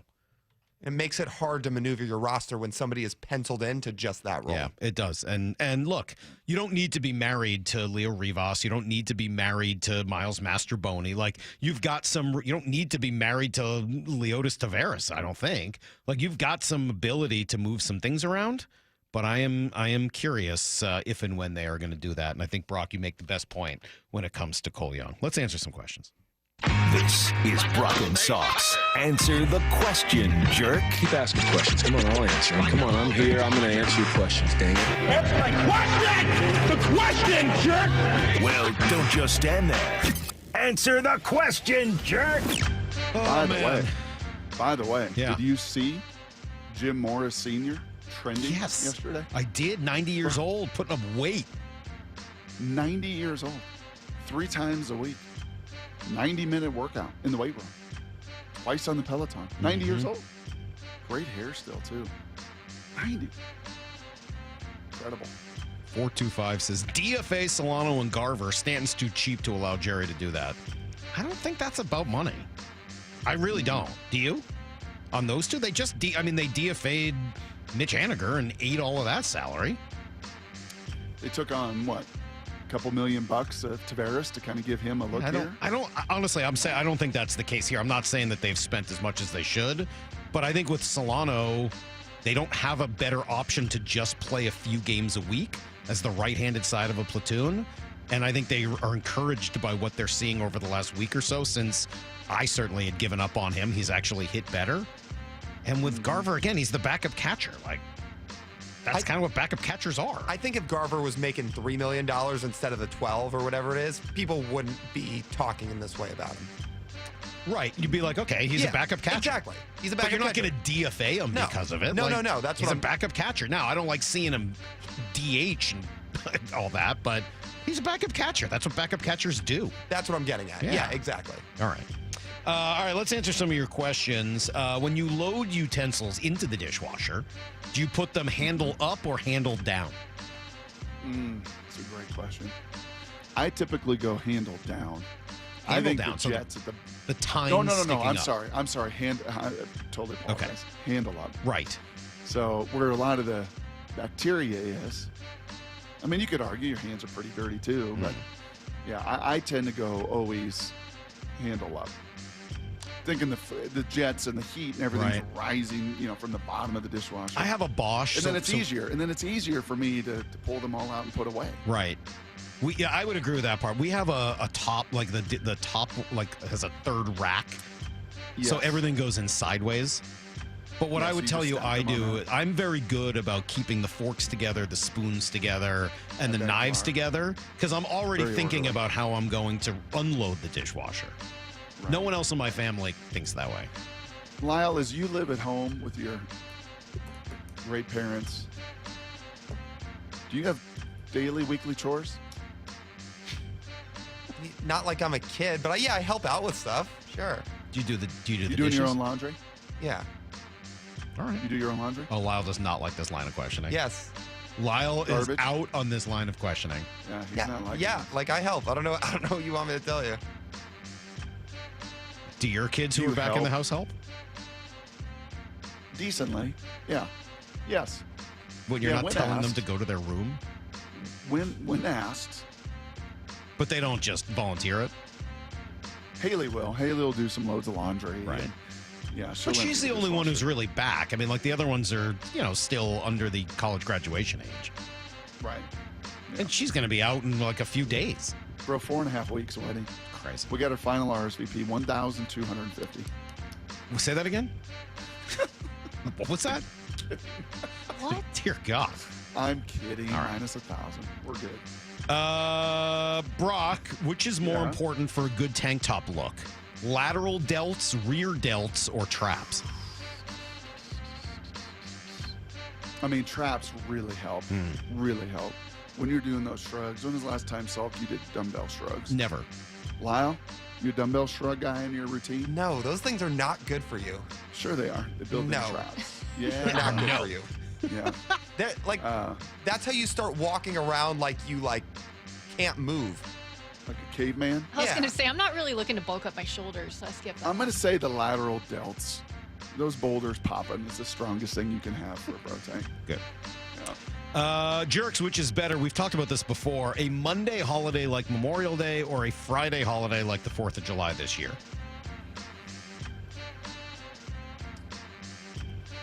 I kind of like a Monday holiday.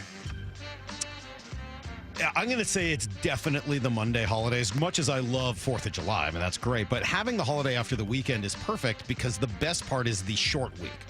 The short week coming after the holiday. Correct. So you get all of the anticipation of holiday weekend, the 3-day weekend itself, and then when you come back, it's just a 4-day week, which is nothing. Maybe one of your strongest answers ever. I've felt this way for a long, long time. Yep. Thank you. You're right. It is one of my strongest. Let's see. I think we've kind of gone over some of these. Should Cole Young be brought up to bat righty and play second base for when Polanco can't? I think it's going to be hard because he's a lefty. So asking him to bat righty in the majors would be tough. Dude's got some thump, man. Got some impact in that bat. It does, but it's left-handed. So it's the same as Polanco right now. Yeah. So that's not going to work. Yeah. But I do like the idea of calling him up and asking him to hit righty for the first time in his life.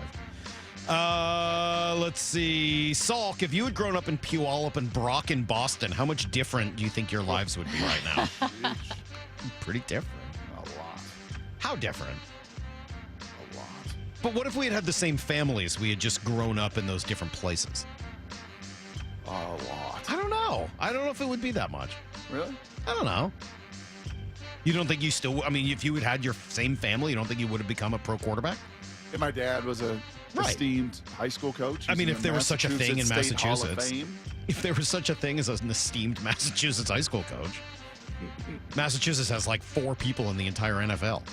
They're the prep school coaches there, right? They didn't used to be. They are now. Now they are, but they didn't used to be. You've been going to the fair every week or every year or so. I sure would. I think we'd both be pretty similar. I don't think much would change. That's my take on it.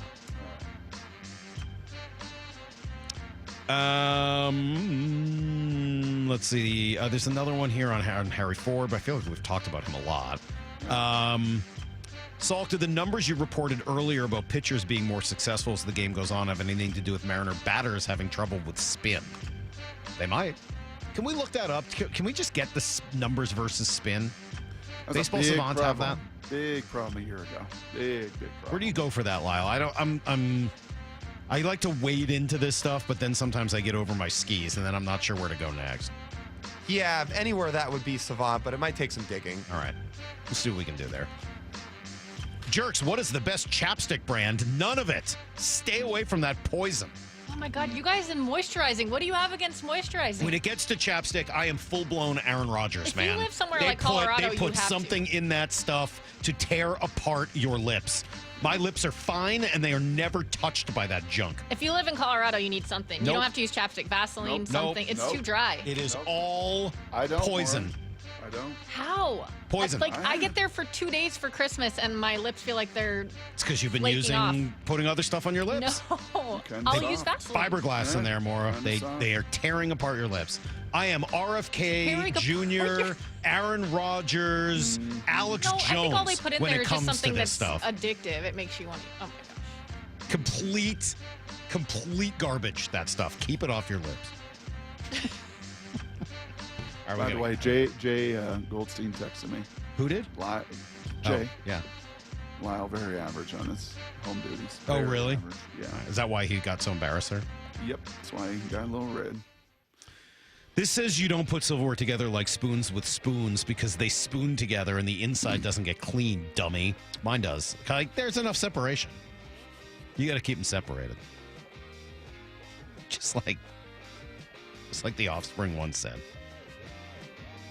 Puyallup Salk would be rocking tank tops and driving an IROC. I wish.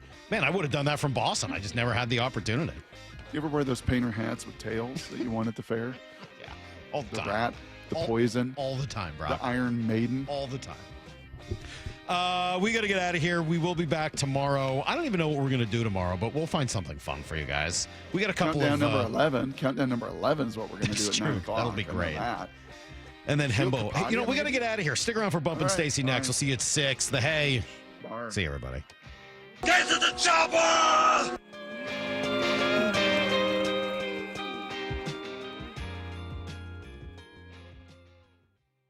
Bump and Stacy, weekdays 10 to 2. The bar is set a little higher than it used to be.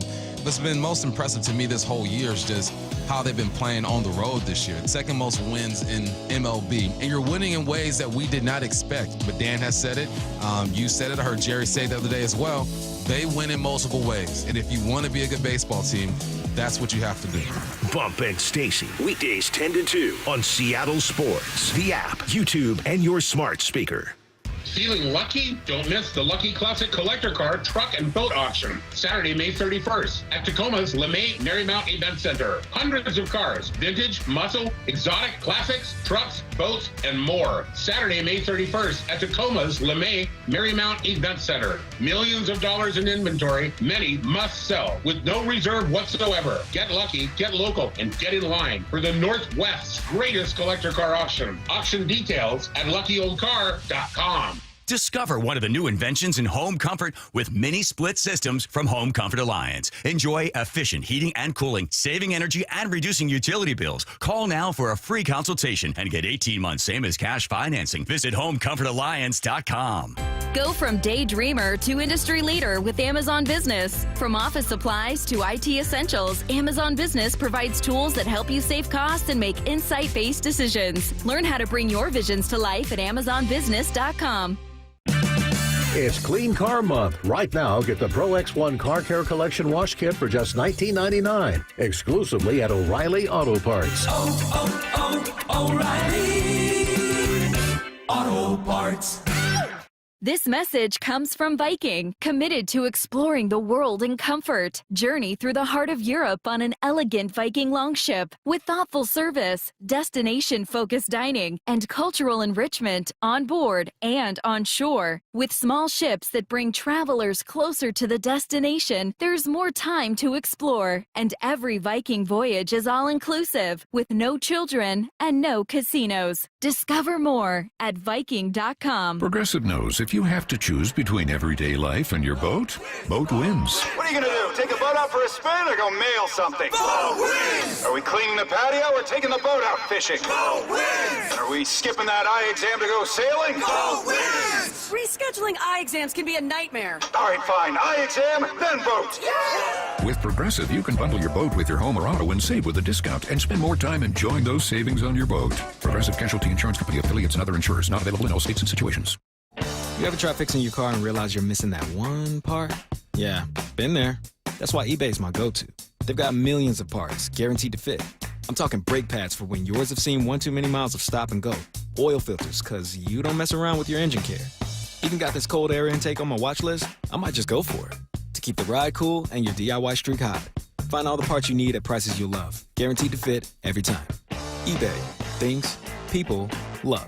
Eligible items only. Exclusions apply. We all hear the radio ads about the IRS. They tell you to be afraid, to be scared, and they try to frighten you into calling. I'm not here to do that. Tax Relief Advocates is different. TRA is here to tell you that if you owe money to the IRS, whether it's $5,000, $50,000, or $500,000, we have a solution. It doesn't matter if you're sitting in your car, at work, or with your kids. No matter where you are, call now. 800-575-8157. Don't lose hope. TRA can eliminate or reduce what you owe to the IRS. Generous programs are now available that can give you a fresh start. Our passion is taxes and helping individuals fix their IRS problems. We have over 1,000 5-star reviews on Google and an A+ with the Better Business Bureau. You don't need to be afraid of the IRS any longer. End your tax nightmare today by visiting us online at TRA.com or call 800-575-8157. That's 800-575-8157. Tax Relief Advocates. Real solutions for real people. The first Mariners Fireworks Night is coming up, and we're starting things off with a bang. Be here this Friday for our K-Pop Fireworks Show, presented by T-Mobile, after the team takes on the Twins at 7:10. Jorge Polanco, his second home run of the night. He is absolutely on fire. Get ready for an epic dance party as we light up the sky with a post-game show powered by the biggest global hits. Fireworks and Mariners baseball. That's two spectacular shows in one unforgettable night. JP with a flip, and they got him at first base. How in the world? Visit Mariners.com/fireworks to get your tickets and see the complete lineup of all 6 Mariners Fireworks Nights this summer, including a sing-along show on June 13th and a patriotic palooza on July 3rd. Plus, check out everything else on deck at T-Mobile Park, like 3 straight Mariners value games against the Orioles starting Tuesday, June 3rd. Mariners baseball. Try dance up. Guys, thinking about testosterone replacement therapy? Revive Men's Health can help you get started if you're ready to book your free T-check. Visit ReviveMen'sHealth.com. That's Revive, REVIBE, menshealth.com. Let's go! This is Seattle Sports. Streaming through the Seattle Sports app. KIRO AM Seattle. KIRO FM HD2 Tacoma. Home of the Seahawks, Mariners, and everything Seattle sports. Seattle Sports Snapshot. The Mariners are home against the Nationals after a 6-4 road trip. The Knicks win big on the road after overcoming a 20-point deficit to keep things interesting in the East and the West. The Thunder are up 3-1. The Storm improved to 3-1 on the season after defeating the Vegas Aces. Third phase of OTA starts today for the Seahawks. Snapshot brought